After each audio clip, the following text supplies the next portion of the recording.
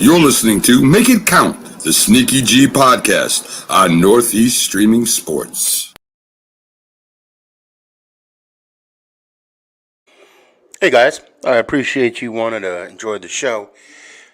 First, I got to give a couple shout outs. First off, I want to give a shout out to dresscomfy.com. She has the latest and greatest for Sneaky G Man merch. So please check it out. Dresscomfy.com. Also want to give a shout out to 3 a.m. Water Hydration for the go-getters. Natural spring water. Go get it. Now let's go do the damn thing.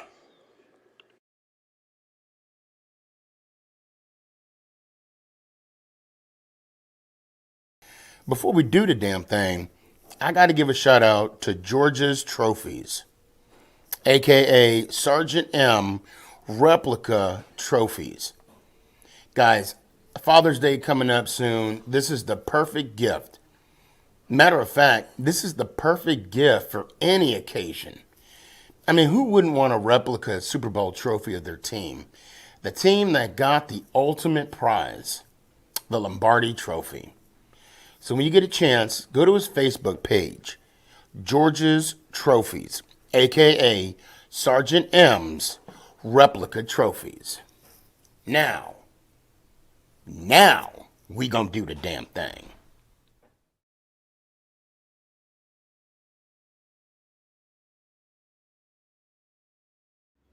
Is this thing on? It's your boy Stefan, aka SneakyG.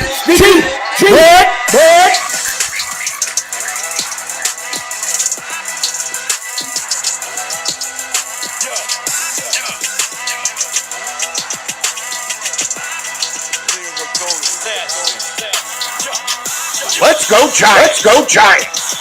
Oh! What's going on, everybody? It's your boy Stefan, aka SneakyG. But what's going on? What is going on? Man, do we got some stuff to talk about tonight?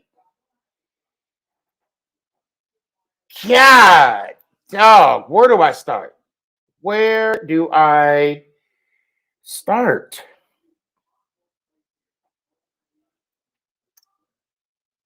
Man, I mean, I'm trying to Julio Jones trade, Titans. I mean, do you guys want to call that a fight? I don't know. I mean, I wouldn't, and I'll get into that. And I think that's about it. Oh no! I would, and then also a passing of a giant great, one of the coaches, man. I mean, it sucked because when he got in as the head coach for the Giants, and I'll get into this more. I was in basic training, so we were going through all that torment. Dave Brown, Danny Cannell, Kent Graham, and then I go to basic, and then they win the division. Ain't that some mess?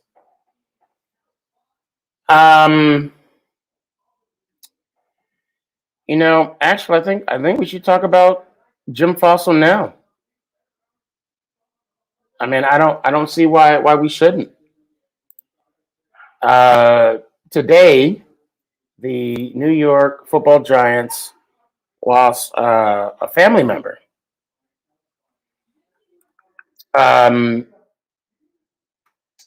He was a good coach. He took us to the playoffs, took us to the Super Bowl. He did the damn thing. And bear with me, I'm trying to find a good. There we go. This is how I want to remember Coach Fossil. Oh, geez. All these ads. What the heck?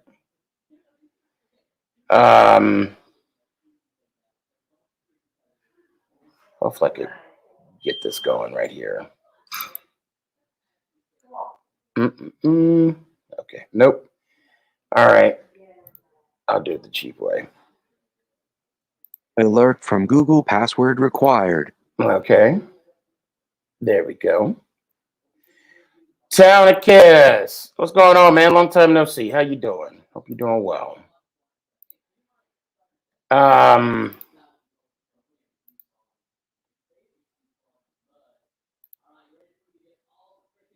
here we go. So I wanted to get this picture right here with him holding the oh, here we go. This one. This is how I'm gonna remember our coach. Oh, come on. Are they gonna show the picture? Hold on, bear with me, guys. Oh, you guys aren't seeing what I'm seeing. Oh, wow. Okay, well, never mind. Can I move it over here? Let's see what it does. All right.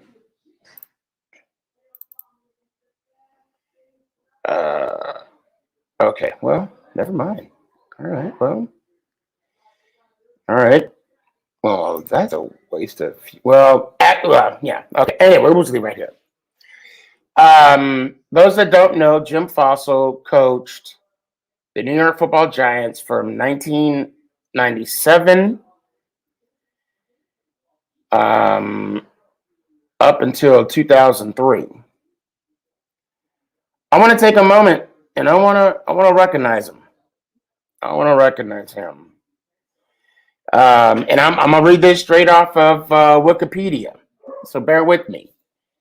Coach Fossil, August 31, 1949, June 7, 2021, was an American college and professional football coach, was the head coach of the New York Football Giants from 97 to 2003.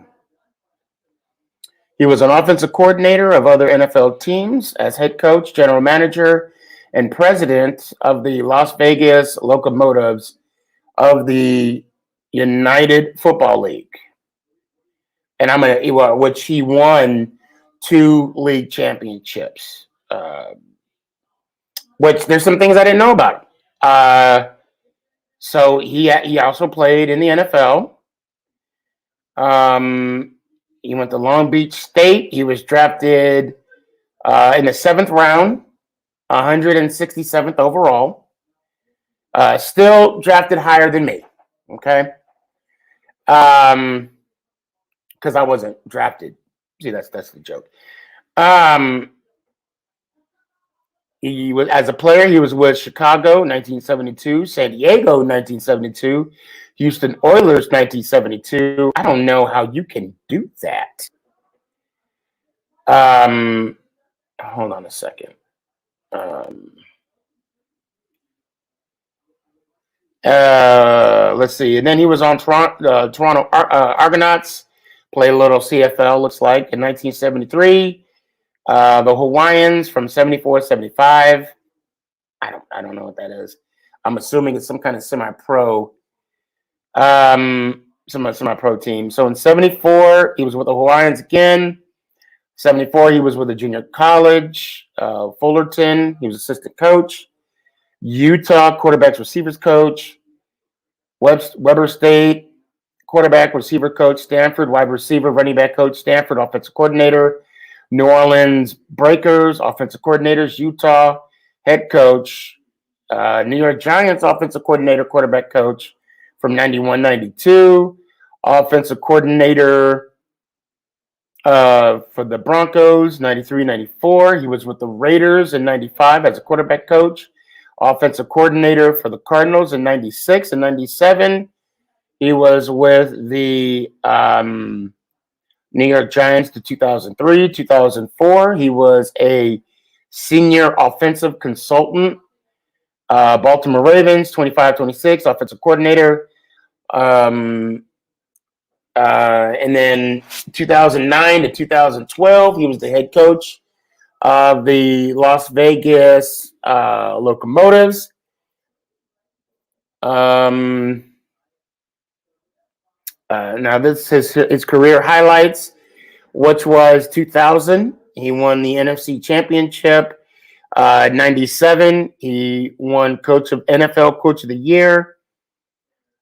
Two-time UFL champion, 2009, 2010. Let me see if I'm getting any Facebook questions while I'm here. I'm just going to take a quick gander. All right. Oh, wait. I really hate it that Facebook automatically puts stuff on. I guess whatever. Anyway, I'll bitch for later. Okay, now here's the interesting part.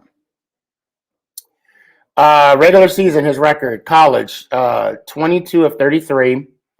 His Giants, when he was with the Giants, he was 58, 43, and 1. With the winning percentage of 522.522. USFL, he was 16 and 6. Postseason, we were 2 and 3. UFL, we were 2. He was 2 and 1. Career NFL career, 60, 56 and 1, and career with the UFL 18, 7 and 1. Mason, I'm doing good, man. How you doing? I hold Coach Fossil in high regard.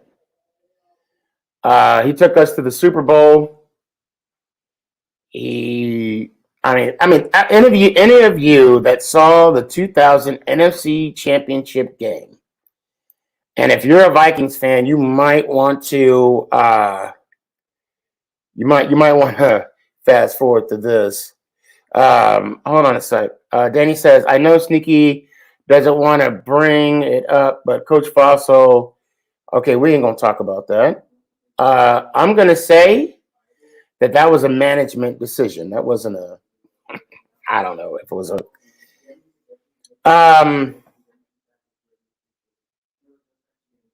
can you hold on one quick second? Hey guys, can you turn the TV down a little bit? I'm kind of having a live show here. Thank you. Never fails. Oh, and I did send that email, by the way, to Trojan. Hopefully. Anyway, moving on. True story. I was in basic training. And I'll tell you this. I remember going through the chow line. I was in Fort Jackson, Delta 134, always forward. And every week they would post like a sports page, right? So we got your little glimpse of the week. And I was like, oh, okay. We were, I think it was like, I think we went 10, 5, and 1 that year. And I'm like, okay, we were like 6 wins, 7 wins, 8 wins, 9. I'm like, oh, shit. And then I saw the little asterisk. We clinched the division. I had to be on basic training to clinch a division. But I made it home. I made it home in time to watch us in that playoff game against Minnesota, which we won't talk about. They came back to beat us. So I'll leave with this. Coach, I want to thank you for the fond memories that you gave us. I also want to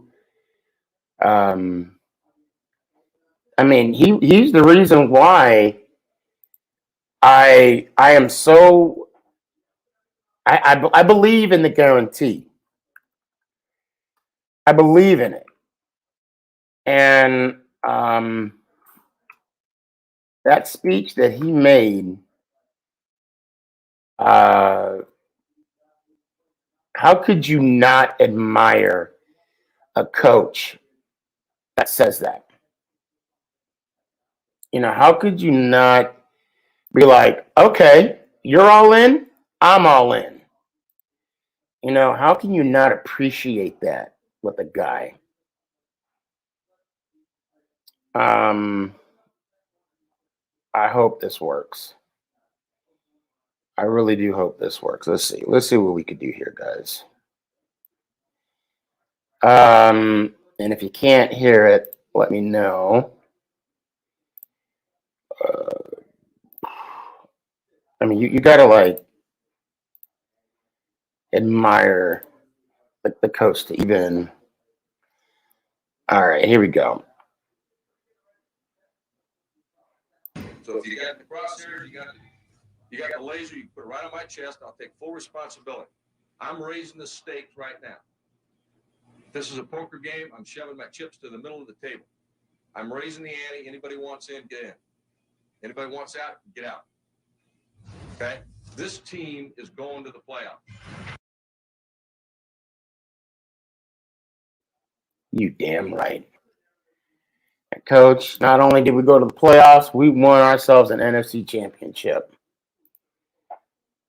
We won ourselves a championship. And yes, sir. Ann brought up a good point. 41-0. A game that we weren't supposed to win. I still remember everybody picking against us. I still remember that. I was in Germany and just got to Germany, actually. And that weekend, man. Hey, Sneaky, why didn't I get a notification of your live tonight? I have no idea. I don't know. Did anybody else get a notification or did not? Austin, I would say check your settings, but you should have, because I have not done anything when it came to the, I wouldn't interfere with anything like that. Oh, okay. So where do you look? I would say check the settings. And that reminds me, guys, when you guys come on, or when you guys, those of you that are following me on or subscribing on YouTube, please click that notification. Please click the notification. Devin, I always get a notification every day you go live. Thank you so much for the quick response. And you know what? Let's see. This was the first time it happened. Oh, I'm sure. Something, some kind of glitch. I don't know. Maybe there's a glitch in the Matrix. Possibly. Yeah, let's do this. Hold on. I think I want to. Now, I also want to talk about the fight. And we're going to talk about that here in a little bit, too. But I want to bring you guys on. And let's have a little conversation. If anything, if you guys want to say some parting words for Coach Fossil, this goes without saying to the Fossil family, your pain is our pain. Definitely my heart goes out to you guys. From what I'm hearing, it was sudden, unexpected. A loss of a loved one is always, obviously painful. But we're here with you. You're not doing this by yourself. So I do want to say that.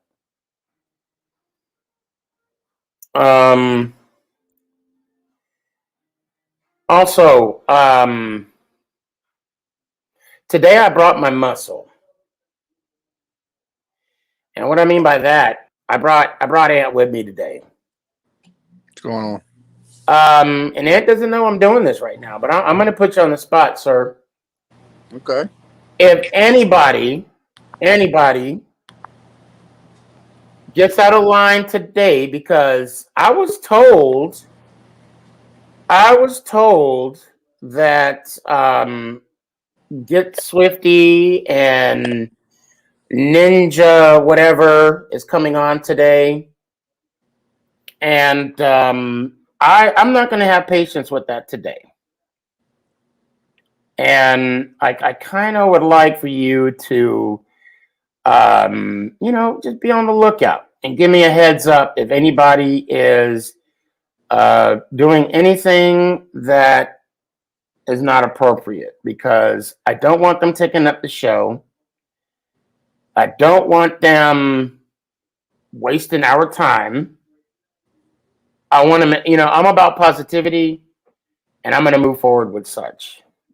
Not a problem.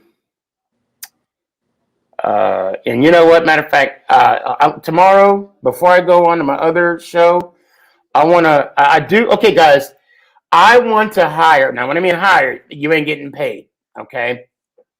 I need a couple moderators. I'm going to say this right now. I need a couple moderators. And we got, if you want to be a moderator, because I know a lot of people hitting up on my DM saying, I want to be a moderator. Oh, okay, you want to be a moderator? I got to see your face. I got to hear your voice. Because I know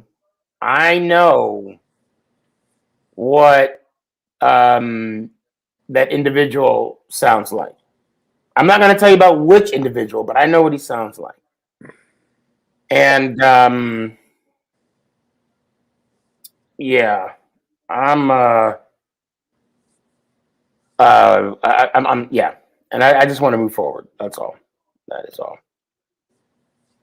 So that being said, And if Sneaky's on edge, you know I'm on edge. right, right. You were on edge like 4 weeks ago. Yes. You was already like, you was there already before I even brought this up. Oh my God, dude. Episode 59 too. Can you believe that? It's amazing. Episode 59. Oh my God. You know, that's kind of a bit of a milestone for both of us. So tomorrow night's show will be episode 10 for me. Okay. And then following that on Thursday will be episode 60 for you. So it's crazy, man. It's crazy. And kudos to you, because you've been my inspiration, my mentor. Stop it. I'm not singing. No. Don't ask me to sing. I'm not singing. Keep going. Don't stop. Keep going. I do want to bring this up too. Get Swifty and myself had a conversation. He hit me up on my DMs, and Get Swifty, you're on a short leash. I'm gonna tell you tonight. You either show your face. Come on. Matter of fact, I'm gonna give the link again. I'm gonna put out the link again. I want you to show your face, and we're gonna have a conversation. And no, and I should read. Hold on, let me see. I should read that whole exchange we had. I gotta say, I'm loving this new side of Sneaky. Well, I mean, there comes a point, man. There comes a point where you just got to put an end to it. You know, I've had a couple really touching messages. The other day, one gentleman sent a message, and I spoke to him on the phone briefly. Not going to talk about what we talked about, but he went through some stuff, and I helped him get through it. And then another gentleman said the same thing. So I identified that I have a responsibility.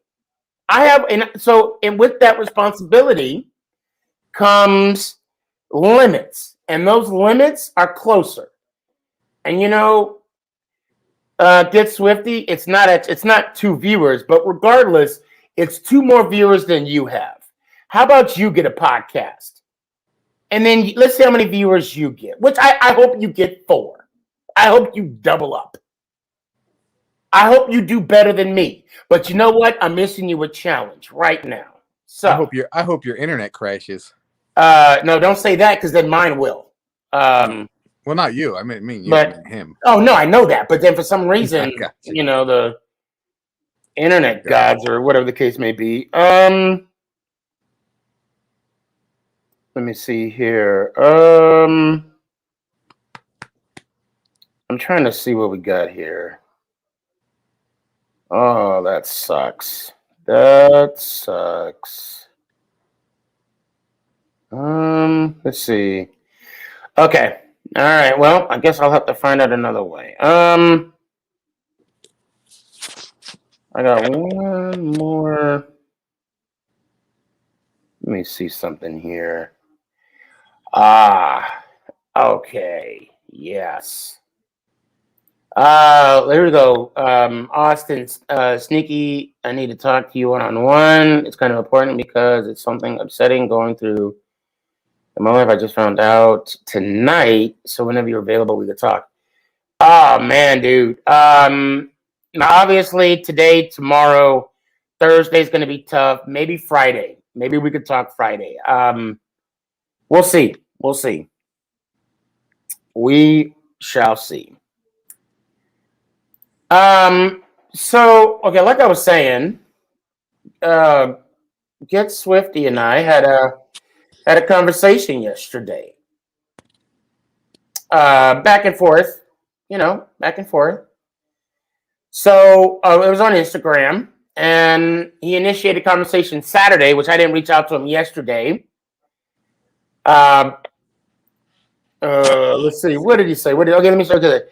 How about being in our section? Go to the gym section, workout section. And then I proceeded to say, I just want to let you know that I'm so sorry for what you are going through right now in your life, that you feel so necessary to come on my page and obviously my podcast, and have on my page, on my page on Instagram, a page. I have nothing but love, happiness, and positivity. I really feel bad for you, for someone to have so much misery that they feel the need to share it with others. Share with I lost my place. Shoot. Let's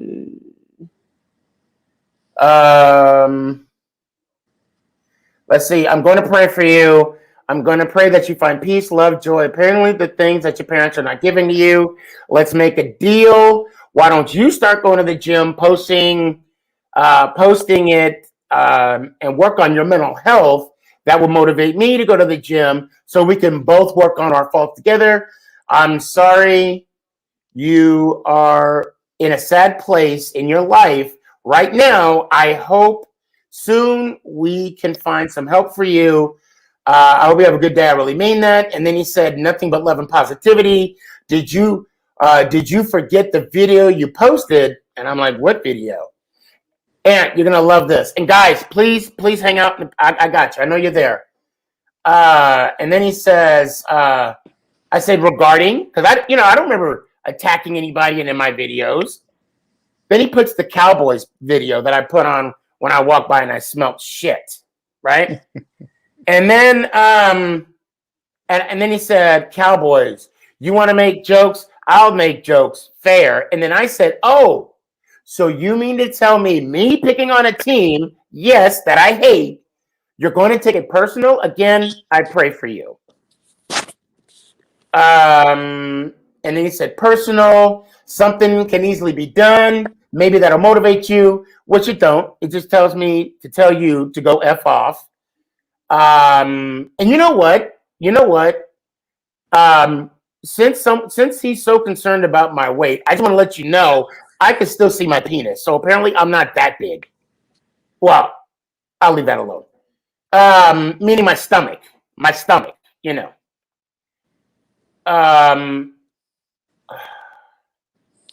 What now? All of a sudden, everybody's calling me now. Okay.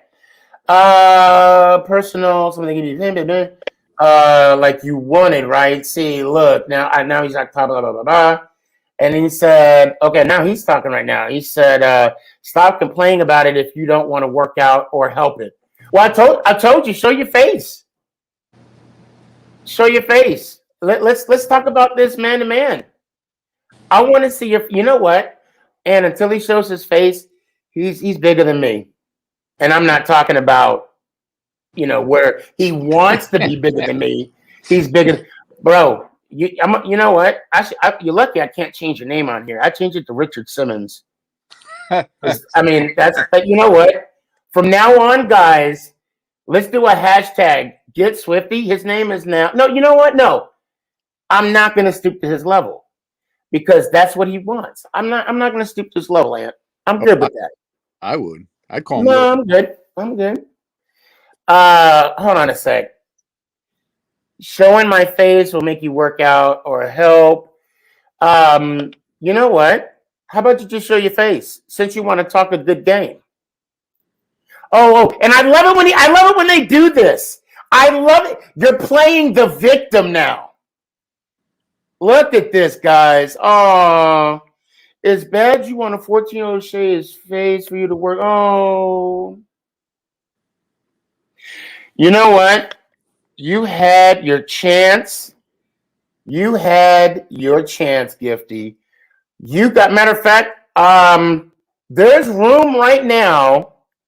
There's room right now backstage.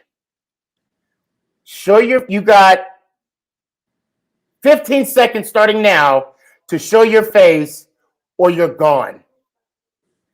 15 seconds. Ooh, sounds like someone touched a nerve. I like it. 3, 2, 1. You are the weakest link. Goodbye. I guess he was right. A 14-year-old had to go. All right. Well, you know what? You're gone, buddy. It's been real. On to bigger and better things. Okay. All right, guys. Back now. Raider Gift, a.k.a. Mason, you're next, buddy. You should already be gone. I don't know why you keep coming on. I don't know why. I'm in the private. And you're in the private chat, right? Yeah, I could see it. Okay. I just want one. Just give me a reason. Give me a reason. All right, Ant. I appreciate you, brother. Let me hear it one time. Let's go, Giants. Ow. Appreciate you, man. AKA Muscle.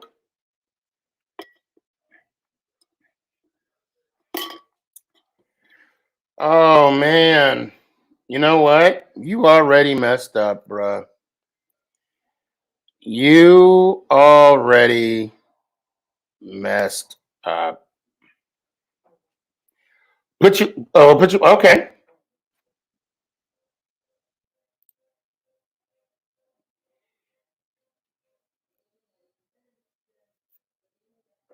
Hello.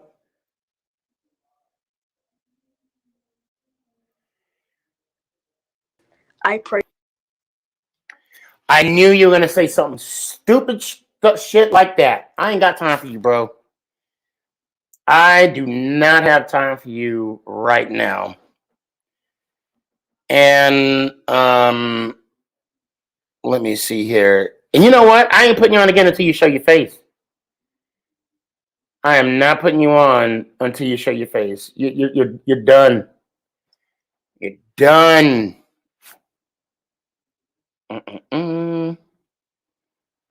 I'm trying to, and guys, I do want to apologize to y'all because you guys don't deserve this. You guys deserve a high quality show, and you have people like this that keep messing. Hold on a second. I'm trying to.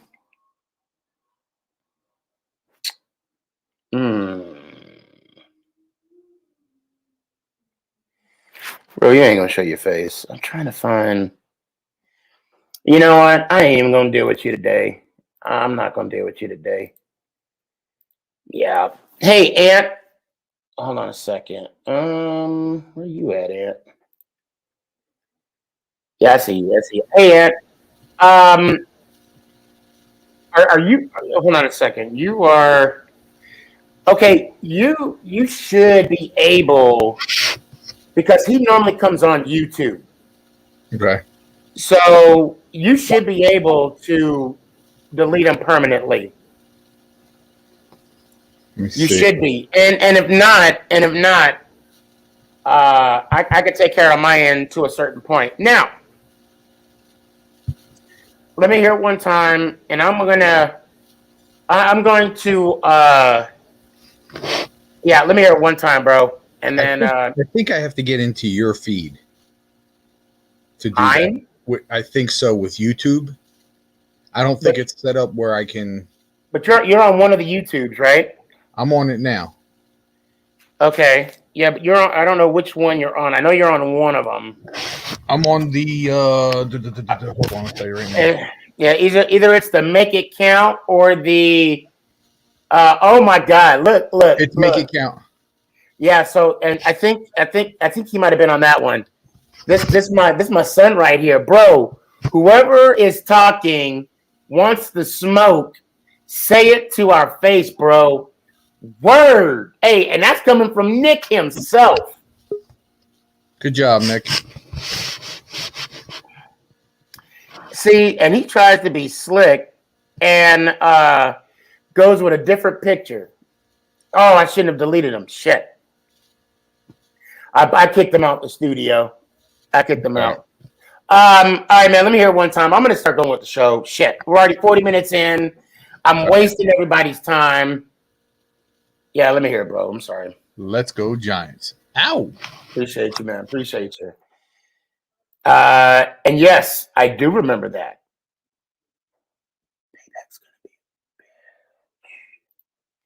Okay, now that I wasted everybody's time, my apologies.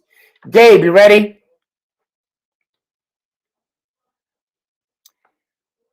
Oh, there we go. All right, Gabe, here we go. Yo, what's up, Sneaky? Yo, what's going on, man? Long time no see. Hope all is well with you. Yes, sir. How are you doing, Sneaky? Man, I'm doing good. I'm doing good. I can't complain. I'm you know what? I'm moving forward. I'm going on with my life, right? Yeah. Man. Okay, so let me get the clock ready. 3 minutes. You are officially on the clock. I have a question for you. I think that Atlanta got skunked with the Julio Jones trade because I think they could have got more value personally. How do you feel about the Julio Jones trade?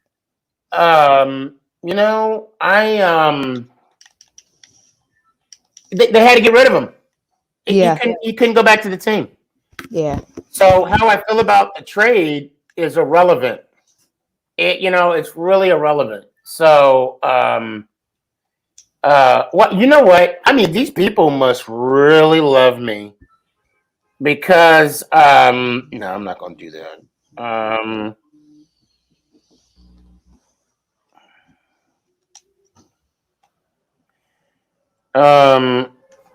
No, I'll leave that one right there. They had to get rid of him. They had to move on. That's the only way they could do it. Yeah. What they get, like a 2 and a 6 or something like that? They got 2 and a 6, and no, they got a 2 and a 4, and then Atlanta got a 6 in Julio. Oh, right. Yeah. I think they should have got a 1 in a first, not a 2 in a first. Yeah, I think there was no way anybody was going to give up a first rounder for Julio. Yeah, probably because of his age and his contract. Well, and plus he didn't stay healthy, throughout the season. So it was really it was really tough for him to get healthy and to put up numbers. And actually I looked up all his stats.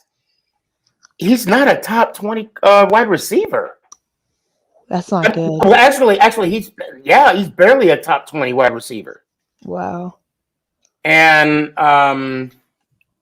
it's I mean, he makes some great plays. He had like 60 plus touchdown passes or touchdown. Yeah. I got hiccups now, and now, he won it out. He want to win. But Yeah. what about you? How you feel about Daniel Jones? My dad asked me the other day, why do you think Daniel Jones is going to be good? And I can't give an answer. I can't give an answer. Pause. That's what I'm here for. And you only got 14 seconds, so we'll close with this. Okay. I'm going to tell you why I think he's going to be good. Okay. This is going to be okay. Let me back up. Now I'm sounding like a broken record. Okay. Remember his rookie season, that training camp, OTAs, he was under Pat Shermer's system. Yeah. This season was the first season he was under Jason Garrett's system. That's one. So now this will be his second year. Two, he has more weapons around him. Yeah. Tell me who was the number one last year. Exactly. Exactly. Tell me who's the number one this year. Kenny Galladay. Thank you. Maybe Kadarius Toney. We don't know. Exactly. We don't know. Exactly. So, okay, and also, so that's one thing. So if go to your tactfully, okay, go to your pops and be like, okay, this is why I think he's going to be good. Dad, I'm going to ask you a serious question. Who was our number one receiver last year? And when he goes mute like you, he's going to say Golden Tate. He's going to say Golden Tate. Oh, well, yeah. And then you say exactly. You still say exactly. Because, okay, Golden Tate was a good bridge wide receiver when we got rid of Beckham. Yeah. Okay? He was good. All right. He did his thing. He caught some touchdown passes, made some ridiculous,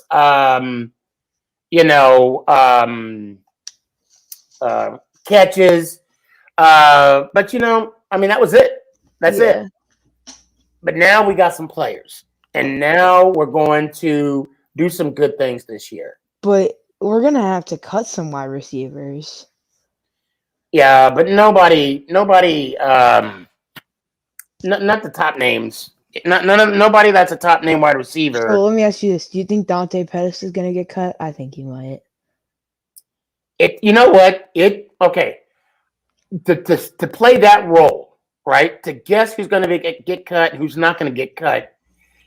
We don't know who or what their work ethic is going to be. I don't know what shape he's going to come in the offseason. I don't know how he's going to perform, in practice. Yeah. We have no idea. So is he going to get cut?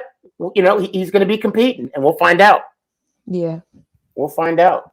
So, Gabe, I appreciate you, man. Yes, sir. As of right now, you can stick around. Right. And Townicus, I don't know why I'm not seeing you on here. Matter of fact, I need to put the link out a little more. I'm sorry, guys. That's on me. Ziggy, can you believe you're almost at episode 60? I can't. I remember episode 5. That was my first episode I was ever on. And you didn't even have shows on a mandatory date. You had it on a Saturday. I did, didn't I? In the beginning, you didn't have it wasn't always the same date. You would just randomly kind of do it. Did I really? Yeah. What date was episode 5? Do you remember? It was the week of the Seattle game. It was the Saturday night before the Seattle game. Was it the Saturday night before? Yep. So that was week? That was towards the end of the season. So probably week 15, which would have been December area. Oh, really? Really? Hold on a second. Let me. And I didn't even use my camera back then. I know. It's crazy, man. It's crazy how everybody has kind of like grown in their own person on this show, and it's awesome. You know what? I'm definitely gonna go back and check it out. And I think the show is only like an hour or two. Yeah, I know I didn't have long shows back then. That I know. Because I had, what do you call it? I actually got sleep after I did a show.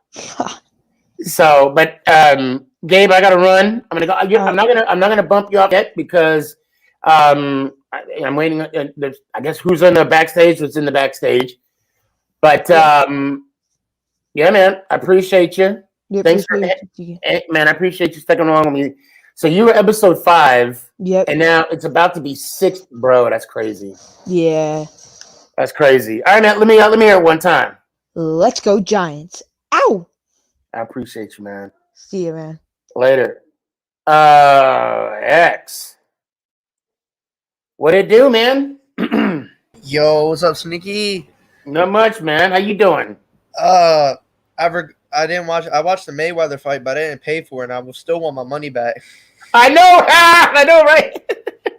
Oh my god, I want my money back. I know. I didn't. Hey, I saw it for free, but I still want my money back. Yeah, I want my money. Oh my god.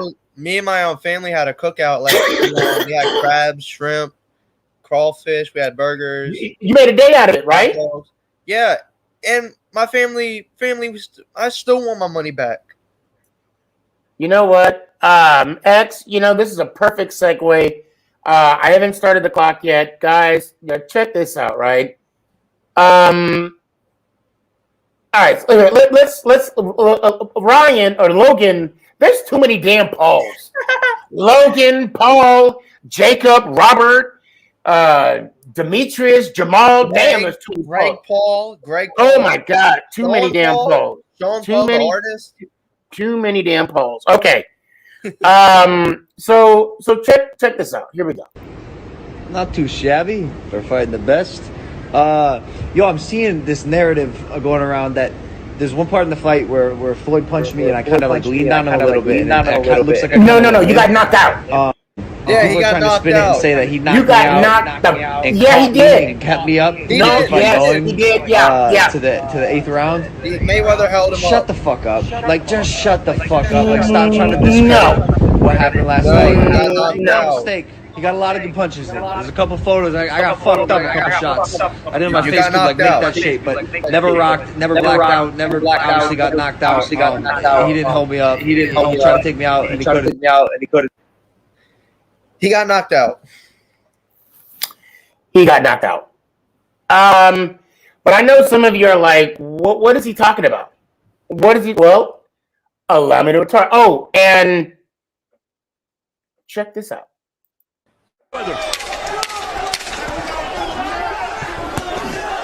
Obviously at 44, Mayweather.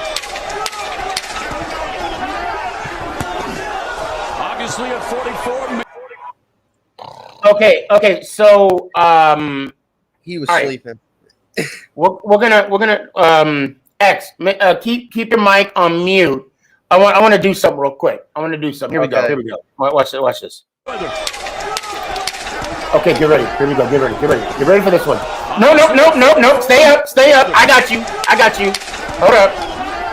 Wait. No. Oh, no. Don't do that. I got you. Don't go nowhere. Don't. Here we go. You ready? All right, here we go. This is what we talked about. Oh, nope. I got you.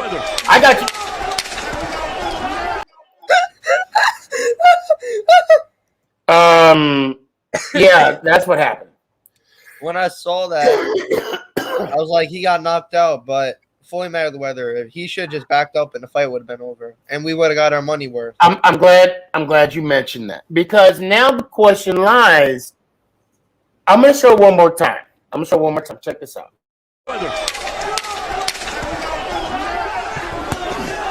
Obviously at 4. Okay, so he helped him. Okay, now here's a brief. The question is, does Mayweather normally do this?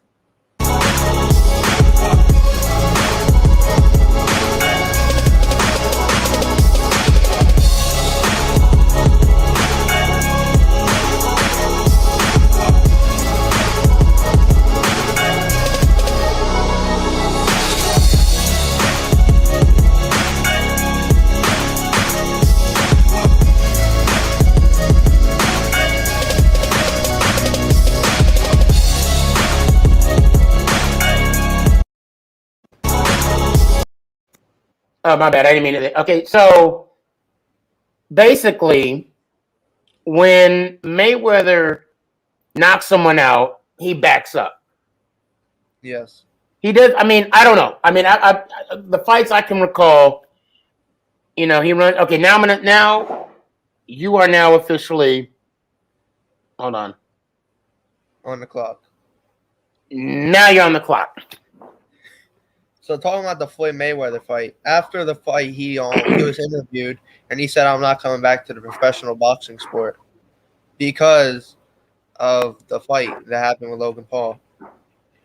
There was no winner that was going to be announced. There was no referee that can call the fight. Referees called the knockout, so if that was a knockout, referees still wouldn't call it. And it was just for money. That's the thing, just for money." Yeah. 24 minutes, $100 million. 24 minutes plus the minutes of the commercials that we got, even though we didn't even pay for the fight. And we still want our money back. Yeah. Felt like I was robbed. 24 minutes, $100 million. And Floyd is still undefeated. It's a good thing. Okay, now we got some buttholes. We got some assholes. Look, I got allergies. That's why I'm coughing, guys. It's not corona. I don't think. I don't have corona. I've been tested multiple times. Yeah, well, I'm vaccinated. But anyway, I am feeling kind of feverish. No, let me stop. But real quick, yes, Floyd is a distance of a fighter, just like defense of a fighter, just like the Giants defense. He will always strike you without warning. Exactly. And I'll get to you in 1 second. X's time is almost up. Well, when Mike the Giants fan put that up, I was gonna. Can I just say 18-1 like the Giants struck the Patriots 18-1? See, I made a joke about it. Thank you without you knowing.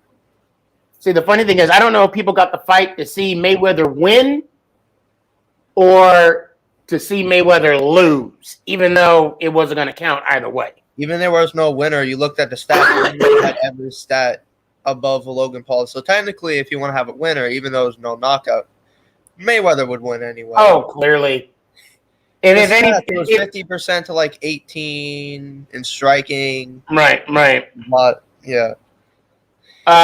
Well, X, the timer just went off. I appreciate you, man. I hope to see you Thursday, man. Episode 60, bro. It's crazy. It's crazy. Episode 60. And on Ant Show tomorrow. I've been on the Ant Show since the beginning. Hey, man, keep it going. I was on there when there was no title. Yeah, keep it going. Keep it going. Congrats, Ant, on 10 episodes tomorrow. Congrats, Sneaky, on 60 Thursday. Yeah. You already know what's coming. Let's well, I'll be happy when I get there. I'll be happy when I get there. But X, let me hear it one time, man. Let's go, Giants. Felix, what's up, man? Giants make the playoffs. Oh, heck yeah, Vince. Heck yeah. And yeah, that's a huge milestone for Ant. 10 episodes. That's a huge, huge deal. I started coughing when I came home from work, so I know I probably inhaled something at work or something.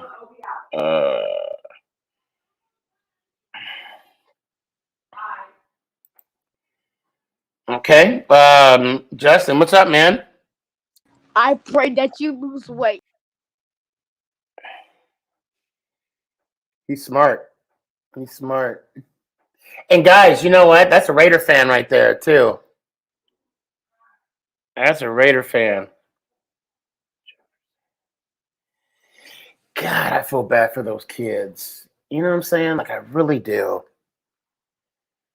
I really feel bad. And you know what? He's still commenting. I don't know. It must be on the other YouTube page because I'm not seeing it in the private chat, but I'm seeing it on the open comments where I can see Facebook and Right. Twitch and all. He's still in there under the same name, Mason Jarvie. No. That's a different guy. Oh, okay. Well, hold on. I don't. Yeah. Apparently, it's a different guy because he said to the asshole that used my name. But you know what's going to happen? He's going to make it to where your camera is going to have to be on. That's what's going to happen, and it's going to be because of him. You know. That's what's going to. I mean, I could. It's really. It's really getting that close. But yeah, man, I'm excited for you. 10 episodes. That's good shit, man. Yeah. I'm excited. Let me hear one time. Let's go Giants. Ow. I appreciate you, brother. Okay. Hold up. Well, the dude's gone. All right. So, I mean, he's not. He's like. Are you sure he's not watching stuff? I don't know. He's probably watching. All right, listen. If you're the person that's talking mess, bro, if you're gonna talk, get on his live. Don't talk in chat, my guy. Talk on the live. Show your face. But guess what? Got micro balls. Did you say micro balls? Micro balls. Ask Sierra for. I need an inhaler. Sierra, no, it's probably in the drawer somewhere. It's in the drawer somewhere. Giants fan. I love that hat. I appreciate it. I love that hat. I'm a Portugal fan. Oh, okay. Yeah, international soccer, so I gotta represent that. And I don't have a Yankees fat like Ant because he likes to flex it a lot. I'm just, but I do got New York right here. What's that? It's a New York camo hat. Oh, okay. I thought it was like a baseball team or something. No, I wish, but okay. Yeah. So, hold on before I get you on the clock. Hold on a sec.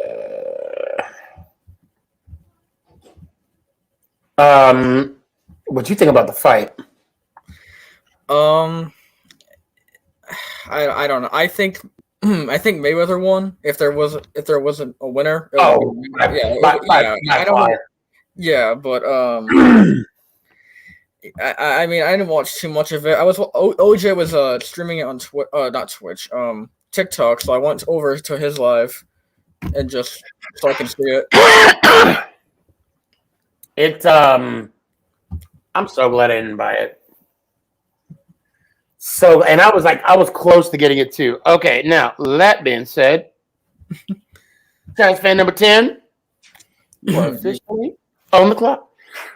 So I got kind of a small story. Brandon in the private chat asked me, like, kind of, because I said, or he asked me how did I become a Giants fan. So I figured I should tell this story because I never told you, or I did make a TikTok about it, but not many people saw it.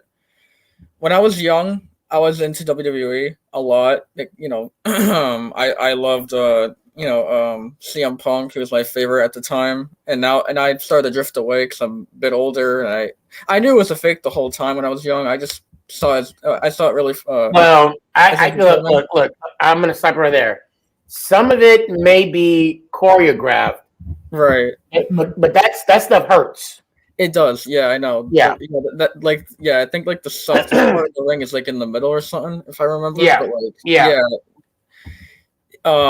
but in my at the time, my dad got me into football, and my dad is a Cowboys fan, so I didn't know who to cheer for. So I went along with him. I never got any like merchandise or anything. I just kind of liked them, and then as I got a bit older. I started to become a Giants fan, and that's my team for life. Okay. And what year was this? When I was partially like a Cowboys fan, I guess. What, like when I was little, or are you talking about like? Well, when you became a full-time Giants fan, when you started hating the Dallas Cowboys. Probably. I would say it's definitely after. It was definitely when Eli Manning won the Super Bowl against the Pats. Okay, gotcha. That's why it's number 10 because of Eli. That's why I started to watch the Giants. Was around when he was around. Okay. Yeah, for me it was simple. I remember watching the '86 Super Bowl, and then I like the way Phil Simms threw the football. Simple as that. Yeah, that was it. And then I'll never forget when I was sitting on. I was laying on the couch. My dad was sitting in his chair. He was asking me which was going to win the football game in 1990 when they were playing Monday Night Football. I said the Giants. He's like, you can't name 5 players, man. I named 15. This is empty. And the timer. Hold on. And I think this is expired. My game. 2016. Oh wow. Yeah. I don't think you want to use that. It might get me high. Well, Elle has one that's like crazy. Okay, I'll use that. Mine said it's for her, so. Yeah, well, let me I just need a couple puffs. I need it. Oh, you gotta get. The what do you call it? Timing went off, Jaden. I'm sorry, man. For some reason, I'm like coughing for some reason, but I'll talk to you later. Until then, let me hear it one time, brother. Let's go Giants. Oh! Where'd you get the hat? I had this for a very long time. I want to say, I think, like, do you know one of those, it's not like, it was outside, like, this Portuguese restaurant, and I believe, I could be wrong, and then, my Vavo bought it for me. I could be wrong, but it's definitely one of those shops, like, outside. Oh, wait, let me see the back. Like, let me see the back. Flea market or something. Yeah, let me see the back. Let me see the back of the hat. Yeah, it's just. Oh, okay. Yeah. Oh no, but it's still legit though. Yeah, no, it's a legit hat. No, I just thought maybe it had something like Giants or something in the back. So it's like it's one of those Portuguese shops or whatever. I got you. All right, man. Well, I appreciate you, and I'll see you Thursday. Later, man. Later. I swear to God, my lungs will start working here and there. Danny! What up, dog? Oh, look at that. I like seeing that. How you doing, man? Gotta show respect, you know that. Yeah, man. Jim Foster, bro. Believe it or not, that season that he became, like, I think it was year 2000 when he brought us to the Super Bowl against the Ravens. That's the year I officially became a Giants fan. So it's like, coach brought back memories. Leave it here. I'll give it to her in a second. So what was it? So you didn't wait, Nick. You gotta plug in my fan, man. You don't just leave it there. He borrowed my fan last night, and then plug it back. I told you. Anyway, if I was really interrupted. What was it? Or at what point did you become because you live in New York, right? Yeah, I live in Jersey. You live in Jersey. So what were you a Jets fan before? I actually wasn't.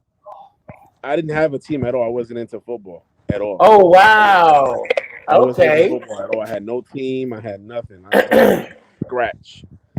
So I just started watching, heavily watching watching the Giants, since they were the local team, and I just, stuck with them. What did it though? Like, was it a play? Was it a game? What was it that you were like? I'm hooked. It was the grittiness, man. I love the team, bro. It's the grittiness, bro. Okay, that's You fair. know, and you know what? That speech, that playoff speech, that he Yes. did, that like brought it over the top. Like I'm gonna stick with this team. I'm gonna ride it out. And yes, we got blown out by the Ravens. Yes, we did. But I will say this, and I don't mean I'm trying to cut you off. We still won the NFC Championship. Absolutely, we got that trophy. So you know, he kept his promise. He brought us to the playoffs. Mm-hmm. So you know, he said this team will make the playoffs. Yep. You know what I'm saying? I stuck with him since the year 2000 until now. So. And I understand, like, towards the end of 2003, I mean, 7 years as a coach is a long time. Right. Let's call it like it is. It's a long time. And I'm just surprised that he didn't, once the Giants let him go, I'm surprised he never got another head coaching gig. I know. I mean, he didn't seem like the type of person to burn bridges. You know, again, we're on the outside looking in. Right. And Danny, I'll tell you what. Hold on. All right, you're officially on the clock now, man. Yeah. So I mean, I'm surprised he never got a head coaching job. So, but like I said, you know, rest in peace. You know, he'll definitely be missed for sure. Dude, I'm on. I can't.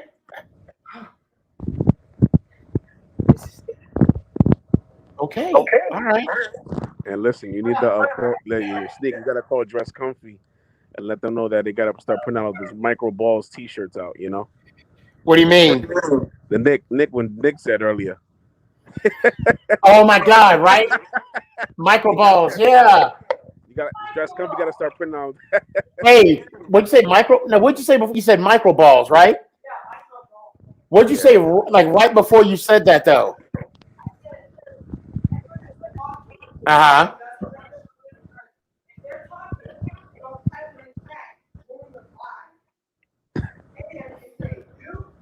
He's going on forever. Yeah.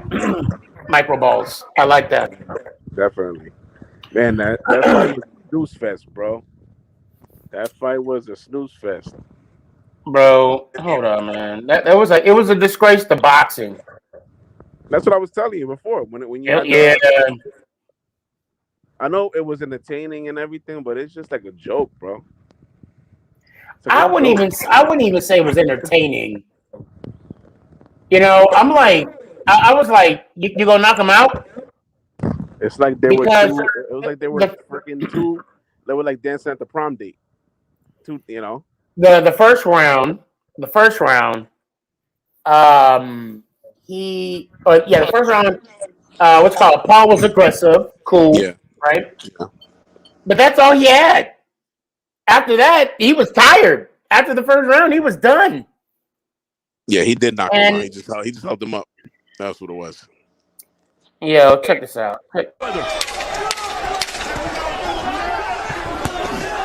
Obviously, right? You can hear the shot. Yeah, you can hear the shot. That was on contact, my boy. Oh, wait, hold on. What's it doing? Obviously, at 40. He looked like he was like a drunk night getting drunk. Drunk person getting drugged out the club. That's what he looked like. It was sad. Yeah, it was sad. It was real bad. But hey, man, I appreciate you, Danny. Always, bro. I appreciate you, man. Do you have a good weekend? Oh, for sure. Yeah, man. Of course you did. Who I'm talking? I forgot who I was talking to. I did my 9 to 5, but after my 9 to 5, I did a little, adult. Wait, did you have to work Saturday and Sunday? Oh, I work weekends, brother. Yeah, I work weekends. Oh man, what days you get off? I'm off yesterday, Monday and Tuesdays only. So. Oh, you get 3 days off? No, I only have Monday and Tuesdays. That's it. Oh, Monday. Okay. And that's it. So Sunday is your Fridays, basically. Yeah, you're basically yes. Yeah. Okay. How long you been with the company? It's going on 6 years at the airport, man. Wow. Yeah. What airport do you work at? And Newark Airport. Okay, if I ever happen to be in there, you're with what Southwest? I'm at Air Canada. Air Canada. Okay. Yeah. Man, I got to come through. I got to come Whenever through. you guys come So, through, give me a shout. Hell yeah. Oh, bro, that'd be sick, bro. Sneaky come up to my counter when I'm working. Right? Like I'll be a Karen. I'll be a Karen. I'll be like, Oh my God. I want to talk to your manager. Or I'm gonna write a letter. This customer service that he's giving me. Right? No, I'll mess around, go up in there. I hear it all the time, bro. Yeah. I'll mess around, go there, and be like, we need to get this man a free toaster. So, all right, brother. It's good to see you. Good to hear from you. Always, brother. Let me hear it one time. All right, brother. RIP to Coach Fossil, and let's go Giants. Ow! Real quick, like. So, hold on a second. Oh, card season 13. You're in the backstage. Can you pop your camera on real quick and then turn it off? I'll pop camera so I can see you real quick. And then no one's going to see you, not on the stream. I just want to make sure that you are who you say you are. And then I'll put you on. Guys, I think that's what I'm going to start doing moving forward. I'm going to ask to see your face in the backstage. If you don't show your face, and it's in the backstage, I'm the only one that sees it. So, but there's certain people that I already know that I don't need to see your face. I know who you are. And DJ, you there? Yo. You're muted. Hello. What it do, man? Nothing much. How you all right? I'm doing okay, I guess. What's the matter? What's up? What you got? Nothing really. Wait, I know. I know. What's up? You paid for that Logan Mayweather fight, No. didn't you? It's okay. You can admit it. Nobody. No, it's okay. Nobody's saying DJ, it's okay. Damn, $50, bro. Oh my. But I can't even. Yeah. So I am a little disappointed in you, sir. Why?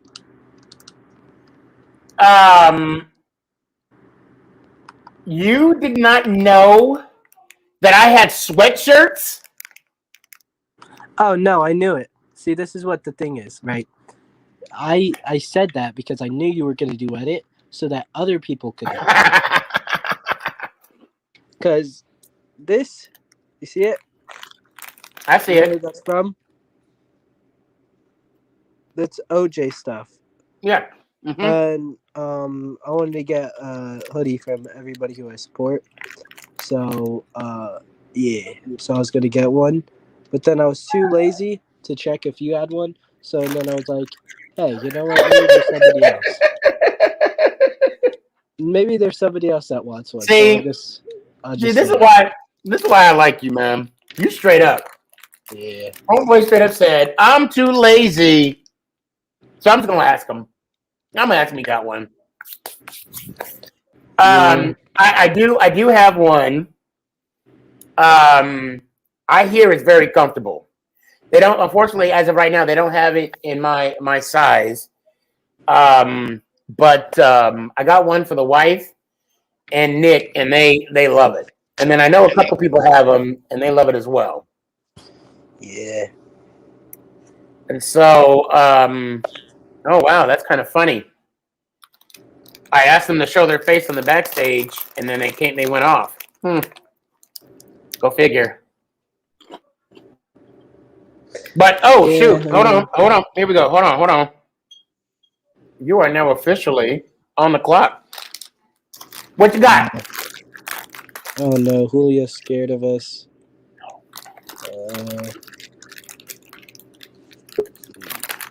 I don't know. What do you mean, scared of Tampa? He's scared of all of us. The Panthers get J.C. Horn, then he leaves. So, yeah. What else? Oh, I haven't posted anything on TikTok for like 2 days. I got 1K and then never posted again. Oh, well, congratulations. Thank you. Have you started going live? Yeah, I did a few with Carson. I did one with my other friend. But I don't know. I just lost motivation, you know what I mean? And you know what? There's nothing wrong with that, bro. There is nothing wrong. Like, there, you know, and I'm gonna tell you straight up, man. I see. The thing is, I have so many videos in my drafts. Like, there's days where I just don't feel like posting. So what do? I go to my drafts, and then I post my drafts. Yeah, and it's not on purpose, you know. I mean, there's like some of my drafts, like I need to do one thing here or one thing there. You know what I'm saying? And then I, you know, I'm good. But you got to keep it fun. You know what I'm saying? Like if TikTok starts being a job, then it's not fun anymore. And it's like this quad. It's like go ahead. I'm sorry. Go ahead. It's not like a, you know, job thing that's getting me unmotivated. It's this thing that just happened like literally 5 minutes ago. So that's what I'm gonna blame it on. Okay. So yeah, it's crazy, man. Live in a crazy world. I mean, do you want to share it or no? I mean,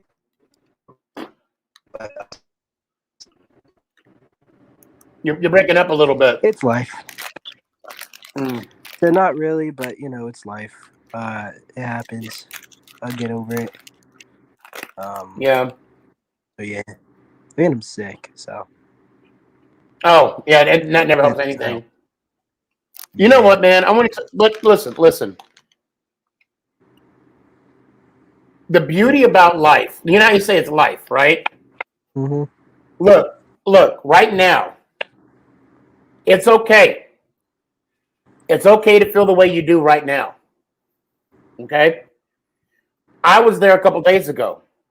I was bummed out. I don't know why. I just wasn't feeling it. Yeah. But you got to keep in mind, the time I just hit. You got to keep in mind, tomorrow the sun comes up, and you don't want time or life to pass you by.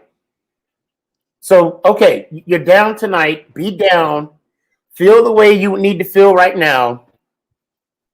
Tomorrow, dust yourself off, and then just be active. Play basketball, play football, play baseball, whatever you need to do. You know, have your moment. Nothing wrong with being down, but you got to get back up. All right, man? Yeah, man. You know, it's just.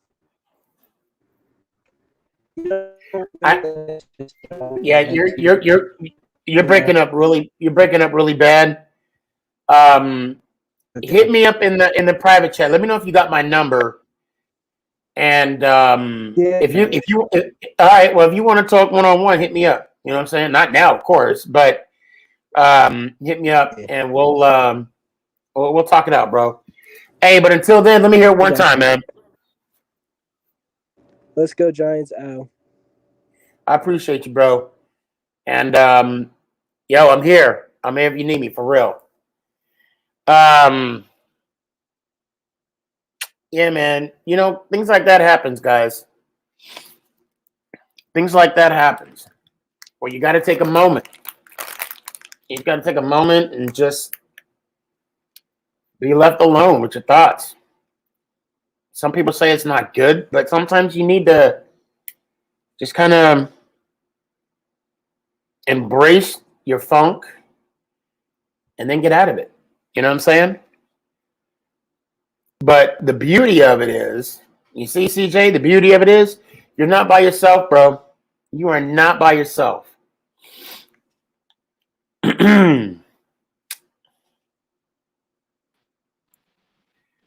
Caleb, you there?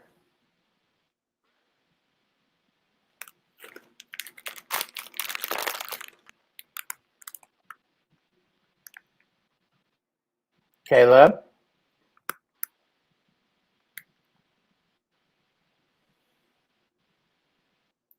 All right. I'll come back in there. I'm like talking about my Cheetos bag, crunchy Cheetos bag. Randy, Yo, what's yo, up? yo. What's up, man? Hey, Sneaky, you like talking to your Cheetos, and I'll be like talking to my Takis. Bro, I can't eat. Okay, those. Let me know in the chat who like Takis. I can't do Takis, man. I cannot, for whatever reason, I cannot do Takis. I could. Nick, come here. I swear to God, Brandon, Nick can eat them by the pound. I get the big bags. Yes. He gets the big bags, and they last like 2 minutes. Huh? Hurry up. Hey, you should make the shirt what Nick said, micro balls. Oh man, you know what? I'm seeing the chat right now. He keeps replying that he's insecure of showing his face. I don't care. So wait. What is he said in the private chat? Yeah. I don't. No. That's not an excuse. That's not an excuse. He said, "Put me in, please. I don't want to show my face. I'm insecure." No, I don't. No. That's no excuse. If you're going to be insecure, then don't attack people.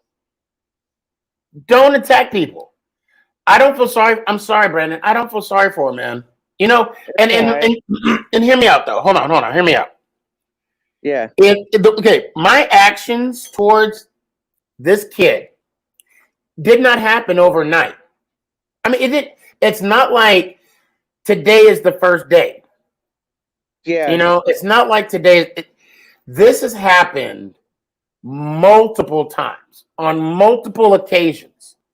I actually seen it when I'm in the private chat. I see it. I don't get it. Why is he using other people's name to go on the live streams? Right. Well, he's doing it because he knows he's not going to get on any other way. That's why.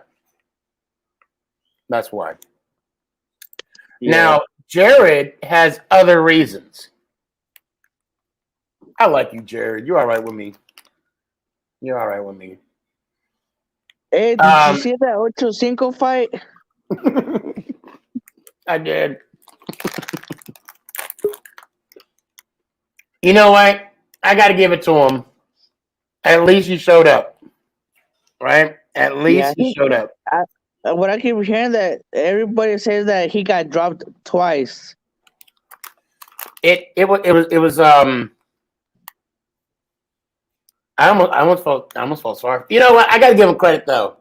He stepped in the ring. Yeah. He did something that I didn't do. Wait, Chris is saying that Ocho won. Did he win? No, he got dropped twice. I was watching the fight. I'll be honest. I only saw the highlights. I didn't. Chris, why don't you hold on? Here's the link, Chris, and Jared. Here's the link too, man. Don't be shy. I seen the highlights of the fight, and what I seen, he got dropped twice. That's what I seen. Hold on a second. Yeah, I need to watch that. I need to watch this fight. And I'll come back. Hopefully, I probably won't get a chance to watch it until our next show. But so what'd you do this weekend, man? I watched the Logan and Mayweather fight. Oh, please tell me you didn't pay for it. Did you pay for it? No, I watched it for free. I did too. There were so many people sharing it on what do you call it? He shared it on TikTok. You're sharing it everywhere. TikTok, Instagram. I think even on MySpace too. I think. Damn, I haven't used MySpace in the longest time. I don't even know if I can get on MySpace. You know. To be honest, I can still get on mine. I still know my password and my username. I don't have my password on it at all. An old email. Hold on a sec. He said he got dropped, but won the first 3 rounds. How many rounds? How many rounds was the fight? I'll tell you what, Chris. What? Oh wait, you probably got bad internet, don't you? That's probably why you ain't coming on. Understood, Chris. Understood. But did you do anything else other than the fight this weekend? Went to work on Sunday. Right? Oh, you had what, overtime?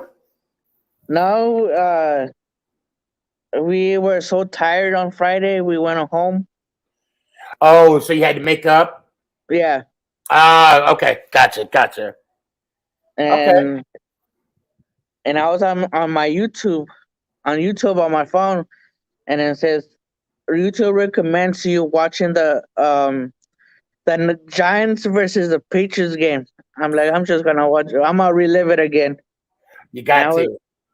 Then I was jumping in my room, and I was watching when our kicker took us to the Super Bowl with the Niners.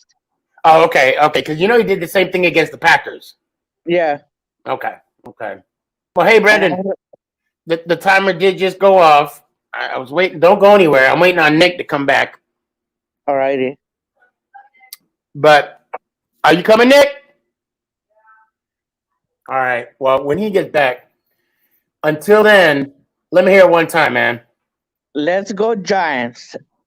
Ow. I appreciate you, brother. Oh, man. What's up? Okay. Baydoun, right? Yes. You're Right. Okay, Baydoun. Okay, good. Oh, God. What did I say before? What did I say before? Baydoun. What the heck? I don't even know. I have no excuse. What's going on, man? I'm going to school next week. I'm graduating elementary school. Okay. I'm going to middle school.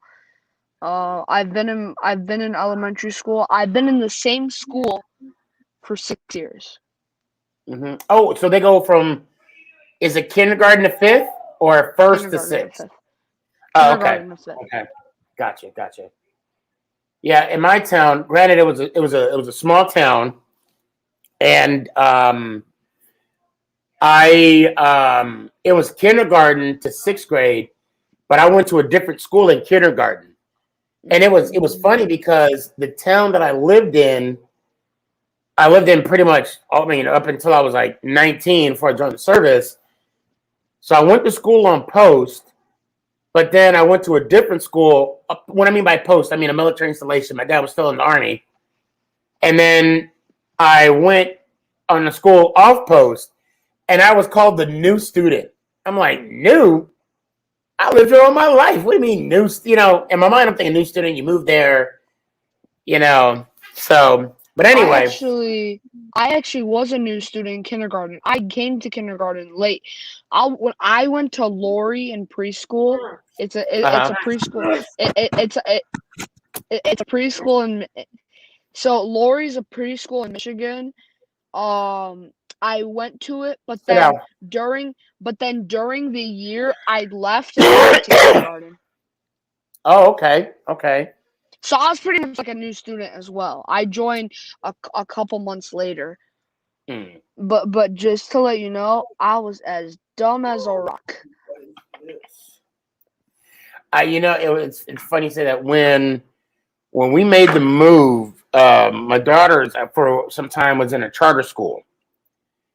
And what's up? Did you start the timer? Oh. You are now officially on the clock. Go ahead. Wow, Julio Jones to the Titans. Yep.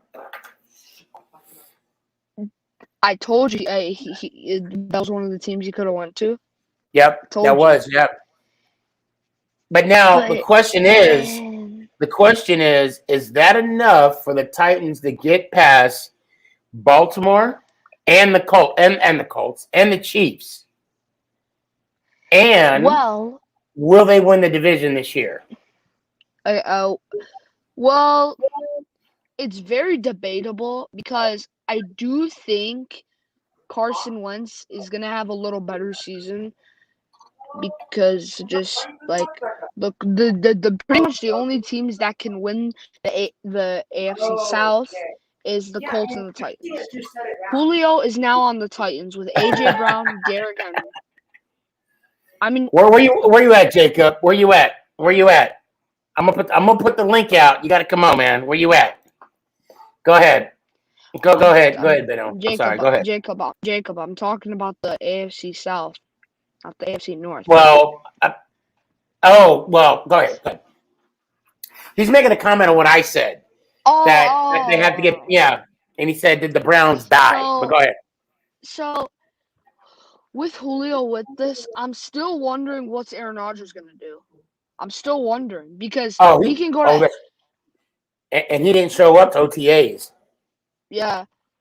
Yeah. I can literally. So here's a couple teams where I think he can go, where there's an open spot. He could go to the Broncos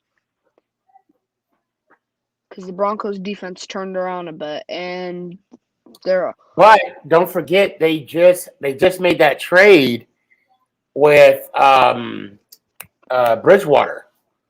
Oh yeah, they got Bridgewater. So they're gonna have two. If Rodgers goes to the Broncos, they're gonna have two great backups. Yeah. Because Drew, even though they're both bad, they have a good collection of quarterbacks. Is what I'm trying to say. Because Drew Luck is there, and Bridgewater, and Rodgers. That's a lot. That's a lot. Yeah. But hey, man, we got to see what Rodgers could go or if he stays. I just think Rodgers might leave because if Rodgers wants out, I feel like he's just gonna leave. So even the Packers even said when he's ready to leave, they'll trade him. So the couple teams I want to say is and so he's definitely not going to the Titans. I mean, maybe, but what if he offers the Titans for him to go to the Titans, even though they have Tannehill? No, they got Tannehill. Too much money. Too much money invested in Tannehill. That's true. So forget that one. And here's Danny. If the Niners traded away Jimmy G, yeah, that's true. But wait, did they have Trey Lance? They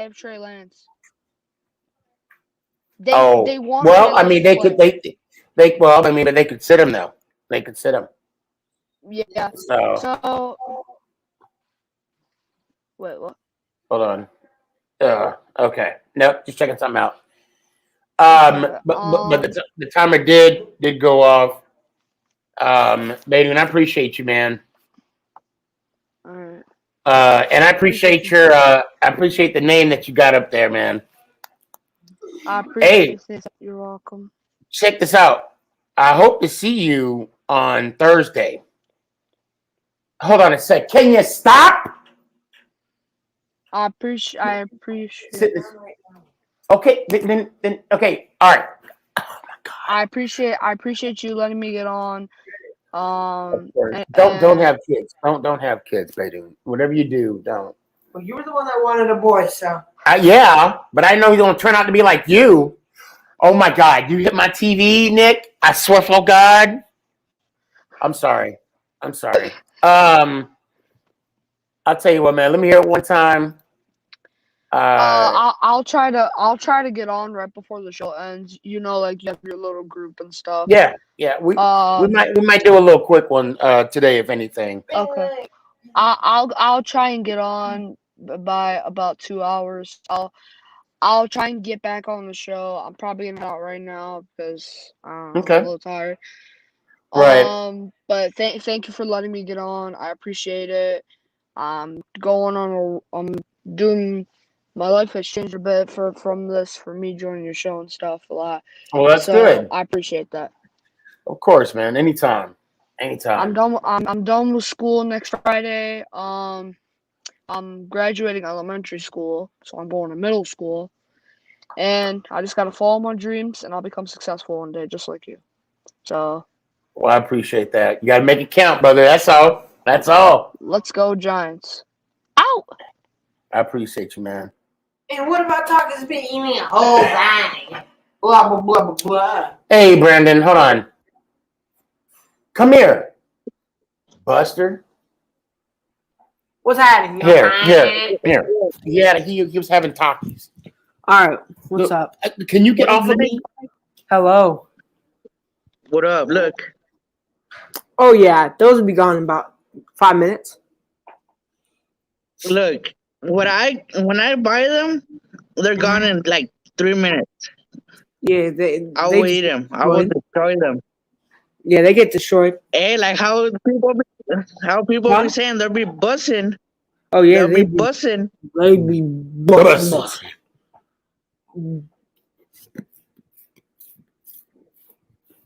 Bussing. Okay. All right. Let me see. Man, I was just saying how they were. All right, say let's go do my outro real quick. Let's go, Giants.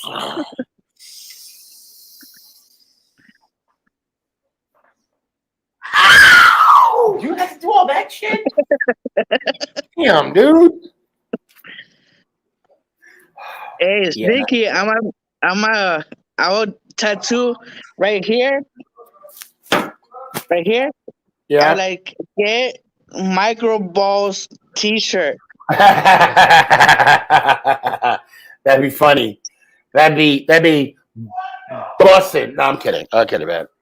Hey, Brandon, it's good to see you again. Let me hear it one time, man. Let's go, Giants.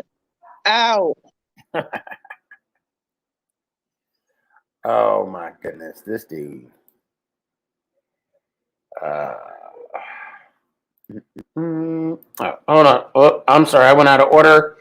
I do apologize for that. Yo.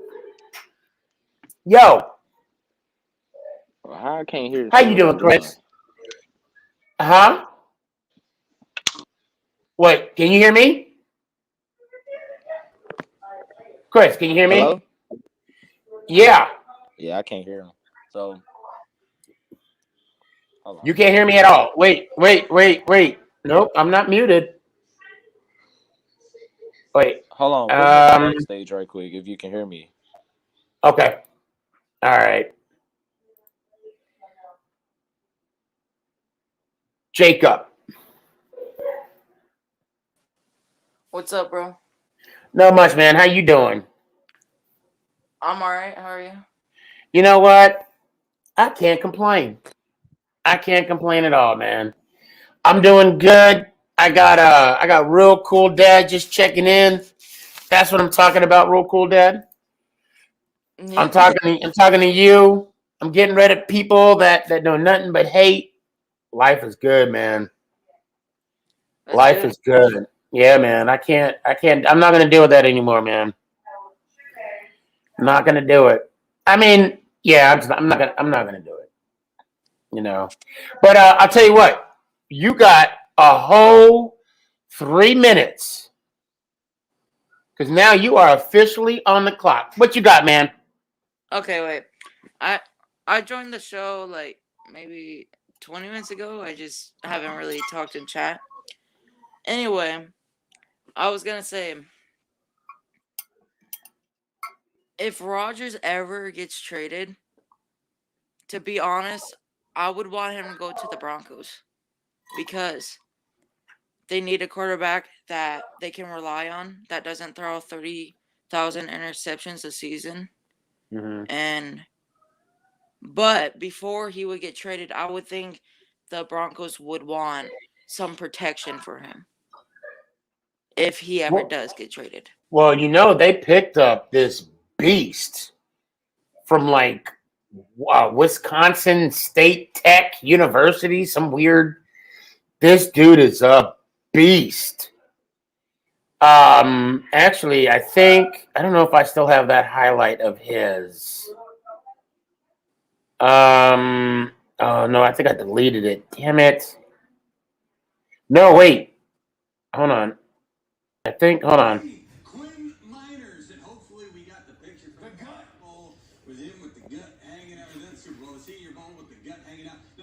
We always say that guys are rising up the board. That's not real. It's just the media catching up to what teams have known already. No, this year, because... God! Somebody show me that first!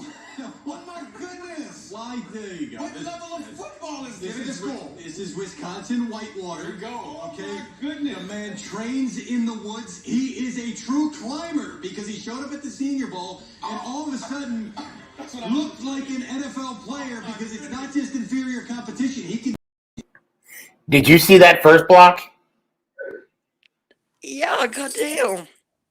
Okay, let's just see that again. Hold on. Quinn Miners, and hopefully we got the picture from the gut bowl with him with the gut hanging out of that Super Bowl, the Senior Bowl with the gut hanging out. Now look, we always say that guys are rising up the board. That's not real. It's just the media catching up to what teams have known already. No.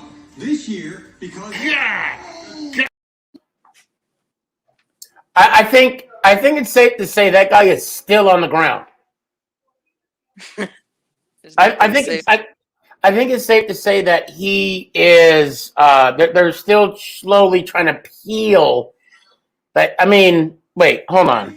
Quinn Miners, and hopefully we got the picture from the gut bowl with him with the gut hanging out of that Super Bowl, the Senior Bowl with the gut hanging out. Now look. We always say that guys are rising up the board. That's not real. It's just the media catching up to what teams have known already. No, this year because I don't know if I play football ever again. Not if I got signed by him. I don't know. I think I will honestly say there's two plays that if ever had happened to me in middle school or in high school, I'd have just turned in my cleats. No, I bought my own cleats. I would have turned in my helmet, my pads. It's that play right there, and it's this one. Yes, he did. He gives it to Henry. Henry trying to get to the outside. Even though that didn't count, Coach, I'm done. It's been real. Yeah. Okay, let me. I did you a solid. I paused the clock, and now we're back on. So that's who Denver has. And he offensive tackle? I think it was guard. I don't mind watching the tape again. But go ahead. Go ahead. It's fine. It's just like he's a beast. He could be around the whole field in seconds. Yeah. And he's on the and I was so mad that the Giants didn't pick him up. I've never heard of this dude before, so I know. I didn't either until draft day. I did not either until draft day. And Jacob, I see you, man. Hold on. I got you. Crazy. But I mean, if the Packers trade Rodgers to the Broncos, where does that leave Bridgewater? They're not going to hold on to Bridgewater and Luck. That don't make sense. See what I think?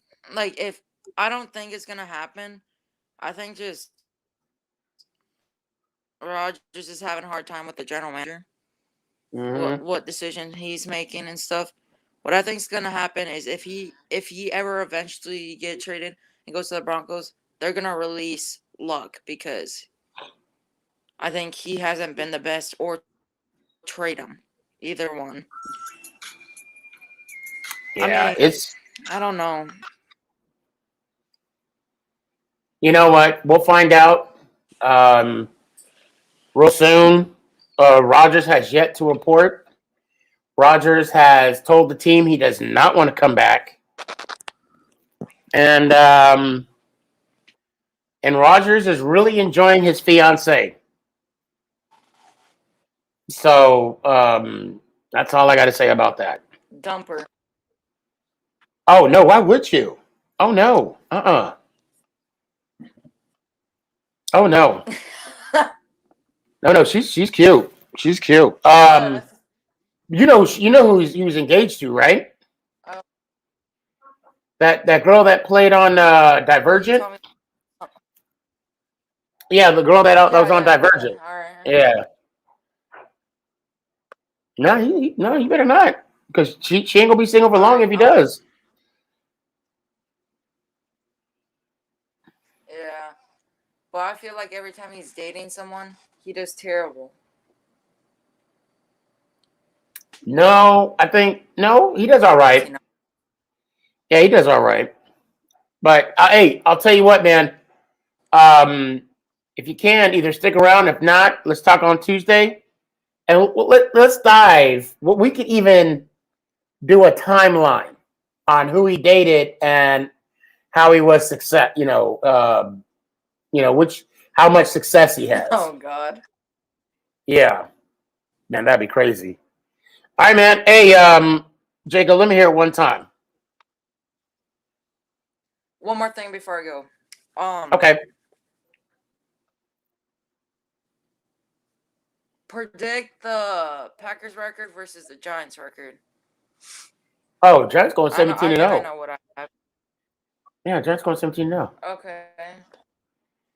I'm gonna be more realistic. And I'm really not worried about the Packers. I want the Giants to go 17-0. So Packers could go whatever. Oh, I caught it. I say 12-3, and then I say Giants. That's only 15 games. So they'd be like 12. With the Packers? 13-3 maybe. I don't know. Like every other year. Okay. That's still 16. Well, let's say 14-3. Okay. And then the Pack would. It's okay to say the Giants going 17-0. Ain't nobody gonna hold that against you. Trust me. They do. They will. Me. You? No, not so much. But you guys are gonna be like the Patriots if you guys go undefeated, go to the Super Bowl and then choke. No, I don't think so. Because I think Judge will be ready for him. Judge will revisit that, and then he'll be like, "That ain't gonna happen." But I appreciate you, man.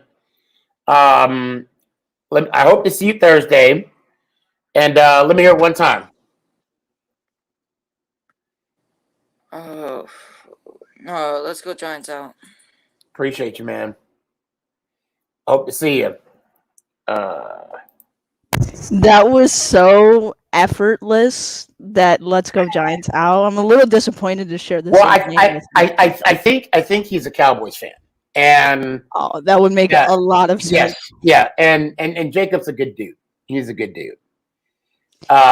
So far, a lot of Jacobs that came on the show have been really good dudes. Now, watch that Get Swifty dude is going to be Jacob next week. I might have to watch out for that. I don't know if you came on earlier or if you saw earlier.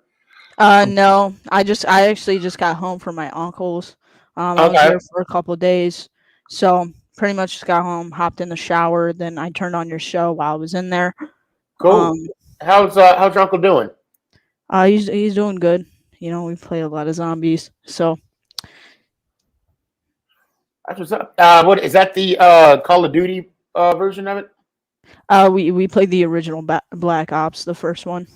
So, so when you play the zombies, you're in the like the movie, not the movie, the movie theater, right? Yeah. Oh, okay. Yeah. Harvey said. Yeah, Nicholas and I, we would. Have you beat that stage yet? I don't think there's a way you can beat. I know, right? It's hard. You just kind of go as long as you can. I know there's like the film, like when you go in a teleporter, like, and when you're coming out, you can get that and put that into the like movie theater thing, and after you get all of them, it'll start playing something. But that's like the only Easter egg I really know of. Have you guys been able to do that? Yeah, it's pretty easy. I mean, our strategy is to go into the teleporter every round because they like hurt up in the middle, and then we throw some nades, come back down, and they all funnel through kind of like the spawning point right Right. to the other teleporter pad. So it's nice and easy. That's our strategy with it, pretty much. So, Jacob, you are now officially on the clock. Well, before we talk a little bit of football, I want to get this beef off. No negativity. I'm all about positivity. But I think I heard you say his name a little bit earlier. Don't know if he's still in here, but Faded LT. I need that debate, bro. No, I haven't seen him tonight. Was he on Okay. tonight? No, I thought you said his name, but it was probably someone else. But yeah, I was in his live stream the other day.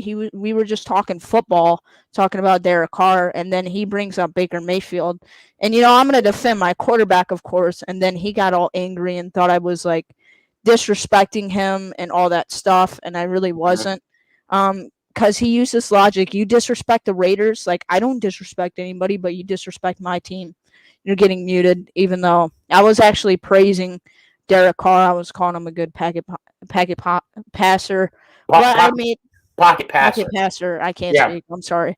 No worries. But I made a video right after it. He saw that and then he blocked me. So I'm kind of. I told him to come on the show Tuesday. So don't know where he's at. Don't know if he'll show up again. But I'd love to just have a conversation with him. I'm not mad at him. But his thing. Well, let me ask you this: does it bother you a little bit that he blocked you? Not really. I just want to talk to the guy and really see where Okay. he's coming from, because I don't see the point if you get mad at a 15-year-old talking football with you. Right. Yeah, and then he's like, oh, if you think Baker Mayfield is good, you're 15 years old. Like, so he pretty much came at me there. Like, I'm not the. So I'm going to play devil's advocate, and I'm going to try and pretend I know his angle, which I don't, but I'm going to try and pretend. So he's a Raiders fan. Okay, that's one. Two, he does have a quite bit of a following. So I can understand where the wall comes up. And I hope by me doing this, I don't step out of my bounds. I'm not going to say I know exactly what he's thinking. I'm not going to do that. But for your sake, let me pause real quick. Even though I can't stand Loops 915, okay? Even though I can't stand him, I'm joking. That's one of my dogs. I wish you a speedy recovery, homie. For real. I'm not used to not getting clowned by you. All right. So you need to get well. Recovery, and then holla at me. All right. For real. Guys, pray for Loops, man. He just got out of a medical procedure done. And let's throw him some positive juju and all that good stuff his way. Okay, now back to me trying to be Faded LT. God, I can't think like him. You know what I'm saying? And I'm trying to. I mean, I can understand why he would be defensive. Yeah. And I can understand where he would be. He would be. I don't know, but I mean, but although at the same time, I do agree with you. I mean, we could talk. I mean, you could come at me hard. I mean, and I'll say this: the one thing I don't like, and I'll say this, right? The one thing I don't like is when people say "F the Giants," and I'm going to say this. Yes, I talk about the Cowboys 24/7. Yes, I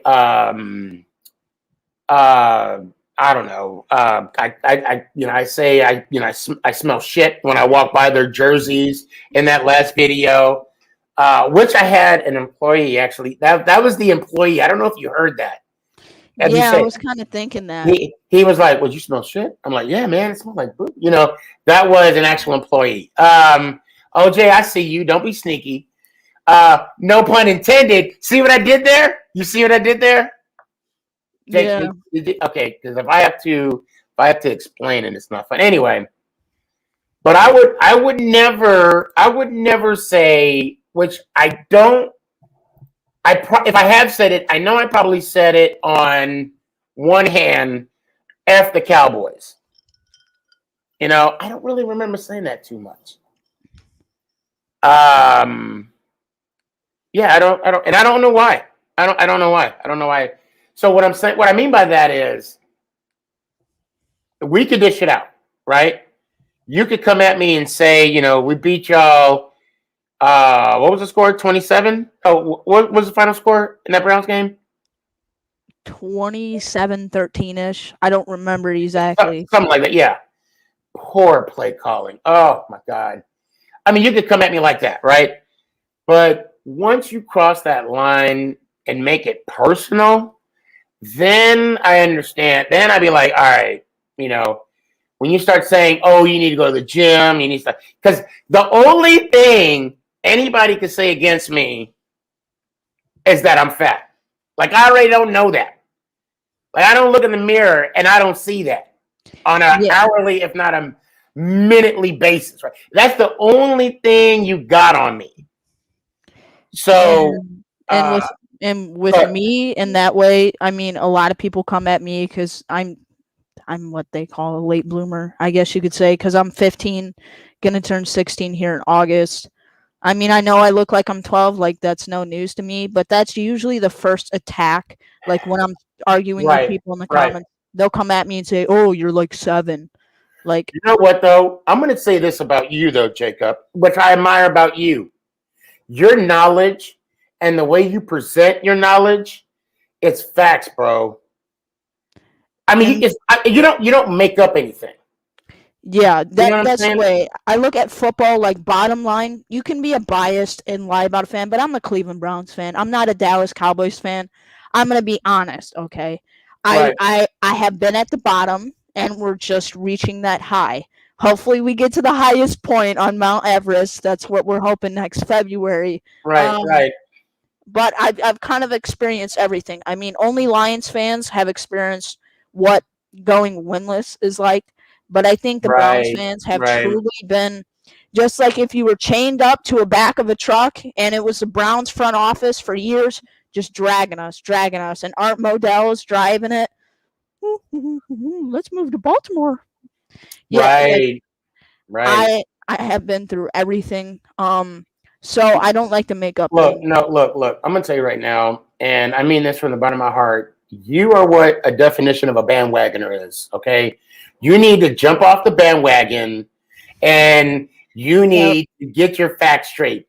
Can you believe they called me a bandwagon? Yeah, like. Can you believe that that's even a word that comes out of someone's mouth? The only way you are coming at someone and without knowing them and you're calling them a bandwagon is if they're a fan of like a very, very good team right now. And for example, Buccaneers. Every time I see a Buccaneers fan, I'm not immediately thinking, oh, they're diehard. I'm putting it in a thought and I'm trying to read them. Right. With us, we're kind of reaching that boundary where there might be some people that hop on. But I know I've been a Browns fan for pretty much my whole life. And with you're still a Giants fan right here. Now, when you guys were Super Bowl champions, you could be put into question of a bandwagon. But if you're sitting there with a wall full of Giant stuff, you've got all your stuff is Giants themes, there's no question of if you're a bandwagon or not. So I don't get why people bring that into question. It's about people being loyal because my dad's a 49ers fan. He was born in 1980.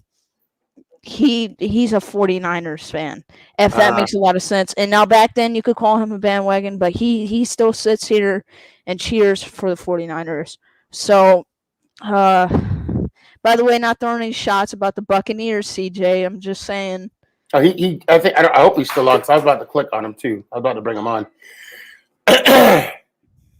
I love Buccaneer fans. So let me ask you a question. So you're a diehard. There's only one way of being a fan of the Cleveland Browns. You got to be a diehard Cleveland Brown, and you got to be a All or diehard nothing. Detroit Lions fan. Because let's face it, you and the Lions. Actually, the Chargers could at least say they've been to a Super Bowl. The Cardinals could at least say they've been to a Super Bowl. But unfortunately, and I'm not trying to push or step on or throw salt and lemon juice on a wound. But let me ask you a serious question. I'm a diehard fan. I bleed. When I bleed blue, I bleed blue. Okay. Now, I don't consider myself just a fan. All right. I consider myself a part of the Giants, even though I'm still waiting on my 1-day contract for $1. The compensation, Mr. Mora, is non-negotiable. $1, 1-day contract. My Pretty people, fair deal. my people will talk to your people, and what I mean by my people, I mean me. You'll be talking to me, and I don't have any people. I digress. So that being said, so I have a small and I'm hoping a growing collection of Super Bowl rings.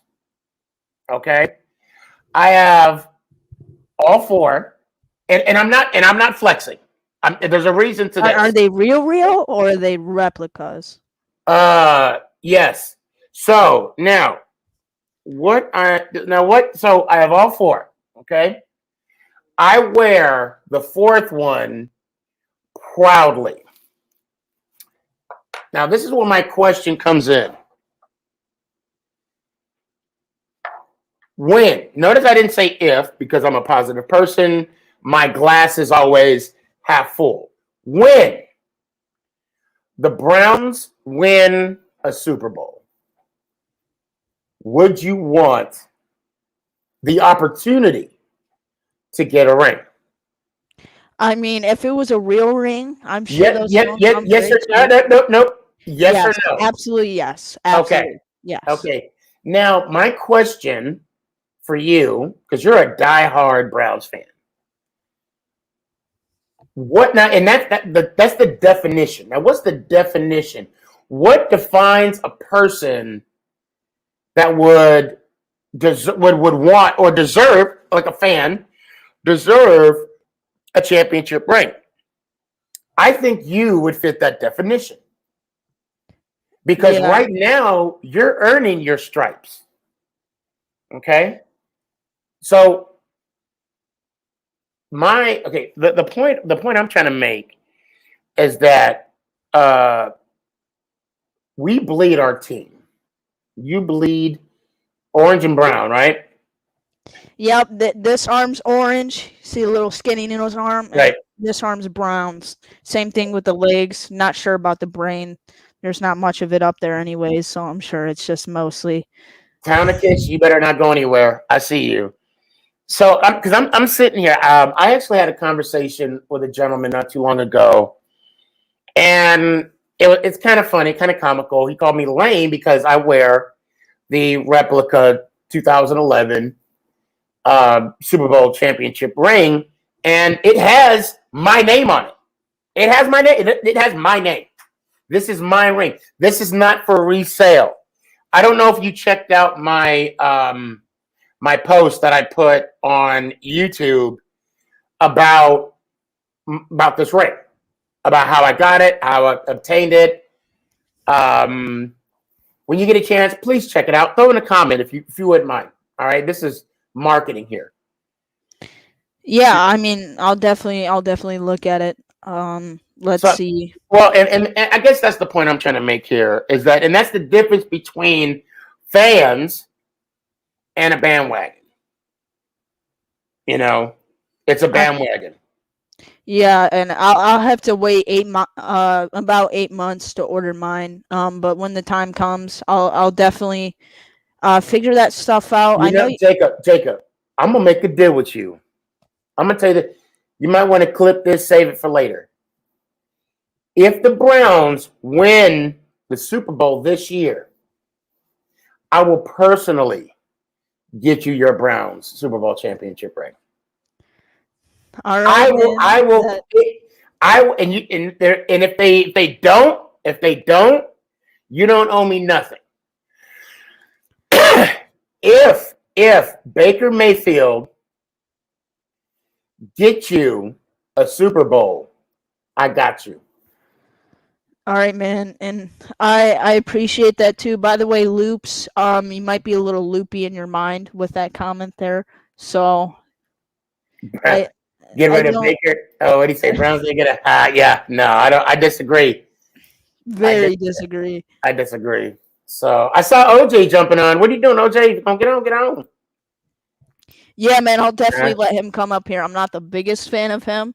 I did actually stitch his video. One of his videos yesterday was the same video you did about Danny. I disagreed with a few takes on there. Oh, I disagree with. Well, no, I can't. I'd be lying if I said I I disagree agreed with the Stafford one. I think talent wise. I need to watch it. Matter of fact, yeah, OJ, I hope you're watching this still, bro. Jump on because I want to talk. That was a really good segment where he did the four Michael, Jordan, LeBron, and Curry. That was actually tougher than I thought it was. But Jacob, don't go anywhere unless you have to. Stick around. I'd like to bring you on again, but I do got to talk to a couple of the people. Before I let you go, let me hear it one time, brother. All right, other Jacob, take notes right here. Let's go, Giants! Ow! I appreciate you. Set the standard. Let's do this real quick. Townicus.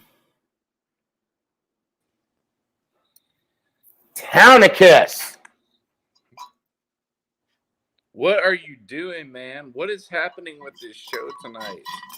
Man, I don't know. Good stuff, though, I This is think. just insanity. What was that kid even talking about? He's got like a problem with one of OJ's takes. Okay. Like what? I have a problem with almost all his. I do agree with some of his stuff, but I have a problem with about 90.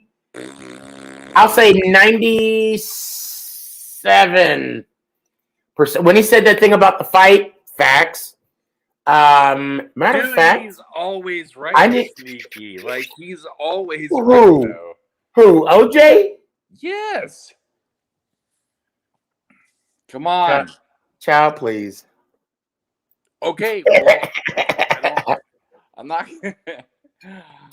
But you know what though? To give me examples, I don't have any right now. Me at the last minute, I had other things, and now they were flushed from my mind. Yeah, I don't, and you know, sadly, I don't. Well, obviously, anything he says about the Giants, I'm like, hold on, OJ, I missed it. What specific did he disagree with? He said something about. He said Stafford. I know he talked about that one. And hold on. Here we go. Jacob, which one did you disagree with on OJ? The only one I agreed with was the Stafford take because I think Stafford talent-wise is better than Kyler Murray. But I'm glad I brought Kyler you on. I'm end glad I up brought you on. surpassing him. I'm glad I do love you, yeah. OJ. I still love your content though. But well, but wait, be honest. You said he ain't your favorite though. Say that. He ain't my favorite. I don't want to put words in your mouth. I don't know what you said a few minutes ago, but just own. OJ. He knows he's my dude, but he ain't my favorite because we go at it a couple times. But OJ, why? Well, I know you're probably in bed right now. But bro, I do want to talk to you about. You know what? I want to talk to you about basketball, and I know just enough. I know just enough to be somewhat dangerous. But yeah, I want to talk to you about. So whenever, I hope to see you Thursday. Don't be scared. Or I mean, if you don't want the smoke, a little antagonized. Don't hurt anybody. Come But and get it, Jacob, I'm gonna talk to Town of Kiss for a few minutes. Let me hear it again, brother. Set the bar. Set the bar. Let's go, Giants! Ow! Appreciate you. Man, that got me hyped. Hey man, how you doing? I'm good. How are you? Yeah, I'm liking the beard. It's coming in nice. It hasn't changed. Yeah, I guess it's. Well, it's getting fuller now because before it wasn't as full. It is. I think I'm gonna let it keep going. Yeah, I think you should. I'm gonna do. I mean, why the hell not? So, are you glad Julio is gone? Not glad. I'm, somewhat sad and somewhat just pragmatic about the fact that we have to do this. Cap-wise, it's a rebuilding team, whether they want to say it or not. It's true. It's what they are. And so, let him go somewhere else and flourish and win like he deserves. Hopefully, that'll be in Tennessee for him. But, yeah, I mean, it reminded me of something. I had this debate in my mind. Is Julio the best Atlanta Falcon in the history of the Falcons organization? Oh, wow. And I went, yes, I think he is. And I had another person in mind. Who do you think that other person might be?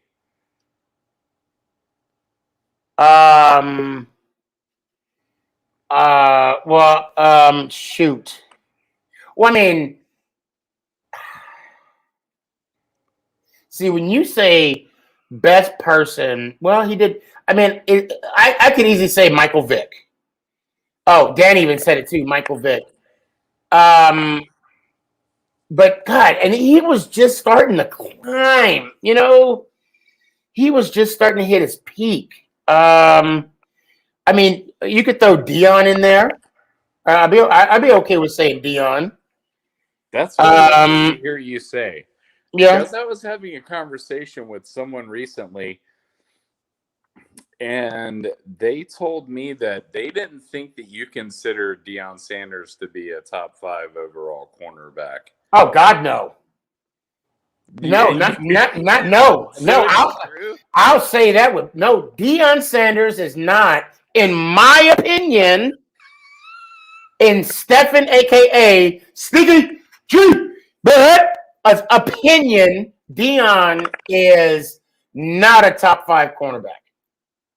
And I will, and wow, I wouldn't even, I wouldn't even put him in my top 10. I wouldn't even, I would, yeah. Screenshot this. You know what? It's my, I mean, and see, the problem is, if I had to squeeze him in top 10,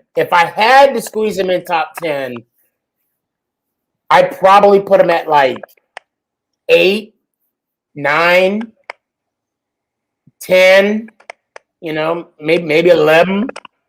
40, No, I wouldn't do that. 60,000.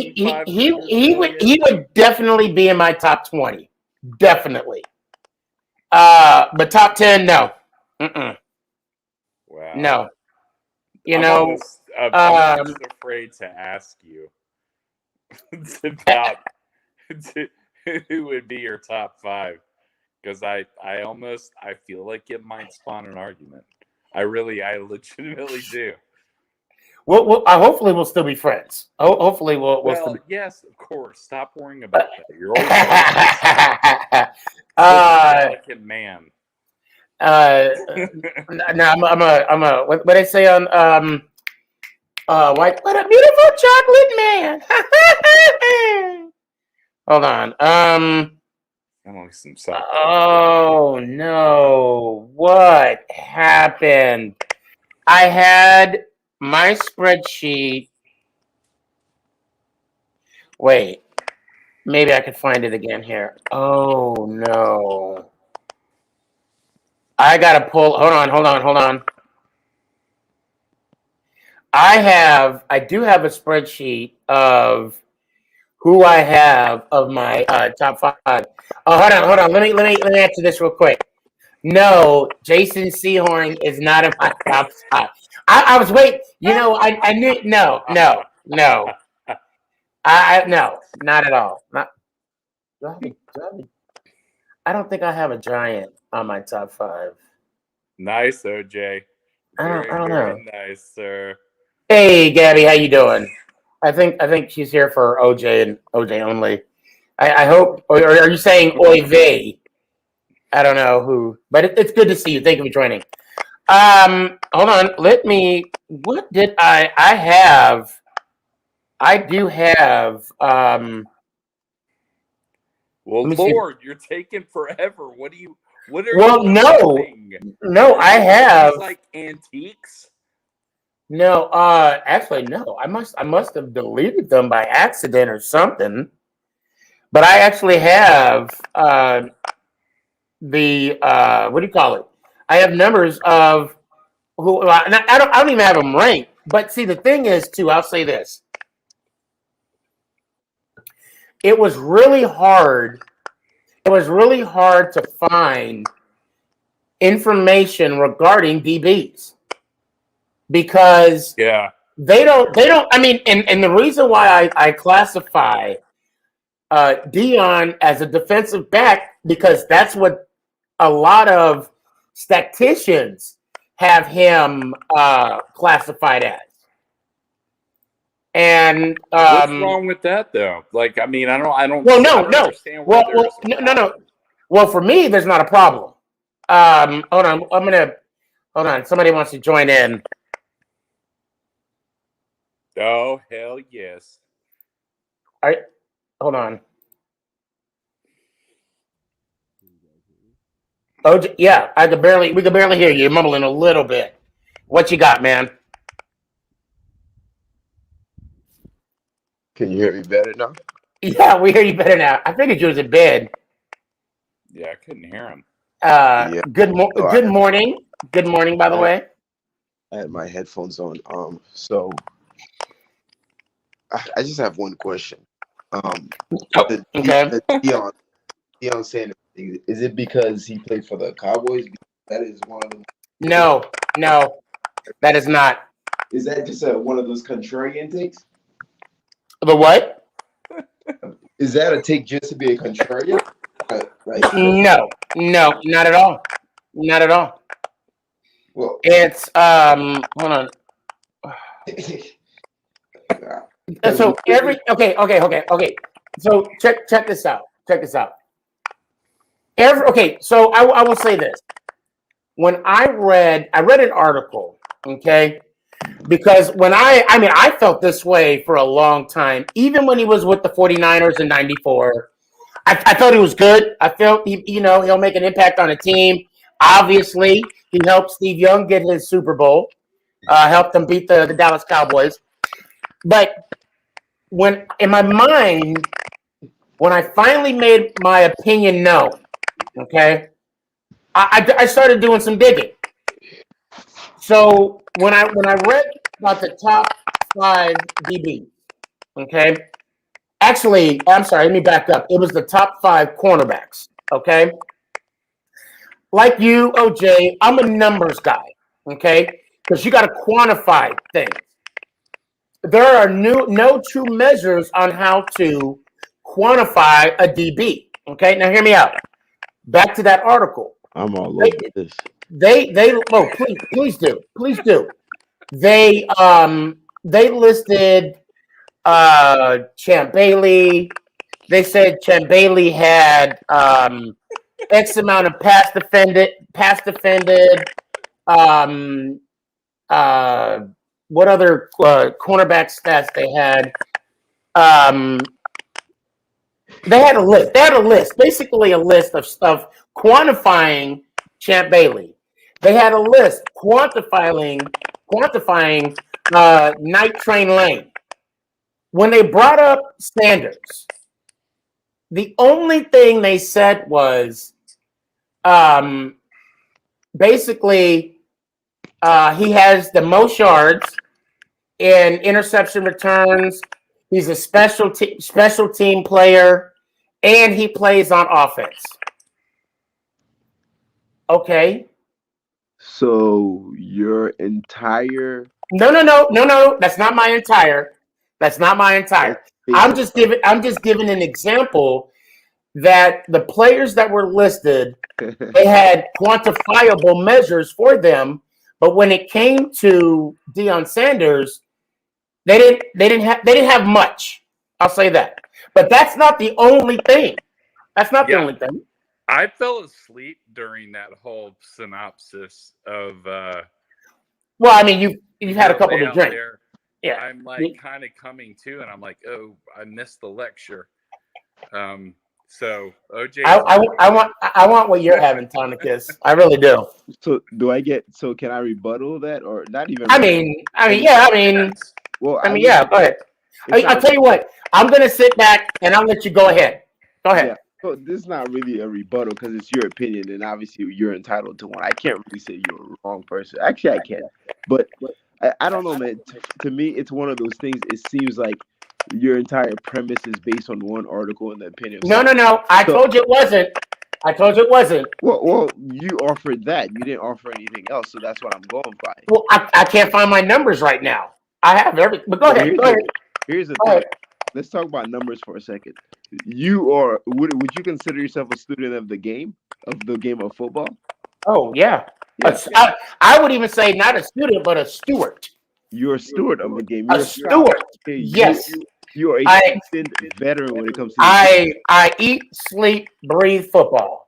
Okay, so having said that, there's something called an eye test. What separates me from 90% of people and TikTokers and social media and everybody else when it comes to sports is I'm able to look and deduce without just looking at stats. And when you see Deion Sanders, I'm going to ask you, what do your eyes tell you? Assuming your eyes work. I think they do. What do they tell you? They tell you that Deion Sanders was the most prolific ball hawk we have ever seen, arguably. Now, here's the thing about DB, right? It's one of these positions where numbers don't tell everything. I'll use an example. I agree with that.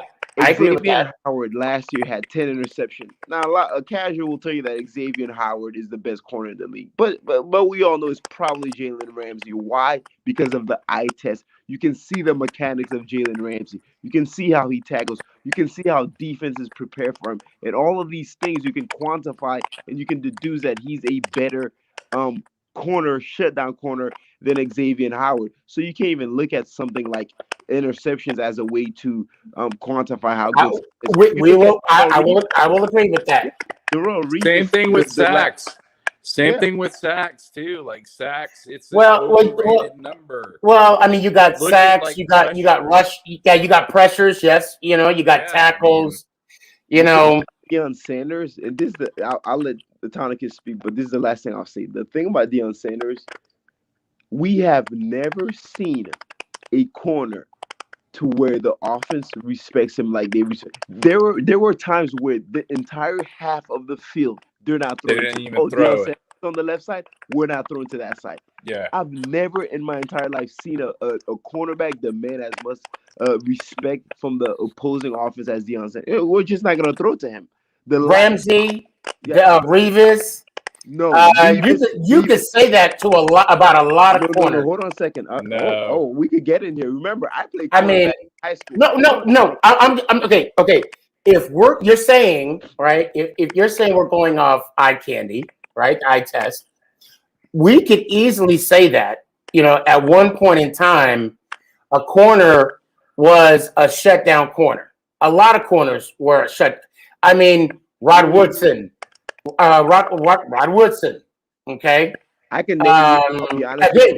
Champ Bailey. I mean, I'll be honest for anybody to say a corner for someone to say I can't throw that side of the football, a lot of cornerbacks have said that. And then again, the problem is I group them all in with DBs as well, not just cornerbacks, because it's hard to identify, to see, and not only so obviously like that, it's hard to identify just plain cornerbacks. It's DB as a whole, because then when you go the cornerback route, okay, then you gotta separate left corner, right corner. If they're the number one corner, do they cover the number one receiver? I mean, there's a lot of variables that we can't identify with stats.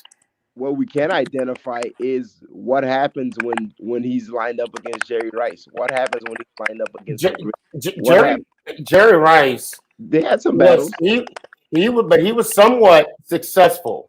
But see, that's the problem. I mean, and then I hear what you're saying, and I actually looked into this.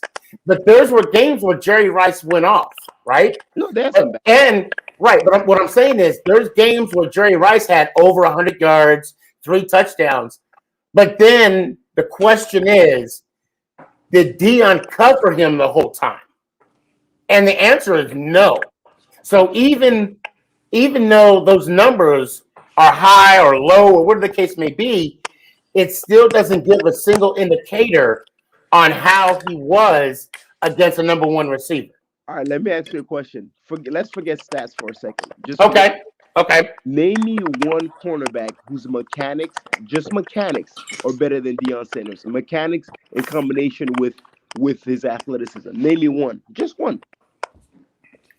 I could probably name a couple, but go ahead. So right off the bat, I mean Champ Bailey. I mean for me, Champ Bailey. I mean seriously, Revis. I mean I need to find my list. I know I have the email here. I don't know. Hold on. Keep going. Bailey and Revis, Champ Bailey and Revis, they could not move their hips as good as Deion Sanders. I think from a physical, mechanical standpoint, the number one trait in a cornerback is their ability to turn their hips and move their hips, hands down. And any coach will tell you that. Like, and that's the thing. I played corner in high school. I'm not saying this to brag or anything. I follow that position.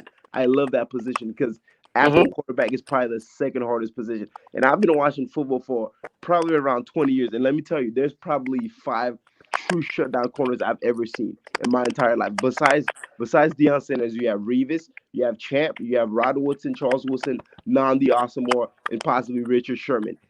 Besides those guys I just named, and even Nnamdi Asomugha, that was for a couple years. That was like 2-3 years with the Raiders, man. Like there's but when you also look at it as a whole, as far as D-backs, I mean, then you have your Ed Reeds, you have your Ronnie Lotts. But I would not. But comparing a corner to a safety is like comparing a fullback to a running back or a tight end to a receiver. It's just not the same. Yeah, he's talking about very completely different. Right. But see, that's the thing. Okay, the only reason why I group him as a whole is because that's what they have him listed as. Any stat that I have done my research on, they have him listed as a DB. Yeah. I mean, but I mean, the corner, though. He never safety. And I get that. I understand that. But I'm just saying how they have him listed, and that's how I see it as a whole. I put cornerbacks and safeties and matter of fact, hold on a second. Let me pull up something real quick. Well, bear with me. Hold on. While you pull that up, I just want you to know that a defensive back is a unit. It denotes a unit, which is a secondary. It doesn't necessarily denote a position. Yeah, I got you. Yeah. A defensive saying someone's a defensive back is like saying someone's an offensive lineman, right? Whereas the job of a center is vastly different than the job of a blindside tackle. Whereas that's different than the job of a right guard, right? But they all play an offensive line. So same thing with a linebacker. Well, linebacker is very different than an edge. But the problem is they need. I wouldn't compare someone like Ray Lewis necessarily to Lawrence Taylor. Well, Lawrence Taylor was more like an edge rusher. right, but at the end of the day, they're still listed as linebackers. Yeah, you're right, but that's why. So and that's the difficulty that I have when I look at corners or DBs. But I'll use you're familiar with. If I'm comparing linebackers, I'm not gonna compare Blake Martinez, which is your stud linebacker. I'm not gonna compare him to T.J. Watt. Why? Because Blake Martinez is not an edge rusher, whereas T.J. Watt and Khalil Mack, those are high. Oh, well, edge rushers. So yeah, but not only is it as a nation for them, someone like Blake Martinez, there's a certain amount of money he's capped at. Why? He's gonna be capped because he's gonna be listed as an outside linebacker. Whereas someone like Khalil Mack or TJ Watt, there's money that they'll make a lot more money potentially than Blake Martinez because they're designated also as pass rushers. So we're not just talking about positions here. We're talking about literally it affects the salary of the team themselves based on the positional designation. So what I'm talking about, which I agree with exactly what you say, but what I'm talking about, when I start digging in and I start doing my research on positional players, I didn't list him as a defensive back. The sources, I should say, that I was looking at, list him as a DB, which that's what he is. So when I see what I see and I have to go off of what I see, I have to make my my judgment, my opinion. But not only that, but also as a historian, I mean, of course I don't have it with me. There's other corners, there's other DBs / corners, I guess you could say, that I would put ahead of him. None of those guys you'll put ahead of them has better mechanics. None of them has better shutdown abilities. You won't find it. But again, your statement is subjective. I mean, I can wait, Tonicus. I can sit here and say Daryl Green has the best mechanics. I can sit here and say Jason Sehorn has the best. That is. No, I'm just saying it. I'm just saying. Wait, OJ. On that note, you gotta admit that pick that he got from McNabb with the little flip and got in the end zone. Tell me that wouldn't fire. Yeah. Okay. All right. I'm glad. Oh hell! Now it's gonna snow. Now it's gonna. Thank you, OJ. Now it's gonna snow in Dallas. Hold on. This is probably the last thing I'll say. Okay. Just to let you know how absurd the notion that Dion is not top 10 is. Just to let you know, I'm just gonna tie it all together. It is more debatable that Tom Brady is not the greatest quarterback of all time. That's more debatable than Dion is not the best corner. No, I doubt it. There's three things that are a staple when it comes typically to the NFL, right? Tom Brady's the GOAT. Jerry Rice is the best receiver all time, and then Dion is the greatest corner. You could even throw in Lawrence Taylor as the best linebacker. You could throw that in too. That's not debatable. I mean, that's not debatable. So if a Bucks fan, if someone sits there and says, you know what, OJ, I think Peyton Manning or Aaron Rodgers is better than Tom Brady, I'm more open to having that debate than I am Dion, because the Dion thing that borders on the line of it's ridiculous. Like that borders on the line of I can't even debate this. But anyways, I feel like I've monopolized the conversation. Go ahead, Tonicus. Yeah, go ahead. You've been quiet the whole time. Go ahead. Yeah, say what you got to say. Yeah. It is. I just again with positions like DBs and even offensive linemen, it's so subjective. I mean, but see, the thing about Jerry Rice, undoubtedly, he was a bad man. It's the not thing about subjective, though. It is. It's not subjective because if you were to say to me, OJ, who's the best guard right now? I'm gonna say Quentin Nelson. If you're gonna say who's one of the best tackles, I'm gonna say David Bakhtiari for the Packers. Like I watch film. I know I can literally look up film and tell you why these guys are the best. Like I could tell you position for position, man. Who's the best defensive player? I'm probably gonna say Aaron Donald. Now, there is some level of subjectivity to right. There are some plays that because you said Phil, right? Now I don't know the game, I don't know the date, but I mean, I am like you. There are a lot. I don't know. Let me not say that. Let me not say that. There are plays that Dion has taken off, like taken off. Okay. Why are people calling me? So What? they're probably calling me, telling me to get off because I'm talking about Dion. Look, I understand. He takes plays off. You're trying to say Dion used to take plays off. Yeah. So I will. Everyone takes plays off. I don't. You know what? And I didn't want to say that because I don't want him. I don't want. How can I say? I have my own. I have my opinions for my reasoning, and I don't want him. I don't want him to look bad because is he a good player? Yeah. Oh, he's outstanding. Oh yeah. You know, was he Great, yeah. when he? Yeah. I don't want to. I'm not a Dion hater. I'm definitely not a Dion hater. I'll be honest with you. I guess the trouble I'm having, Sneaky, is that you're not really able to effectively articulate why he's on your Because team. I don't want to put him down. That's why. That's the bottom line.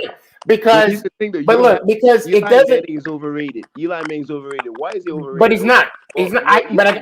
Has a 500 record. Boom. I can stop. He does not have a 500 record though. What's his win-loss record again? Remind me. Was it 125 to 120? No, it's 117, 117. Career. If we're doing career, it's career, right? Yeah, I'm doing career. Yeah. Okay. And remember when we had our discussion. Remember when we had our discussion. You know, you had made the comment. You know, if you can't tell the story about the NFL without a player, he doesn't need to be in the Hall of Fame. But you can tell the story about Eli and the helmet catch and the Mario Manningham. So because of that, I mean, we've already talked about that. Well, that's fine. But my point is, if I were to sit here and say Eli is overrated, the next question would be, well, OJ, that's a pretty bold statement. What's your reasoning? My answer would be, oh, he's an average quarterback. Well, how is he average? Oh, 500 record. That's what I'm trying to say. Now, you might not like that line of reasoning. Well, no, but then it's justified. I can substantiate that claim, but you're not able to substantiate the claim to any level of reason why Dion is on your top 5. That's all I'm asking for. Here's the thing: I don't have to agree with why you don't believe so, but as long as it's reasonable to me, I just want it to be reasonable. That's all. Now you might not agree with the Eli thing, can I but you have to interject for 1 second and bring us all back together when I slide in and I say 2 Super Bowls and 18 years of mediocrity. Right back to you, kids. That's still 2 more Super Bowls than the Atlanta Falcons. But I digress. I mean, I digress. Astro has 4, but you know. Yeah, and Montana has 4. Yeah. Aikman has 3. But that's the thing. I mean, that's the thing. You know, Wilson has 1.5. You know, I mean, Astro has 4 and Joe Montana has 4. They both have 4. Without providing any context to a casual, they'll be like, okay, well, Terry Basher's on the same level as Joe Montana. When obviously that it couldn't be further from the truth. So okay. Look, the thing is with me, I have my opinion, and I'm gonna. Well, let me ask you this: Would you reconsider? Are you open-minded to where you can go back and revisit Dion's stats and then watch some of his highlight tapes, or just tape in general, and then maybe that could change your mind? Or is this something that you're just absolutely stuck with? Because I'm of the mindset that if no matter how strongly I believe in something, if I'm provided new information that compels me to change my mind, then I'm humble enough to say, you know what? Maybe I don't have it correct. Maybe I'm willing to change my mind. So wait, you want me to? I'm sorry, I'm reading some of these comments here. So you want me to try and change your mind about how you feel? Wait, say that one more time. I'm sorry. OJ. What I was trying to say is, are you open to educate yourself? Well, yeah. What did you want him to read, OJ? That was the succinct way of saying it. But yeah, basically, I was trying to say, are you willing to do further research on Dion in terms of his stats, career stats, Yeah. and possibly looking at some highlight tapes? And if provided new information, are you willing to change your mind? Because to me, the epitome of being humble and well, actually, you're a very humble guy. I don't mean to say that, Thank you. Thank you. but really, it's more about if you have new information, you should be open to changing your mindset on certain things. That's how I feel. I will be open to see, but see that see. Okay, OJ, that's the thing about highlights. That's all you see is highlights. We would actually, I mean, you would actually have to sit back and watch games. Yeah. You can't see the highlights. And I'll say that about Daniel Jones. I'll say that about Phil Simms. You can't watch just the highlights. You have to watch games. And you know, I'm just saying he is a prolific athlete. Yeah, I'm not going to deny that. And I appreciated his. Now, I'll tell you what was Dion's number one reputation? I'll wait. What was his number one, I'll say negative reputation? I don't understand the question. Like, what are you? What Can is I this hear you question? guys? Yeah, can you hear me? OJ, can you hear me? Did we Can lose hear you? you guys? Oh no, did we lose you? I can hear you. I can hear you. Did we lose you? Oh, this was getting good too. Damn it! Okay. Is he good? Hopefully he can come back. Hopefully he can come back. Hold on, let me see. Okay, now I don't know if we got some trolls or we got actual people that want to have a conversation. Oh, here we go. OJ's back. Okay. Cool. Okay, now you're muted. Unmute yourself. Yeah, I don't know what happened. I just Okay. stopped being able to Okay. hear you all. But Yeah, but we can hear you. I at least could hear you. What was the number one reputation Deion Sanders had? What was his reputation? kind of a vague question, but to me, just I guess glamour, showy, prime time. Well, I mean, no, okay, yeah. Well, damn. Okay, number two, then I'll answer. He didn't tackle. He didn't tackle. He missed tackle. Whoa. Let's reframe the question. What did you say? What his greatest strengths are? No. What was his most negative? I had to rephrase it. His most negative reputation. Being a diva. And well, right, but then Yeah. also, he missed tackle. And then you went with not being a tackler. All right. Yeah, which is I'm caught up. okay. Carry on. Gotcha. Carry on. Okay. And I mean, no, that's basically it. That's basically it. I do like a corner to be physical. And that's fine, but let's be clear about something though, Sneaky. That's not to say that Deion was a poor tackler or he never tackled. What that is? No, I'm not saying that. The whole tackling narrative, you know what that is? It's nitpicky off of a GOAT. It's the same thing we talk about, and I've been harsh to LeBron lately. Oh, LeBron doesn't play defense, so there's that narrative. But all it is it's nitpicking, splitting hairs. When players are so great, you're always gonna find something about them. Every single one. People could have stuff to say about Brady. Like there's something to say about everybody. So to me, that's just more of a nit. But it wasn't something that was like a glaring flaw. And and why do you hold on. this guy, why would you want him to be doing that? That's not his role.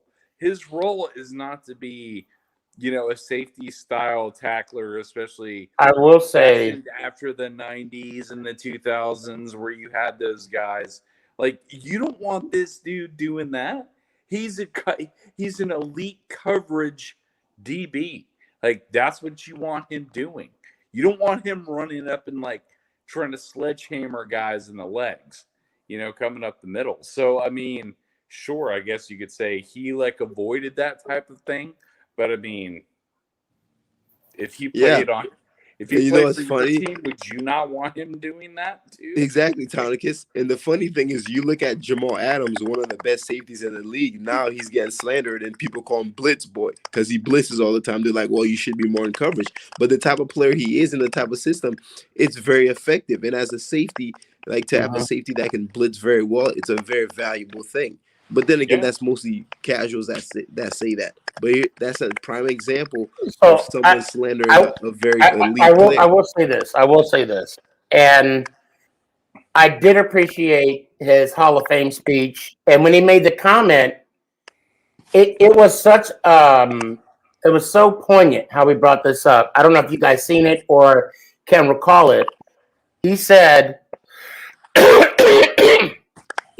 he came up and he said I'm gonna misquote him about nice do-rag about tackling.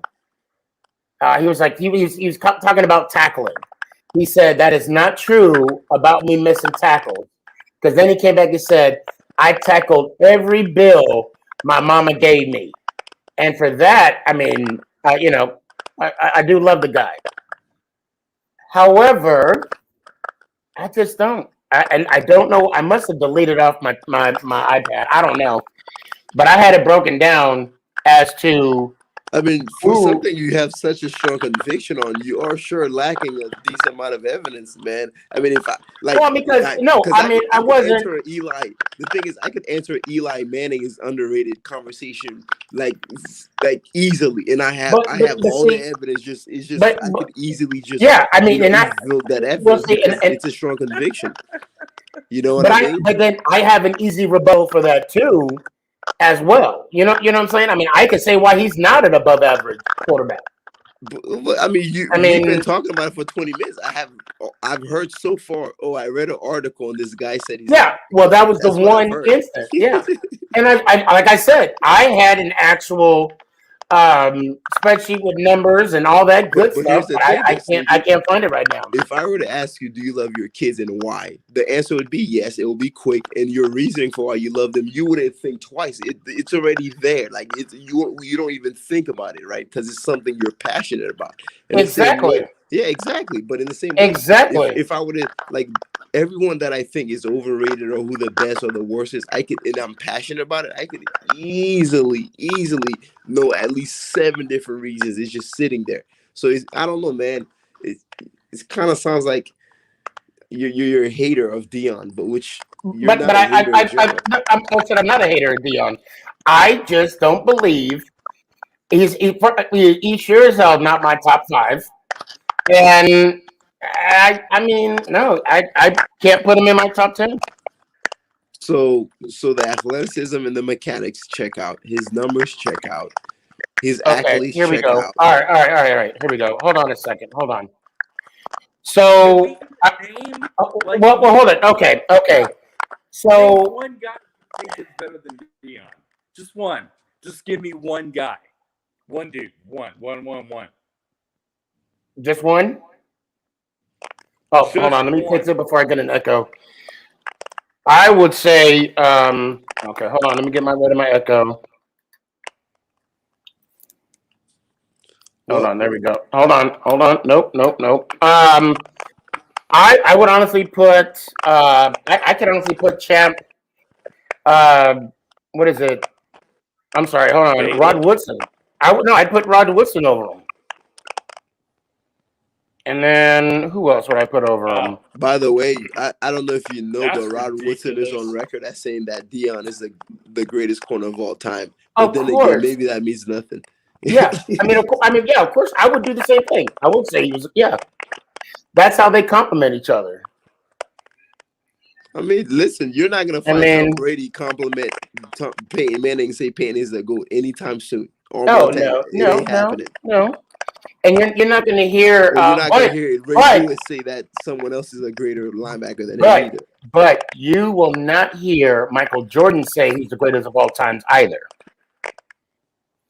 You won't, but what you will also not hear is him say LeBron is better than him or better than him. So my point with you is that if But the guy that you're saying that is the best, he's saying someone else is better than him. That speaks volume. even Arias. Aeneas Williams. Is that what you Anita. said? Well, I would say. I mean, Anita Williams, Daryl Green, Charles Woodson. Stop feeding him. Hold on, let me Let him go on his see. own. I'm just looking at DBs that I have. That I'm looking at a list because I actually found my list right now. Aeneas Williams was fantastic.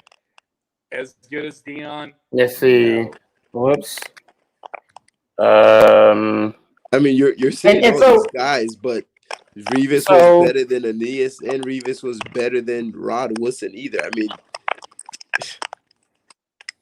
Rod let Woodson me was also see. primarily a safety. Was he not? Yeah, I think he played a lot of safety in the second, pretty much the second he half of did. his career. He moved back. So Let me see. So, and I mean, I'm looking at right now. Let's see. One, But okay, 2, so 3, you said 4, Rod Woodson. Let's 5, stick with 6. Rod Woodson. What did Rod Woodson do better than Dion again? Because he wasn't a better cover corner than Dion. Tackler. That's it. He could tackle better. It's the only thing you could possibly say. That's the only thing you could possibly say. He got more interceptions than him. I mean, I don't care.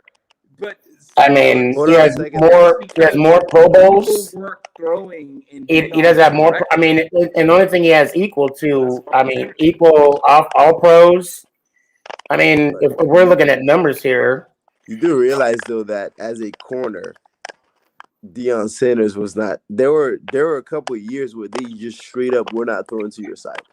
Like I've literally seen that happen. but twice. again, I mean, I've that seen could it be happen said. with Dion and Revis. I did not see it with Sherman. I did not see it with I Rod know. Woodson. I did see with Sherman. No, I didn't. The 1 year they won the Super Bowl, they were saying how people do not want to throw on Sherman's side. The year they won the Super Bowl, that's the 1 year they did say that about Sherman. But I've heard people say that about Champ Bailey. But I've heard people say he that still about threw on his side. Devarius Revis or Daryl Revis. Matter of fact, now I'm not saying that he's all time, but they even said the same thing about Asante Samuel. So I don't think the state. He was good, but what I'm saying is to say that you didn't throw to Dion's side. I mean, you could say that about a lot of corners. That's all I'm saying. No, that's all I'm saying. You don't. No, you I don't think so. I don't think you can say it, but did it They've actually even, happen? they've even said that about Ramsey. They've even said that about Ramsey. They've even said that. I believe, and again, we're all talking about my opinion here. Hold on, we're not talking about just what people said. We're talking about what actually happened. But guess what? They still threw on Ramsey's side. They still threw on Sherman's side. I'm talking about what actually happened, not what people said. Now, again, out of all those people you listed, the only one that I actually observed to where they did not throw his side for 1 year was Daryl Revis. He's the only one that actually saw that they actually did not throw. The rest was all talk. Ramsey gets targeted, man. Every now and then Ramsey gets done up. But come on, Champ Bailey though. Yeah, even Champ. The only thing I'll say about Champ Bailey that now remember when Baltimore threw those 2 bomb passes to go in the AFC Championship game? Remember that? Yeah. When that happened, I mean, I was shocked. I'll be honest, I was shocked when that happened. Now the next day, a lot of people said to me, "Why weren't they in cover 2?" I said, because that's Champ Bailey. Because that's Champ Bailey, right? But yeah, I mean, he still got burnt. But yeah, you don't need cover. You don't need safety help.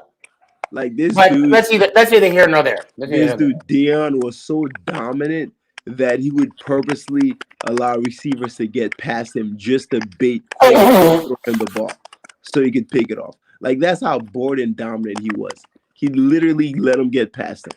Like he's the best ever. He killed it. They didn't even have the reaction time to be able to throw to the receiver in a way in which they weren't so fearful of his short burst speed that he couldn't just leap on the ball. So they just didn't throw near him ever for a long period of time. Deion was just a cheat code. He's the one corner I've never seen a corner with a combination of his athleticism and mechanics. I haven't. Darrell Revis had superb mechanics, but he wasn't the fastest guy. And whenever he went up against like someone like Randy Moss, yeah, it was a problem for him, right? But and I remember one of the most profound quotes I've ever heard about Deion Sanders. They asked him what made you so good, and he basically said, "Well, when the receiver that's across from me knows that he cannot outrun me, it's all right. They already lost the game." And he's absolutely right. You cannot outrun Deion.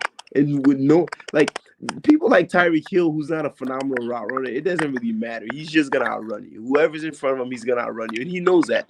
But with Deion, there was none of that. You're not gonna outrun him. And so that's half the battle right there.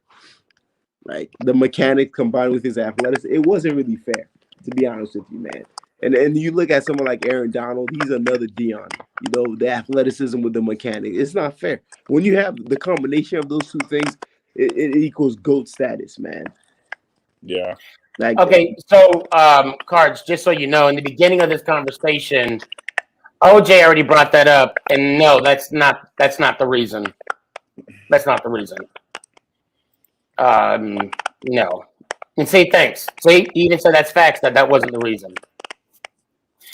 well, or he said that it's facts, as in the other guy was correct, as in it is because. Oh, well, yeah, that's exactly what it is. I was just trying to be funny.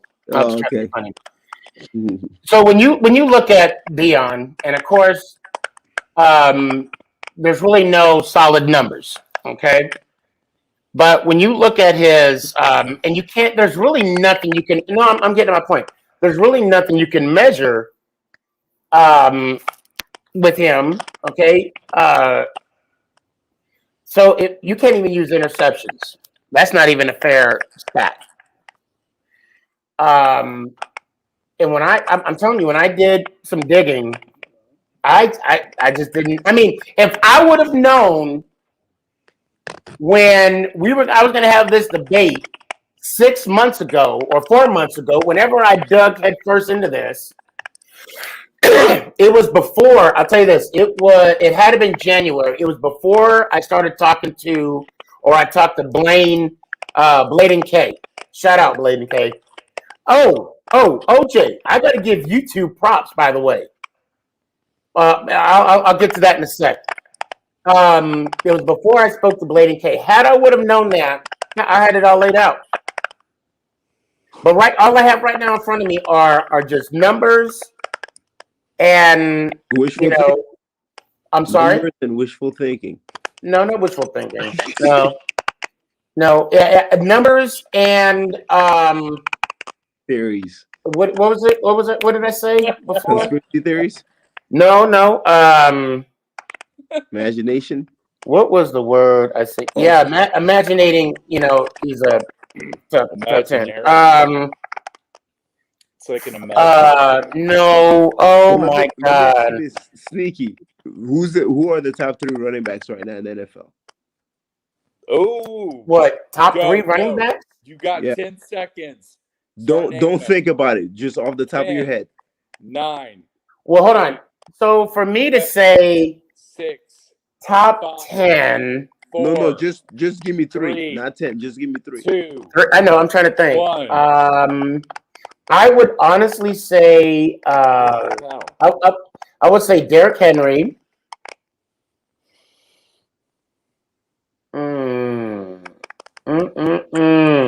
Remember, this is not your final 3. This is just off the top of your head. Right. Derrick Henry. Do you know Derrick Henry's numbers right now? What they are? No. I don't know their numbers from the top of my head. I mean, I'm trying. No, there's. Well, I mean, the way he runs. Exactly. So with your eyes, he's the best. Okay. Well, no, I mean it's more than that. I mean you have numbers. Right. Good. Oh man. Derrick Henry. I mean, I want to say.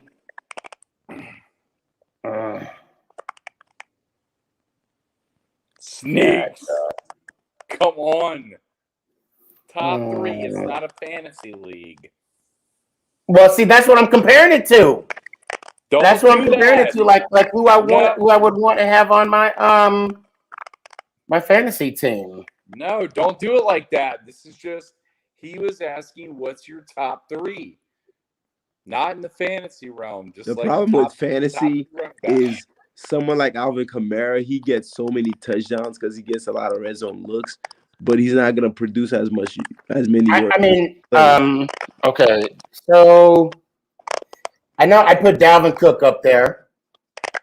Okay, that's a good one. I like that one. Yeah, I like that. I like that. But you know, see, but I like Nate Chubb though because I do pick him a lot. I'm saying Kamara. 3 very solid.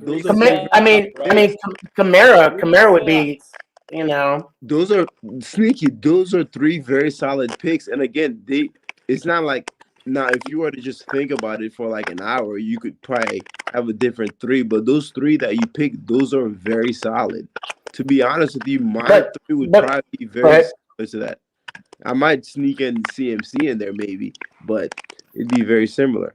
But he was hurt though. I mean, would you still? Saquon because is still a top running back in my mind. Well, but then I would have put Barkley in there. I mean, Axton is one of my top 3. But here's the thing: I got to see how healthy he's going to be next year, though. That's the only problem. But for me, though, my criteria whenever I do a top list, I think about the recent production. I think about past, because to me, it's not fair to it. Like for instance, people are putting Josh Allen as a top 3 quarterback. Come on, bro. Okay, he had a phenomenal year last year, but let's pump the brakes, right? So what I'm gonna do if I look at Josh Allen, I'm gonna put him in the 7 through 9 range. I'm gonna give him credit for the phenomenal year he had, and also think about the years he had prior to that. And that's the way. Because if I'm just going off of the stats of the recent year, then there's no point of a top 10. I'll just tell you the top. At this point, it's a most productive list. It's not a top list. Well, let me ask you this: if we're going to have a conversation about top 3 quarterbacks as of today, would you go off of touchdown passes or yardage or completions or completion percentage? Which one of those would you use? I think completion percentage and QB are 2 very, very good metrics, because a lot of times touchdowns and yards, they are more indicative of the weapons you have around you more than they are indicative of the quarterback in itself. I mean, but now when you mean QBR, do you mean quarterback rating? Yes. But that's an imperfect system. I can't. Yeah, and see that's the. I mean, I'll agree with you on the completion percentage. I'll agree with you on that. But here's the thing: the QBR is similar to the NBA's player efficiency rating, right? It's very similar. Now, it's not perfect, but it's something. I mean, to me, it's a very holistic site. It's a very holistic stat, right? It looks at a lot of things. Whereas if I'm talking about touchdowns, that's just looking at one thing, touchdowns, right? So you're right. It's not perfect, but to me, I would consider of touchdowns and some of the other things. The word I couldn't think of 2 minutes ago was subjective. Mm-hmm. That's the word. Now, I do want to bring in. How much longer you want to stick around? I'll stick around for 5 more minutes. Okay. Well, there's 2 people I want to drag in here. Sure, drag them in. I want to bring in now. I'll bring in Jacob and what's up, man? And Kurtz. Sticky, you missed a lot. Say what? Said you missed a lot. About what? You didn't hear about the TikTok drama? Me and We Sporting. He's claiming that I copied his video. Oh, yes. And then he blocked me right after I exposed them. You know what? I wanted to talk. Let's talk about that offline. I got you. I can wait after the show if you want. Yeah. Oh no, after the show, I'm going to bed, bro. I'm old. I'll call you tomorrow. I'm about as old as OJ. Although y'all don't know this, OJ is like in his 70s. No, He not. looks No way. good. I'm 53. See? Gray hairs. Really? Yeah. Wow. I thought you were like 30, How- 31. How did I forget about this, OJ? I'm Sac old. passe. Sac passe. Not boule. Yeah. So I want to make it quick because I do want to bring in. I see Young K. Young K, hang in there. All right. Can I address the Browns fan? Is your name Jake? What's your name? It's pronounced Jacob, just spelled different. Okay, Jacob. Actually, I like that pronunciation. So let's talk about I guess I made that list, the would you rather, and you had some. We got to talk about that. Yeah, go ahead. So Tom Brady over Josh Allen, you had an issue with that? What? Okay. I don't want to. Okay, listen. I'm from a talent standpoint, I think Tom Brady's better right now. I think he's a better quarterback. I mean, has a fantastic arm. But if I was starting a franchise, Tom Brady's got 2-3 more years, I think 3 years max left in the tank, and Allen's got a great future ahead of him. If you look at this big leap he took this year with Buffalo, he played MVP caliber. Now, I don't know if he'll be up to that next year, but he's got all the weapons. He's got Emmanuel Sanders coming in, Cole Beasley. Washed though. Kurt, let him finish. Kurt, my bad. Go ahead. You only got a minute. Go ahead. Hurry up. Yeah. Hurry up. But I think I would rather start a franchise with Josh Allen. But I think Tom Brady is better talent wise. I mean, Tom Brady's. Would you say it's debatable? Because so the points that you're making, those are very fair points. Those are not unfair points. The only thing I would say is that it speaks to more so of who's more valuable. Yeah, right now, 100% Josh Allen is more valuable. But I guess I didn't add enough context. In that video, it's more of like a right now. Yeah. Right now, if you want talent wise, you want the most, you're taking Tom Brady. But it is debatable. Like in my top 10 quarterback, Brady at 6, and I have Josh Allen at 7. So if people say Josh Allen is over Brady, I'm not really. That's not something. I'm not gonna down. Yeah. So, all right, Jacob, man, I appreciate you. Hold on. Before Jacob leaves, I have one more question for him. Okay. Jacob, who are you taking? Are you taking Frosted Flake cereal or Daniel Jones? Listen, Frosted.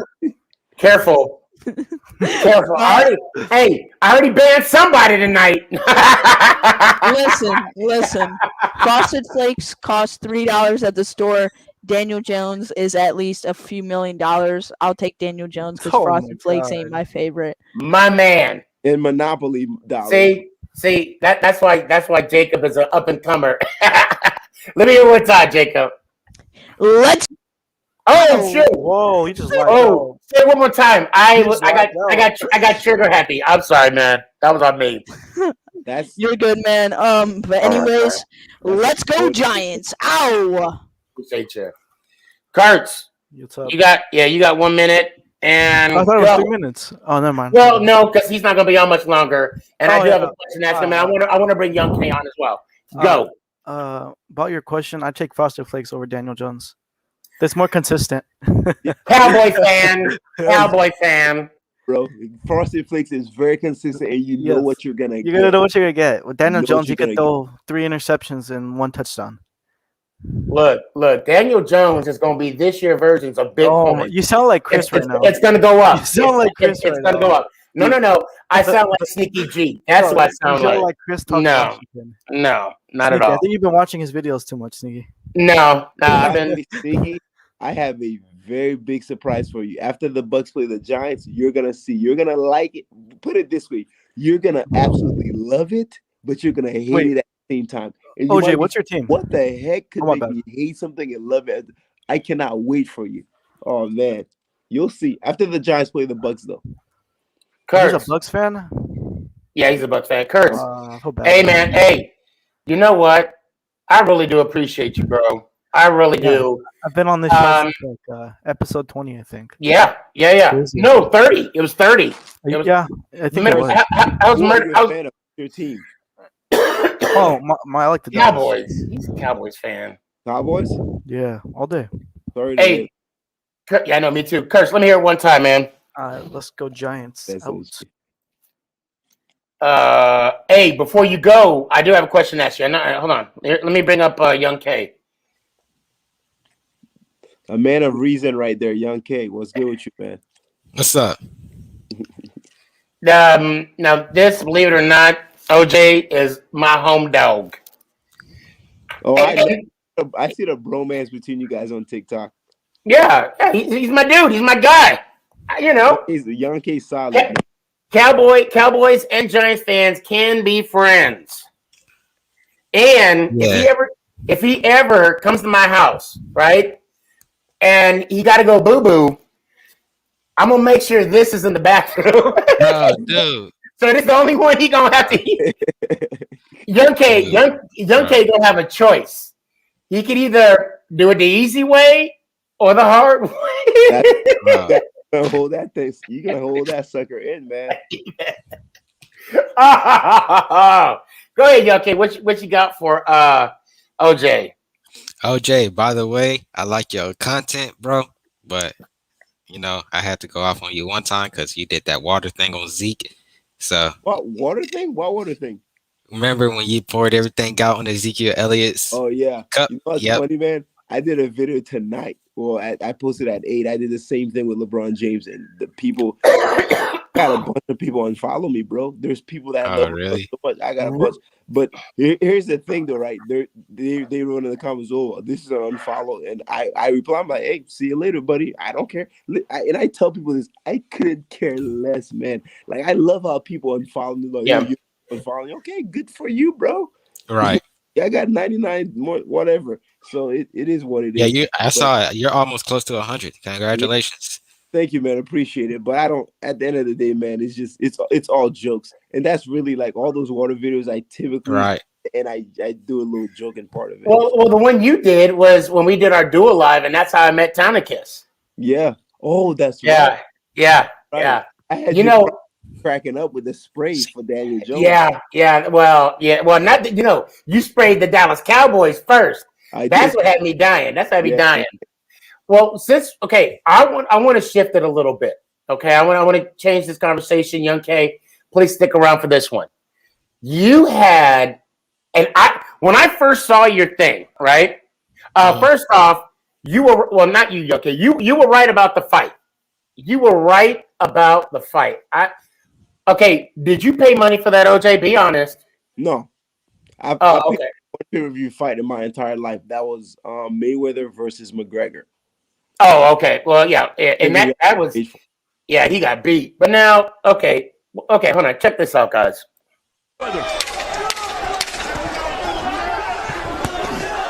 Obviously, at 44, a joke. That's a joke. He should have let him fall. To be honest, bro, I really wanted to see him fall. But here's the thing: if he lets him fall, I don't remember what round that was in. If he lets him fall, people are not buying the pay-per-view as much. And you guys have to remember the pay-per-view is probably still gonna go on for another week. So people are still buying it up to watch the replay. So at this point, that's just purely a money move.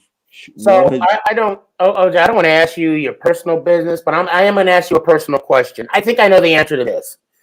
Do you make $100 million in $100 million an hour? Slightly less than that. Just a little. Yeah, me too. Me too. He made $100 million in 24 minutes.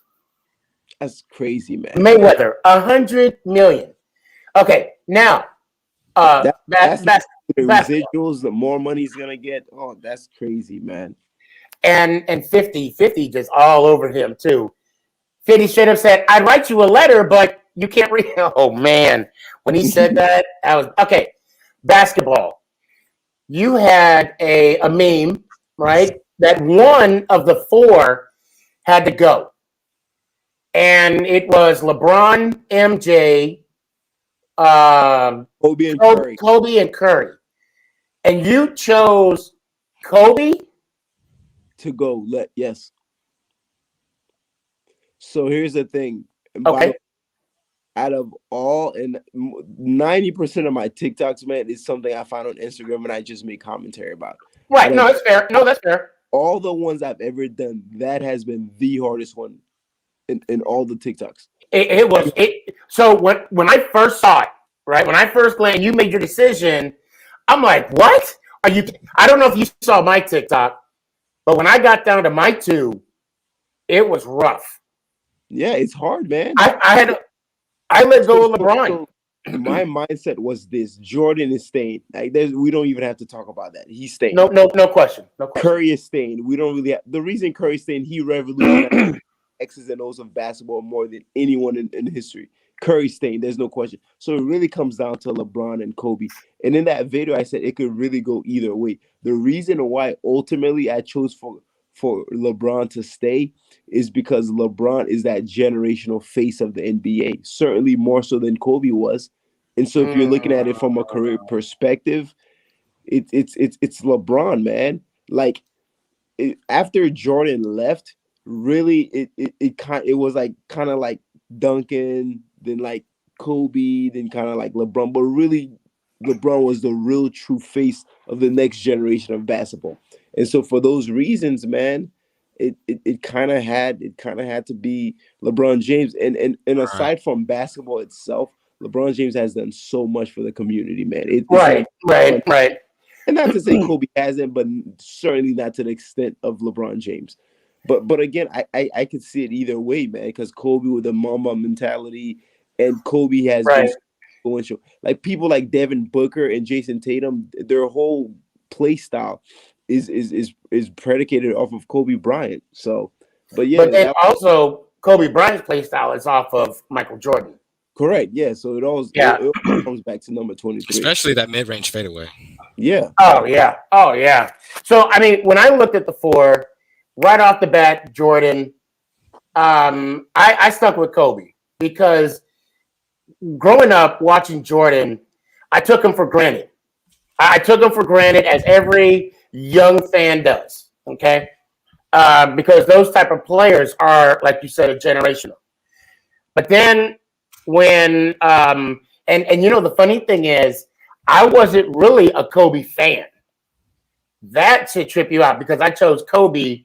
I was because remember, after the dominance of the Lakers in the early 2000s, you was either Team Kobe or you were Team Shaq. Yep. Right. So I chose to be Team Shaq, and the only reason why I chose Team Shaq was because of his rap album Diesel. I'm Outstanding. That's my shit. That's all I'm gonna say about that. I listen to that before every football game. But I mean, it was his mentality that I chose Kobe, and I stuck with Curry because you're right. He changed the game.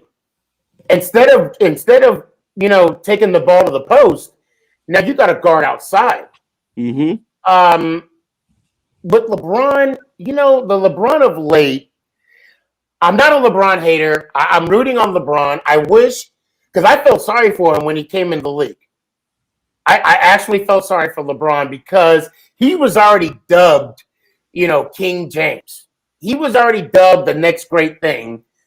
So when he came in the league, in my mind, he had to outdo Jordan without even getting his first 2 points. We've never seen a player the likes of LeBron that had such a tremendous amount of pressure put on top of him before he even actually stepped on NBA court. And the beautiful thing about LeBron James, people think I'm a LeBron hater. I'm not, bro. The beautiful thing about LeBron James is he exceeded expectations. He didn't just meet them, he exceeded them, man. And this guy ought to be praised as a result, man. So let me ask you this. In what way do you believe he exceeded those expectations? Well, for starters, 2007, he took a bunch of scrubs to the NBA Finals. So that was the first step in exceeding those expectations to actually get to the promised land, right? And and there's no way in hell Jordan takes that same roster to the NBA Finals, right? And so you're talking about the first time when they went against the Spurs. The Spurs, yeah. I said it might have been. I don't know if I'll have to double check as well. Now, and if I'm not, and I'm not saying this to demean the accomplishment that you addressed, but that was the series that he got swept, right? Yeah, correct. Okay, and I'm just kind of Again, not to demean him. Yeah, but I just want to. Yes, content. Yeah. Yeah. So with that being said, and then he's been to NBA record 11 finals, something like that. So, and I'll be honest with you, out of all the finals that he lost, there's really only one that I blame him for. That was 2011 against the Mavs. He should have won that. All the other ones, the Spurs those Spurs teams were disgusting, and a lot of the ones that he lost, he was favored to lose by Vegas, and even in 2016 when he beat the Warriors, they were favored. The Warriors were favored to win that one, and that's that was the one that they were 3-1 up. Yeah, should have won that one. They were down 3-1, and they came back and won. So he's destroyed every single playoff record, and although Jordan's my GOAT, my hoodie says that it's debatable. I'll never sit here and say it's not debatable. It's absolutely debatable. It's 100% debatable. But I just think for me right now. But I will say this: had LeBron stayed healthier, I should say, and AD stayed healthy, and they somehow managed to get out of the West and beat the Nets, I was willing to entertain the notion that maybe he is the GOAT now. But that's probably not going to happen. But the Lakers are probably going to get Damian Lillard, bro. They're probably going to get Damian. Yeah, that's what I'm hearing too. So okay. All right, let me give you a little content about me, and unfortunately. Hold on. Who's downstairs? Nicholas. Sierra. That's when you know you're in trouble. Ain't nobody else. Okay. And then that's either here or there. So I myself, as an individual, I've played in three championship games. Okay. Although I did play in is somebody down here? Hello? Anyway, but I was fortunate enough to play in. We won 5 bowl games. Okay, I could get into that later.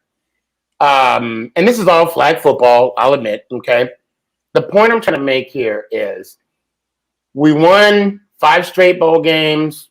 It was a traveling trophy. We lost it. Had to get the trophy back. I was a part of 3 championship teams. I won 1, lost 2.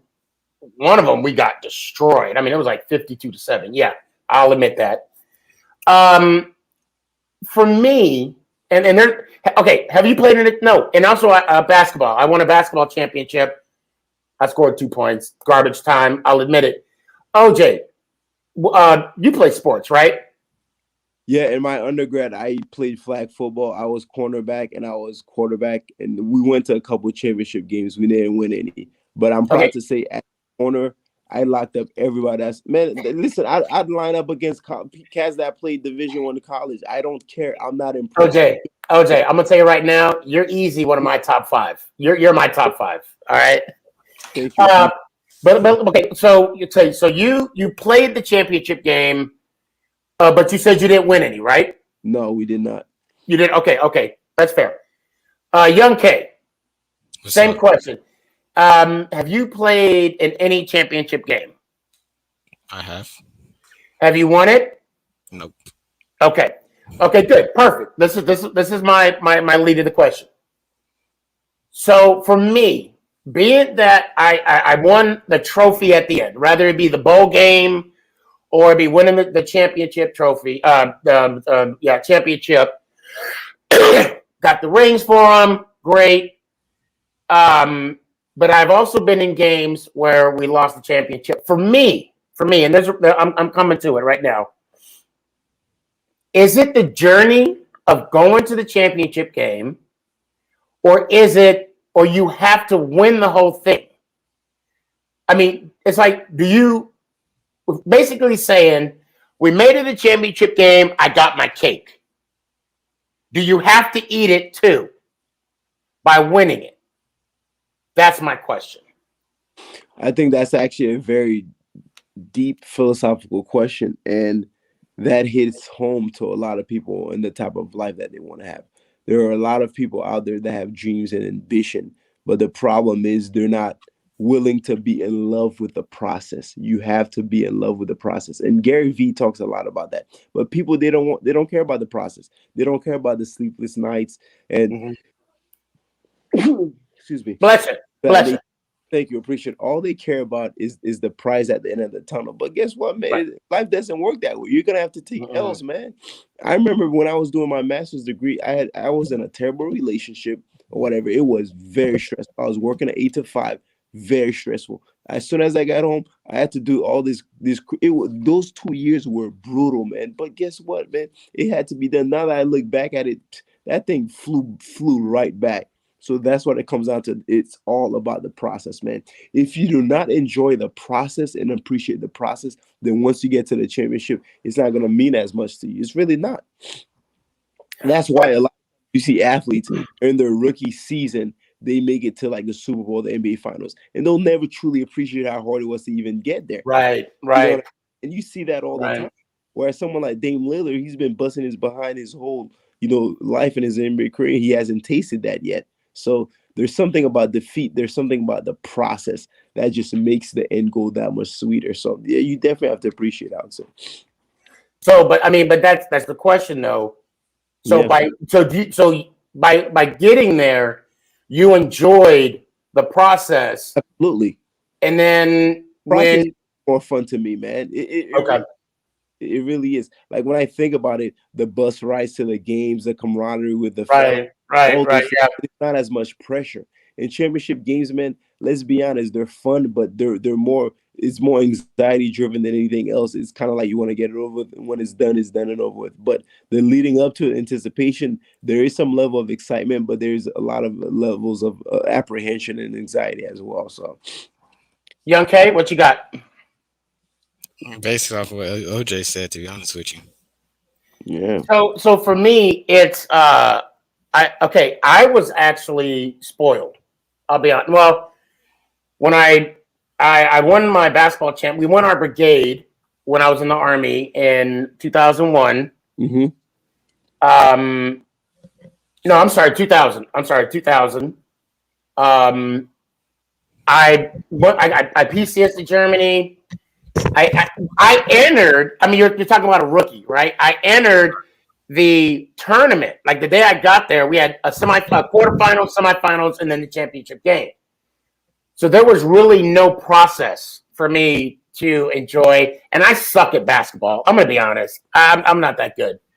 Now, fast forward 2004, we built. We built a team. We entered these tournaments that, there were 2-day tournaments, like $500 a pop. We're staying in hotels. And you're right, the process, because after games, we would go to Hooters. Some guys would go to strip clubs. Strip clubs not my thing. And some other people on the team, that wasn't the thing either. Although Mama Boss, she said I could go. But I'm like, nah, I'm good. So you're right. That process is good.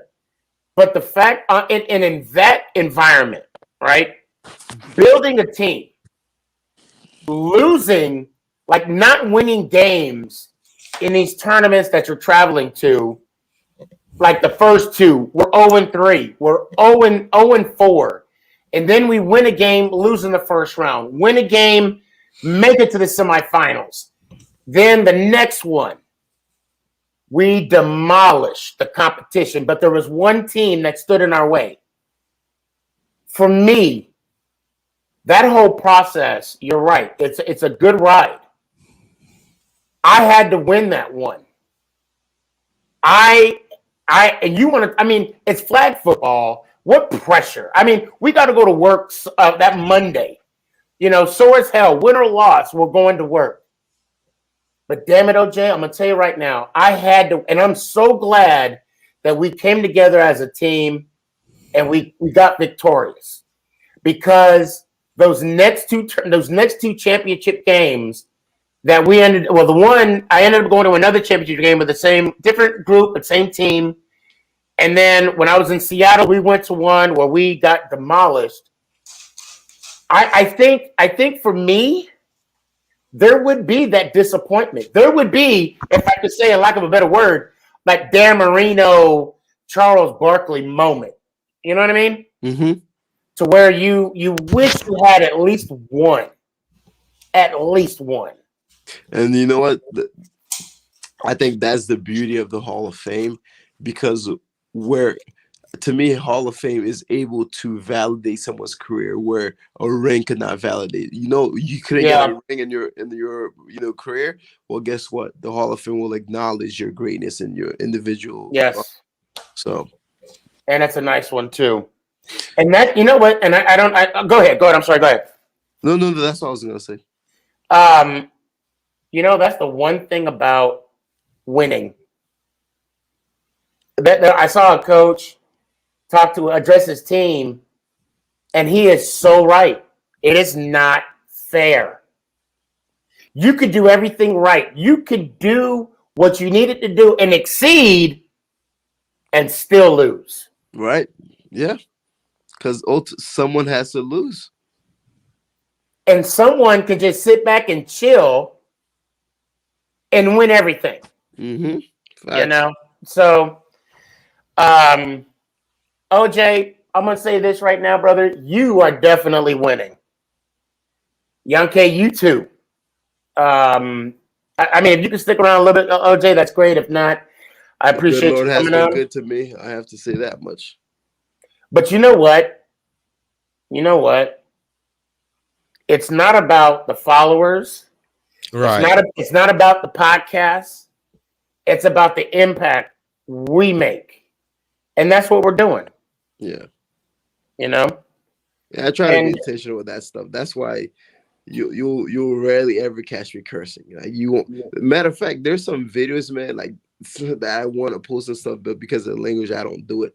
And a lot of that is because of some of the messages I get. I constantly get messaging people, and I didn't come on TikTok or anything to try to be a role model, but by default, I'm in that position. So it's not something I take lightly, in something to where I'm going to be tripping about. Bro, neither did I. And then yesterday, I'm talking to a cat that his dad, passed away a couple months ago, and he's telling me that, I'm a distraction. Oh, yeah, I saw that. Yeah, I saw that. That was nice. You don't know how you impact people, man. Like just in general, like yeah. And I just then came on TikTok talking about sports. I didn't know I was. Right. I didn't know. And then you have people that come on and want to tear you down because their life is miserable. Mm-hmm. You know, OJ, did we have a bet on that Tampa Bay game? We did. Oh, speaking about bets, I have a bet with King Gilvey Raider. Oh, do you really? Yes, it's about if Zeke has more rushing yards than Josh Jacobs, he's gonna buy me a jersey next year. And if Josh Jacobs have more yards than Zeke, then I have to buy a Raiders jersey and put it on. That's a good bet. You're gonna win that bet. You're gonna win that bet easily. And part of the reason is because the offensive line. Yeah, that and what's his name? The receiver for the Raiders. Oh my gosh, I'm having a brain fart. Henry Ruggs. I think Henry Ruggs is gonna have a very good bounce back here. And I think their passing offense is gonna be epic. I don't know if Josh Jacobs will get the ball as much either. So, but yeah, that's a good bet. Zeke should get more passing here. I'm gonna pick Jacobs up on my fantasy. I hear he's gonna be there's like word that he's gonna have a breakout season this year. Fantasy sleeper. Well, it's not gonna be a sleeper if you guys do it, man. Calvin Ridley, Russell Gage. Yeah, Calvin Ridley, dude. Yeah, Calvin Ridley. Yeah, there's not. Yeah, that's not on my mind first. Yeah, that's not. I don't think that's much of a sleeper. Yeah. That's something that I've already been hearing about. Russell Gage. So let me ask you a question, OJ, and I asked this question to Jacob not too long ago. You're a diehard Tampa Bay fan, right? Correct. Okay, 20 years, yeah. Okay, so when you start, like, were you there the first Super Bowl? Yep, 2002. Yep. Okay. So you've earned your stripes, right? Mm-hmm. I already know the answer to this, but I'm gonna ask you anyway. I've been a Bucs fan since Sean King was their quarterback. Most people well, let me ask you. Hey, okay. Let me ask you this: was it a catch? You know what I'm talking about. 100%. I mean, I'm biased, though. I'm biased, but yeah. No, it was a catch. You guys were robbed. That was a catch. I'm sorry. Yeah. Well, it's just like with his face, the receiver of the Cowboys. That was a catch. That was Bryant. That was a catch too. So, all right, hold on. See, now you got to bring up some mess. Hold on. Now, was it though? Hold on.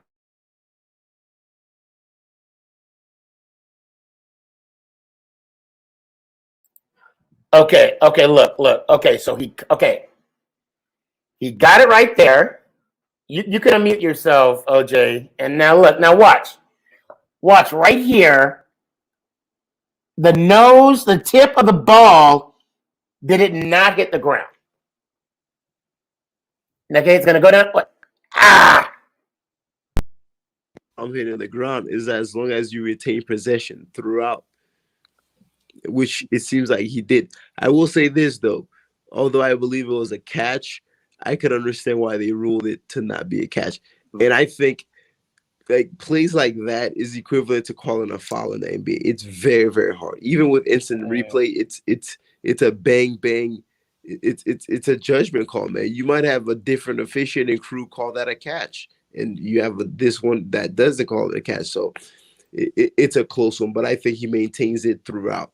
So it doesn't look like it blatantly comes off loose. So there was a play when we played against the Patriots that Beckham caught the winning touchdown. His 2 feet hit the ground, and then Butler knocks it out, and they rule it incomplete. Makes no sense. What? Are you with them? What? Are you almost done?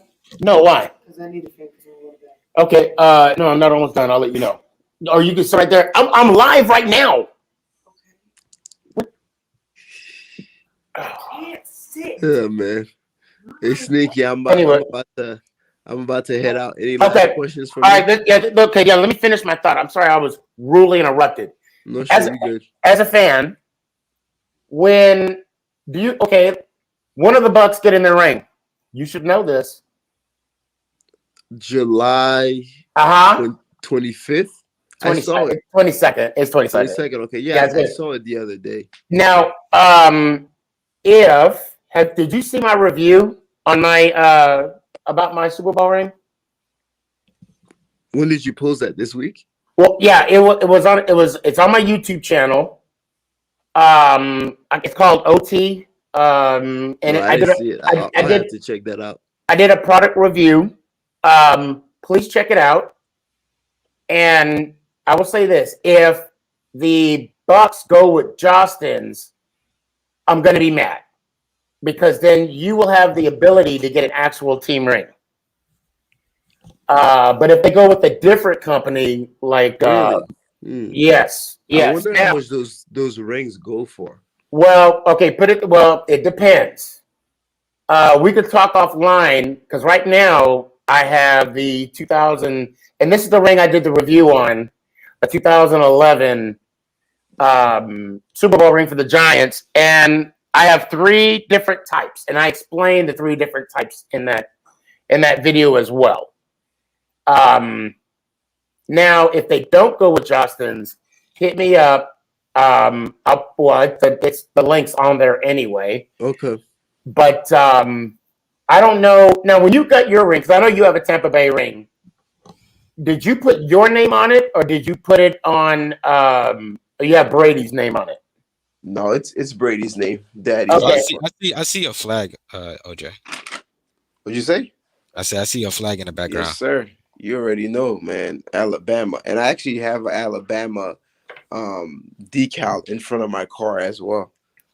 Did you go there? I did not go there. Oh, okay. It's a long story behind that one. We're talking on that. So, bottom line is this: as a fan, do you believe, as a diehard fan, we deserve Super Bowl rings? Or let me rephrase that. Do you believe we deserve an opportunity to get a Super Bowl ring? So before I could answer that, I have to follow up with 2 questions. When you say get a ring, are you talking about for free, sponsored by the team? No, I don't want to go that far. I mean, I would love to be on that list, or just have access to get the yes, authentic ring. Have access. Yes. Yes. Here's the thing. I'm Okay, torn on that question. I'm okay. torn. The reason I'm torn is this. If you give access to the fans to have those rings, because first of all, there's no method of identifying who's a true fan and who's Right. just a bandwagon. So I could just pretend, let's say the Cowboys won the Super Bowl. I could pretend I'm a Cowboys fan, grab a ring, and then go try to sell it or something. So you can't prevent that. But it would be really nice if fans could get it. But the problem is, and this is the biggest issue I would foresee for this, it would drastically reduce the value of the rings itself and the significance for the players themselves that earned it if all the other fans had it. And that's my biggest problem with that. So if the Bucks were to give their fans access to their rings, okay, well, the 53 players that are on the roster has it. So does 50,000 people from the Tampa Bay area and from wherever else in America. So now that just diminishes the value of it. And it's not. And when I say value, I'm not just talking about the fact that, oh, there's only 53 rings, so now it's valuable. You can make money off of it. Because most of these players, they're going to keep it. They're not going to sell it. I'm not just talking about that. I'm just talking about the sentimental value of it as well. Because now, like I could easily see someone that hates the Bucks, like a Saints fan, getting a ring, taking that thing, desecrating the ring, and all this other crap. So that's what you open up Pandora's box for that. But at the same time, though, that Saints fan would have to spend money to get it. I mean, I think that would be the only, because I'm not going to buy a Dallas Cowboy ring. No, I'm not going to buy a Philadelphia ring. I'm not going to get any. So for me, in my mind, I like how you said that. There's two things. One, the value of the ring actually depends on the person that is the owner of the ring. So basically, Tom Brady's Super Bowl ring is always going to be a top dollar item. You feel me? Like the place kicker ring is not going to be the same value as Tom Brady's ring, even though it's the exact same ring. If I were to pawn it, there is a price differential between players. Correct. So, and with the fan ring, there would have to be rules in place. Like it would have to have your name on it. It would have to have your name on it. I think the rarity and the stones that are used, something would have to differentiate the actual intrinsic value of it. Right. Well, what it's actually worth. That would, to me, the fan rings, you would have to diminish that. It should not be the same intrinsic value as the player rings. So the way Justin has it set up, if you were to go to their site right now and look at the Chiefs Super Bowl ring, okay, there was a limited, because you have like an ultimate fan, and then you have a fan ring, and then it kind of degrades right there. The ultimate fan ring, which is like gold, diamonds, all the shebang bang, it's like 12 grand. Okay. Now the ultimate or the fan ring is like $600-700. Okay. And then it kind of goes, and then you could get like a paperweight. But yeah, you're right. It doesn't look exactly like the Chiefs Super Bowl ring. Even my replica, this what I have on right now, it's very, very similar to. Well, I mean, it's a replica, very similar. But there are some differences on this ring. However, this is a high quality. Somebody CJ says, "Give it up, bro." Yeah, I mean, but you haven't won a Super Bowl in '91, so that's why you're saying it. But I would agree that any fan should at least have an opportunity, an opportunity to get one. So, some dude by the name of Mike Parsons wants to join in. Yeah, no. OJ, I'm sorry I kept you on for long. It's all good, man. I enjoy my time. Man, we could talk forever, but you know what? We should have a serious conversation about Dion. Put those dang thing down. All that rust. About who? About Dion. Yeah, Dion's the best cornerback of all time. Yo, Young K, did you hear what Sneaker was saying about Dion? Yeah, he said he wasn't in his top 10. In his That top was 10. one of the worst He's not. attempts to justify an argument that I I've will heard in a while. stand on that wall with bravery. You know, I hope you guys understand. I'm built differently. If I say something, I'm not gonna back down. Hot So- take or not, I'm gonna so- stand on that. I remember when you said that James Bradbury is the best cornerback in the NFL. So is he better than Jalen Ramsey in your eyes? Wow. Yes. Yes. No? Oh my gosh. James Yes. Bradbury's better than Jalen Yes. Ramsey? All day. And you know why? You know James why? Bradbury got cooked by Mike Evans in the last game, bro. Cooked. Barbecue chicken. Go watch the tape. Go ahead. I'll watch it. I'll watch it. Go watch the highlights. James Bradbury got cooked by Mike Evans. So, but I'll tell you what, he did make Metcalf look like decaf, Exhibit A. There's Metcalf in front of Bradbury. Oh, DK Metcalf with a.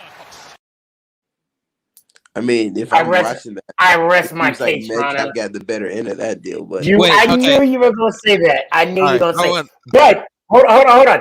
That was not a stiff arm. Yes, that it was. No, he just fell forward. He just fell that forward. was a stiff arm. I mean, he still tackled it.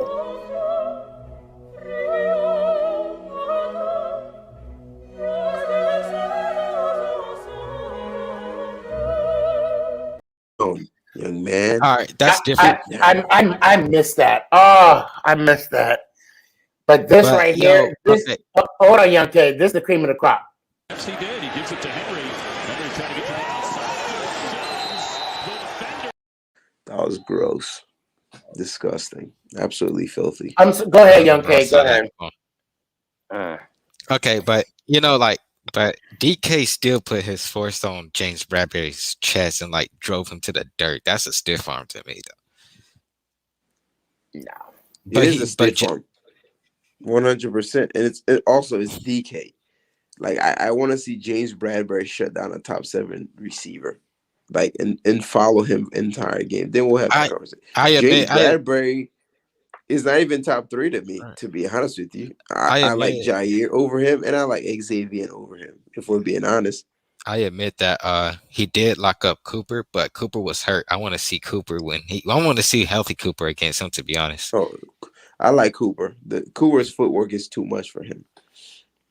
Here's the thing, man. No matter how good your corner is, oftentimes, man, a great wide receiver will always have the advantage, bro. Especially if the receiver has time. And you know why, right? Because the receiver knows what he's doing. Yeah, he knows what he's doing, and he knows when he's gonna do it. Yes. Yep. And also, wait, Young K, you play corner. You play corner too, don't you? Yeah.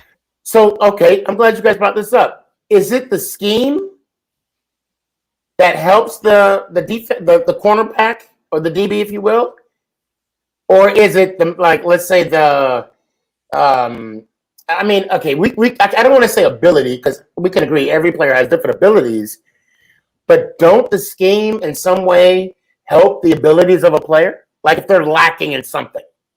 I'll say it do. It depends on what they can do, to be honest with you. Yeah, I'll say it does, to be honest with you. Because one time we had a really bad scheme on our defense in high school in my freshman year. It wasn't working out, but we changed it. Everybody just started pumping off. So I say it do. I would tend to think I'm gonna edge scheme more than talent, because a great scheme can actually hide poor talent. And a prime example of that was in the Super Bowl, man. It's the same talent, bro. It's Carlton Davis and all. It's the same DBs the Bucks had, right? But except this time around, the Chiefs didn't smoke them like they smoked them in the regular season. But they were playing it like a cover two man defense, and that thing was just nasty, man. But again, it's the same cats. So, yeah, man. The defensive scheme when the Bucks played in the Super Bowl was amazing. Yeah, it was just It was not. But Well, I don't want to. I mean, Patrick Mahomes, man, they could have made adjustments because there's no such thing as a perfect scheme.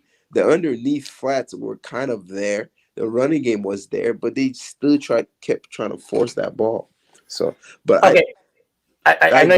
I really got to get going. Yeah, I know. And then I know you got to. And I'm gonna leave this I'll final be back thought. Thursday. What time is your podcast start? Is it at 8 or 9? I know it's not Eastern. Well, it's 9 o'clock. Because you're in Tampa, right? Yeah. Well, it's 8 o'clock Dallas, Texas time. What is that time zone called? Central? Yeah, we're in Central. Yeah. Central. Okay, gotcha. 8 o'clock. Yeah, and that's why I say Dallas time, because if I say Central, I had so many questions of people asking me, "What is that? What is that?" Okay. Now I will say this, and I'm not trying to diminish your guys' win, because that defensive front is just disgusting.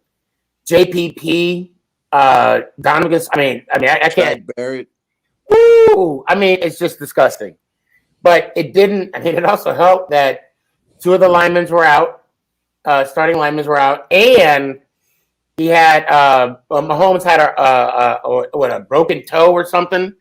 Yeah. And the funny thing is, my brother said to me before the game even started, he said, "Is he limping?" I'm like, "No, that's how he walks. He has that swag." I'm like, No, he was hurt. I will say this though, you're right about the injuries, but if you go back to the tape, they were running a lot of maximum protection on their offensive line. So they had six guys on the O line, and the Bucks were only bringing 4, which means you could double 2 of the guys who were still getting penetration. That's unacceptable. I get that you don't have your starters, but you have 6 guys blocking and 6 Tampa guys, 4 guys coming, and you could double 2 of them. So, yeah. But at the same time, Mahomes would throw the ball while he's falling 50 yards. Yeah. But hey, man, go to bed. I'll see you Thursday. Let me hear it one time. Let's go Giants. Ow! Frosted Flakes. Mother.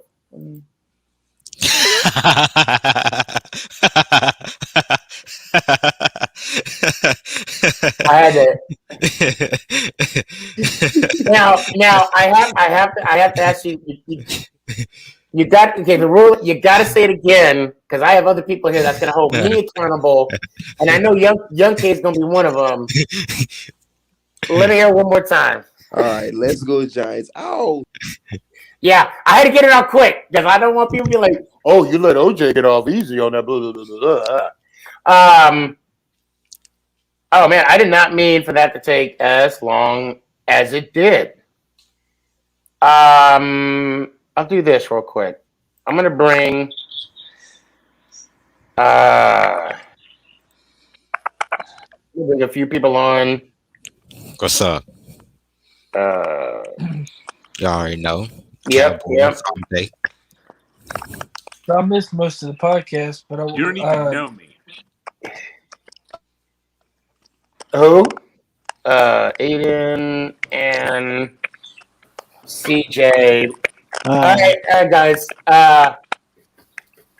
Aiden, good to see you, man. Long time no see. Brendan, always good to see you. McNugget, how'd you guys do in the tournament? We went 2-3.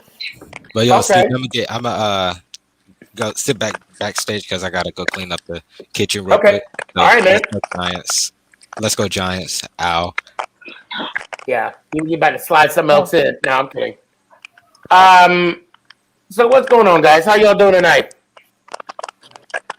Okay. Okay, good. Thank you. Good. Got a very bad connection. This is very up. It's very laggy. Oh, what for me? My side's fine. You're not lagging over here. Oh, okay. Townicus. Oh, yeah, you're frozen right now. Mm-hmm. All right, try and come out and come back in. So I'll tell you what I'm gonna do.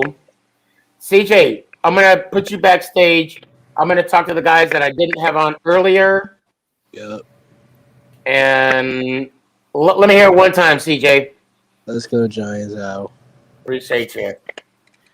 Sorry that took longer than expected. I'm glad. Was it entertaining? I just got back from softball practice.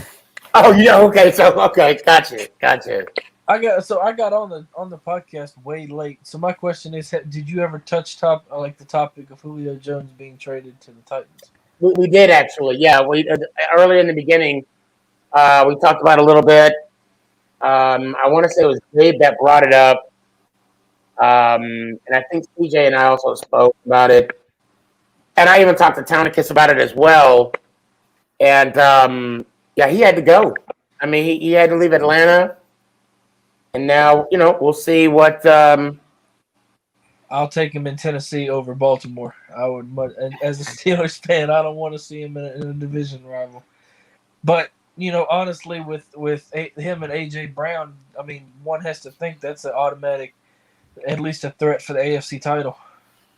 Well, I wouldn't say AFC title, but I will say AFC South at minimum. Okay. And if they can, and of course it automatically. I mean, because you still got to think about Buffalo. Browns are on the up and up. Okay, so all right, let me correct myself. Then it adds another threat, or even more. Right. In Tennessee to the Chiefs, anyway. Yeah, and that's fair. That's fair. Well, how do you think the Steelers are going to do? I'd love to say 17-0, but that's just too biased. You know what? Say it. I say it. I want it. No, I said about the Giants, not the.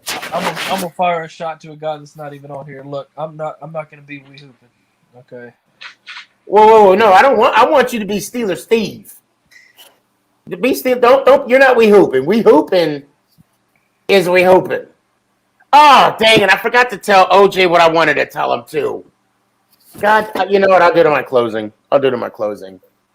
I'll say 13-4. I want to say would be no. Actually, to be honest, yeah, I'll say it. 13-4 is what I'm hoping for, because you can't go 8. You can't go 8-8 anymore. With the new extra game.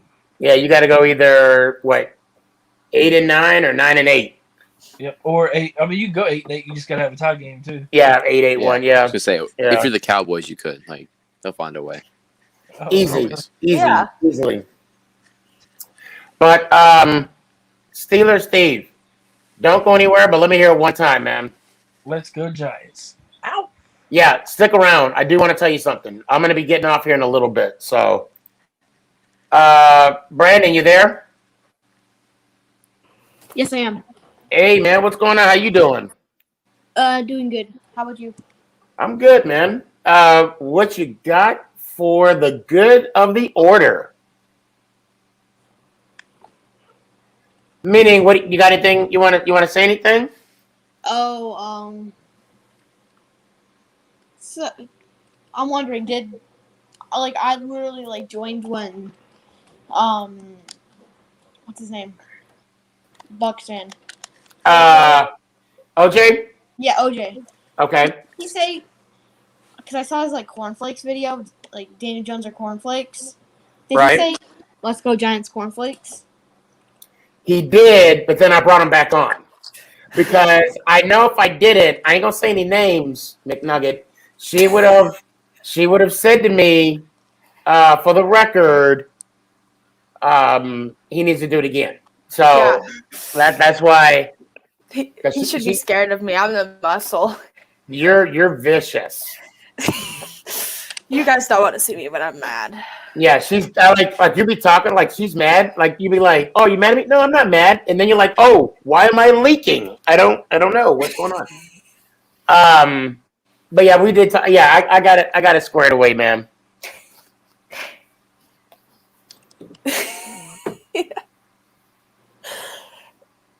But are you doing good, Brandon?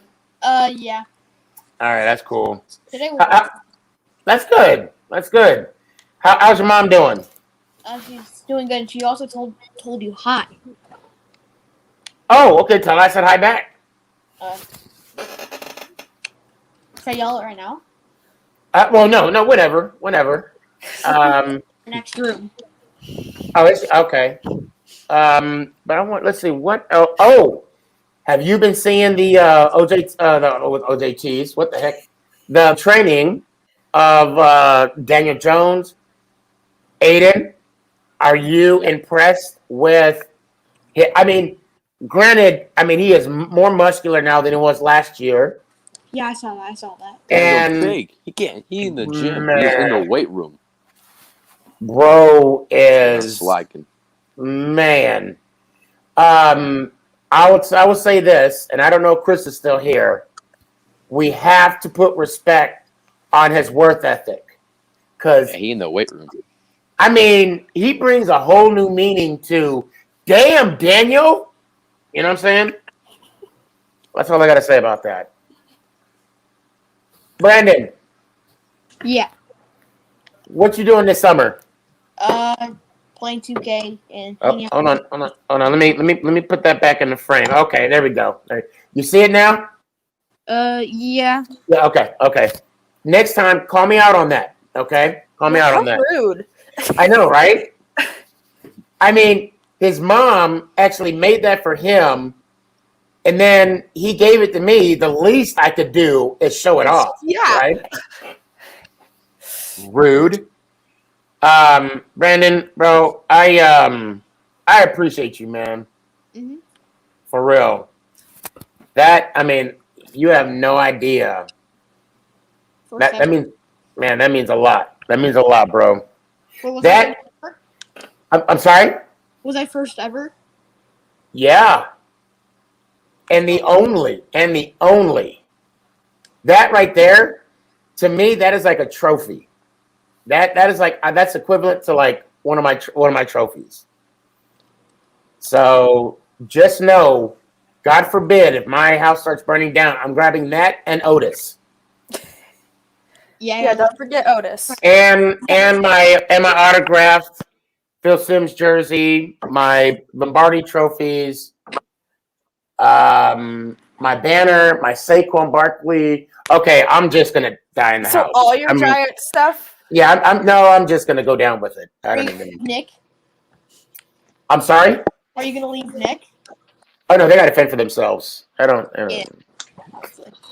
Yeah, I gotta say Nick, because Mama Boss would be mad if I didn't. I mean, Get beat. yeah. Well, no, I'm not gonna do that. Brandon, I appreciate. Hey, man, I hope to see you Thursday.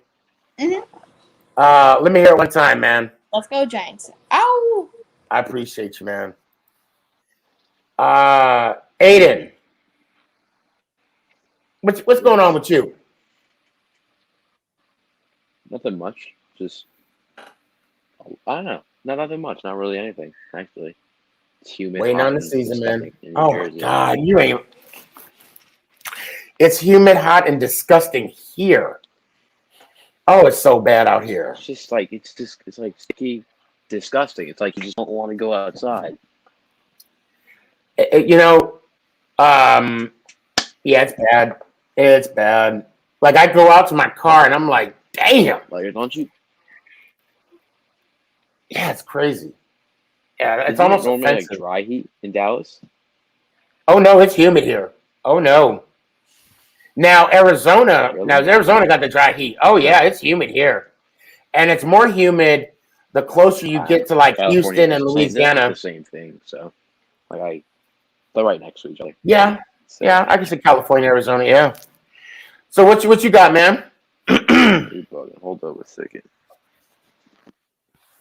I can't hear you, but you might be able to hear me. So just give me a few seconds. Okay, can you hear me now? Yeah, I can hear you. Oh, okay, good. So what's up, man? What's on your mind? Here we go. I'm gonna. Oh, are you good now? You're good. All right, now that's it. Repeat that. No, what's on your mind? What you got? Nothing. Oh, I don't know if you ever touched on this. What do you feel about the number change? Like, you know how players are allowed to change their numbers? Right. Share your opinion on that? I'm for that. I think they got it right. I didn't like the fact that they put a cap on what players can have. But because, like, for me, my jersey number when I played in high school, it varied every year. I hated that. My freshman year, I was 21. My junior, no, yeah, I was 21. My junior and my sophomore. No, I'm lying to you. Well, it was 16. No, it was 7, and then it was 16 my junior and senior year. I wanted to be 11, and if I couldn't get 11, I tried to go number 9, but number 9 was already taken. McNair, and I was 11, Phil Simms, but yeah, I'm for it. What about you? What are your thoughts? I mean, it's all right. I don't like. It's whatever. I don't. It's weird. It's different. It's changed. It's certainly new. But I do feel bad for the people who bought the jerseys with their name on it and number, and now they're not. Right. Oh my God, I never thought of that. It's like Sterling Shepard. He's number 3. He it just looks weird. Like them as like Sterling 87. Like it just 87, right? He's now 3. Like that's right. I don't think a lot of them. I haven't heard anyone that on the Giants who's changed their number except like Sterling Shepard. That's it. I think everyone else kept theirs. Maybe a few people. I don't really know. But otherwise, I think it's just weird. I agree with that. I'll agree with that. Different. And I'm with you, man. I mean, I'm not going to say you say this or imply that you said this. I'm not really big on change either. Like the 17th game, hated it. Yeah, I hated it. The extra playoff game, hated it. Horrible. I mean, I thought it was beneficial for a team, to have the top 2 teams have a bye. I thought it was beneficial. Yeah, I thought that. Why fix if it's not broke? Like, I mean, but the evolution of the game changed to its benefit because before they only had one wild card team. Then before they only had only one wild card game. Then they extended the wild card game, and then they changed it from 3 divisions to 4 divisions.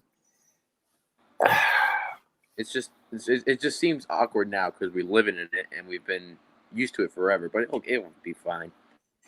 Yeah, I mean, this will be a new normal. We'll get used to it. The next change will come. Yeah, disrupt everything else. But the funny thing is, the thing about the extra game, what started that whole thing was fans were complaining that preseason games cost the same amount as regular season games, and they wanted to deduct the price. They wanted to make it cheaper. And then, Goodell and his wisdom, plus with the help of the owners, we'll just add an extra game and one less preseason game. No, that's not what we're talking about. But okay, you know what? I don't make the rules. But you know what? We're still gonna watch it. We're still gonna be there Sunday, Monday, Thursday night, right? Don't really have a choice. It's fun. Hey man, I appreciate you. Tell your brother I said hi. I will. Let me hear it one time, brother. Let's go Giants. Ow. Appreciate you. How did you do in your tournament? How did I do? Yeah. I did pretty good. Okay. I played at 2nd and 3rd. And 2nd, it's not like my normal position. Right. But I still did pretty good. I threw a girl out at home. Okay. How'd you do at bats? Any RBIs? Any steals? Okay. I'm like one of the fastest on the team, though. I'll say that. So. Okay. All right. Well, hell yeah, you was on track. Yeah, I don't like track. I mean, you did like the 800, then you went to the 4x relay, and then you did the 100. I mean, all in 1 hour. hour. No. Never. McNugget, I appreciate you. Stick around, all right? And please do the honors. Let's go, Giants. Oh! I appreciate you. So first off, again, Jim Fossil, the Fossil family, you're not in this by yourself. When you're in pain, we're in pain. My heart, my thoughts, my prayers. I'm sending you some good vibes, good juju.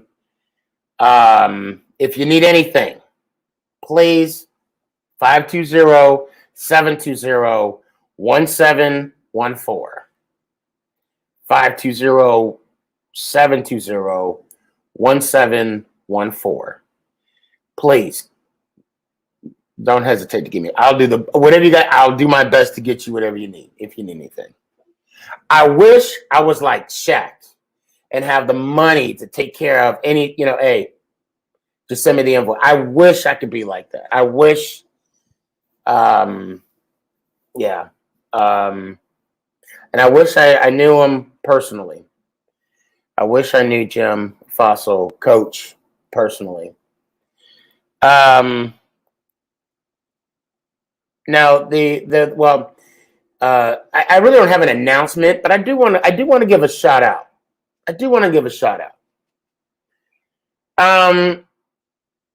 I started this journey on TikTok. I don't know, I don't even remember how long ago, when I got serious about it. And I noticed there's a lot of TikTokers that want to say stuff. Okay. And you can say the same thing about me, that my feelings of Dion not being in my top 10. But see, that's the difference between opinions and fact. It may be fact that he's a top 10. And I know you're going to say, well, it is fact. Well, that may be an opinion. But in my opinion, I say what I say and I stand by it. And I have no problems talking about it. But I come across a lot of TikTokers that make comments about, Giants, Eli, Daniel Jones, all that good stuff. And then I come across comments about Freemasonry. Now, if you're gonna talk about it, be about it. What I mean by that is you have a responsibility and accountability. If you're gonna say something on TikTok to just think you could just say it and not have any consequences, repercussions, or be called out, well, you're wrong. I'm going to do it. If you talk about Freemasonry, if you talk about the New York Football Giants, you're going to hear it. You're going to hear it. You're going to get a TikTok from me. I'm going to challenge you to come on my show. And you got one of two things. Show up or shut up. Simple as that.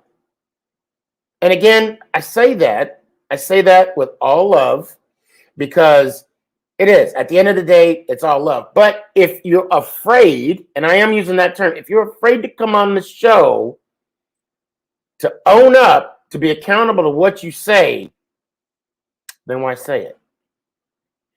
I challenge anybody that want to call me out. Please do. Please do. Tuesday, Thursday night, 8 o'clock, Dallas, Texas time. We'll have that conversation on the show. Call me out on a TikTok. Do a stitch, do it, whatever the case may be. We'll have a conversation.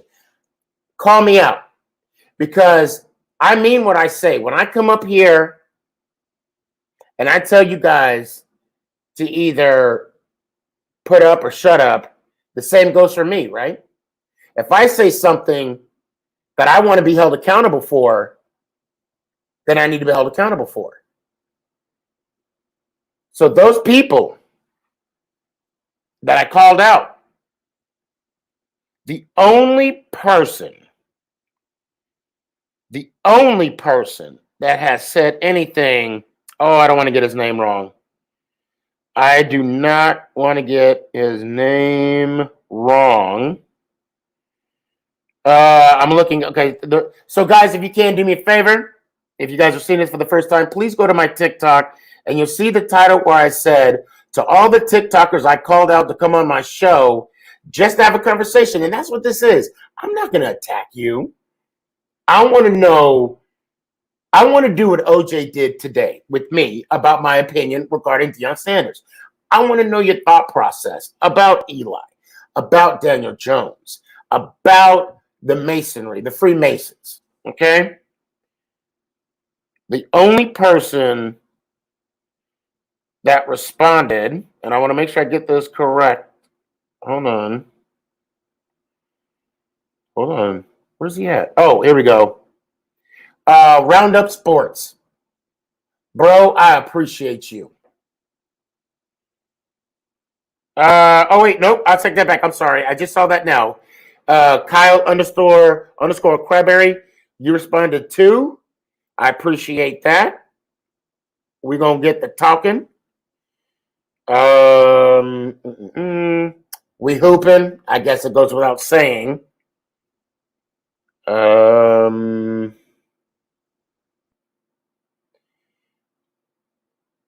Okay. All things. Did I call you out? All things Chicago Bears. I don't. Let me see if I think I did call you out.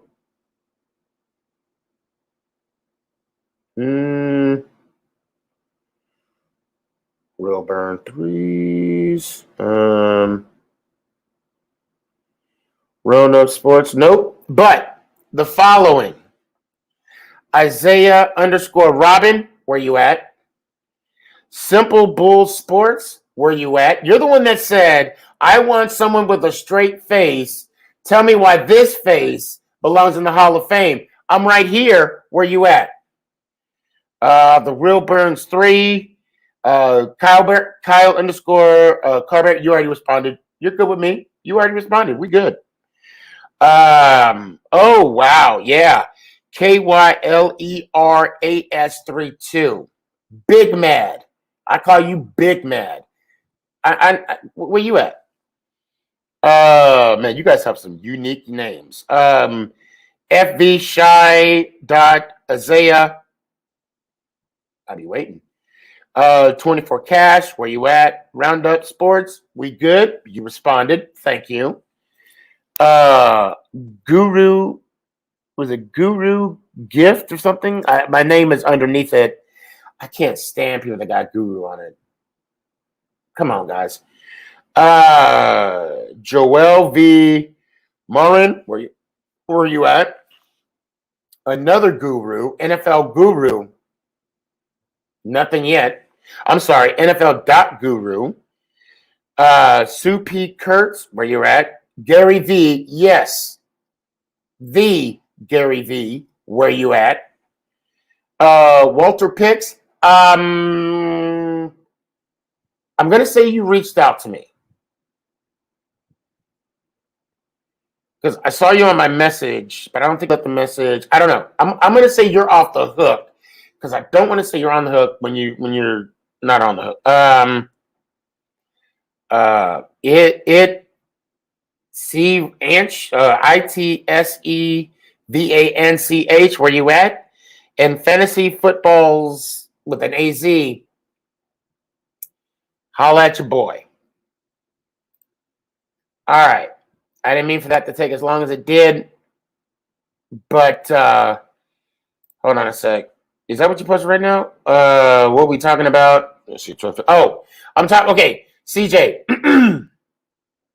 I'm talking about people that I'm calling out. Yeah, I'm calling about people that I'm calling out.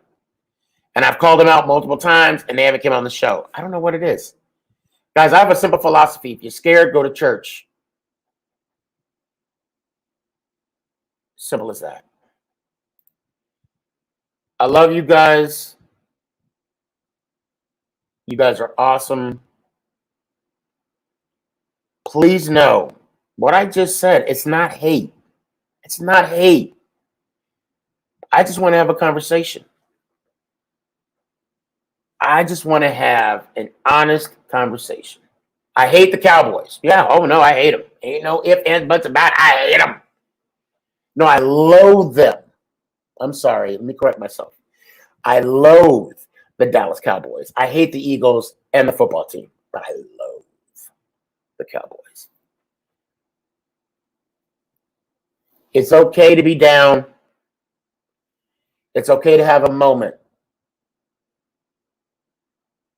Time is precious.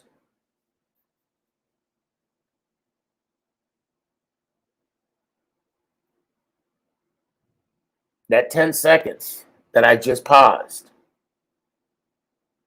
That's a gift right now. That's why it's called the present. Enjoy it. Embrace it. You never know when you get that phone call. That's going to change your life forever. And you're going to have a new normal. I was there.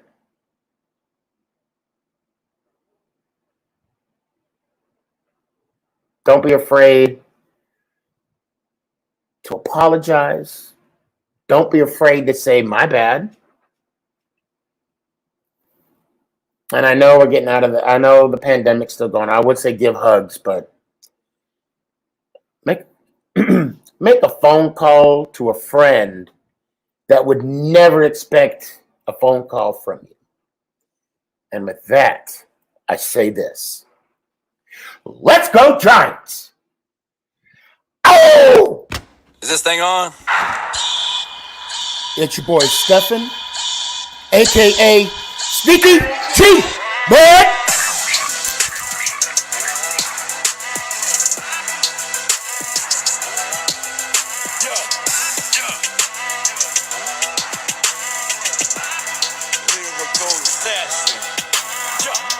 Let's go Giants!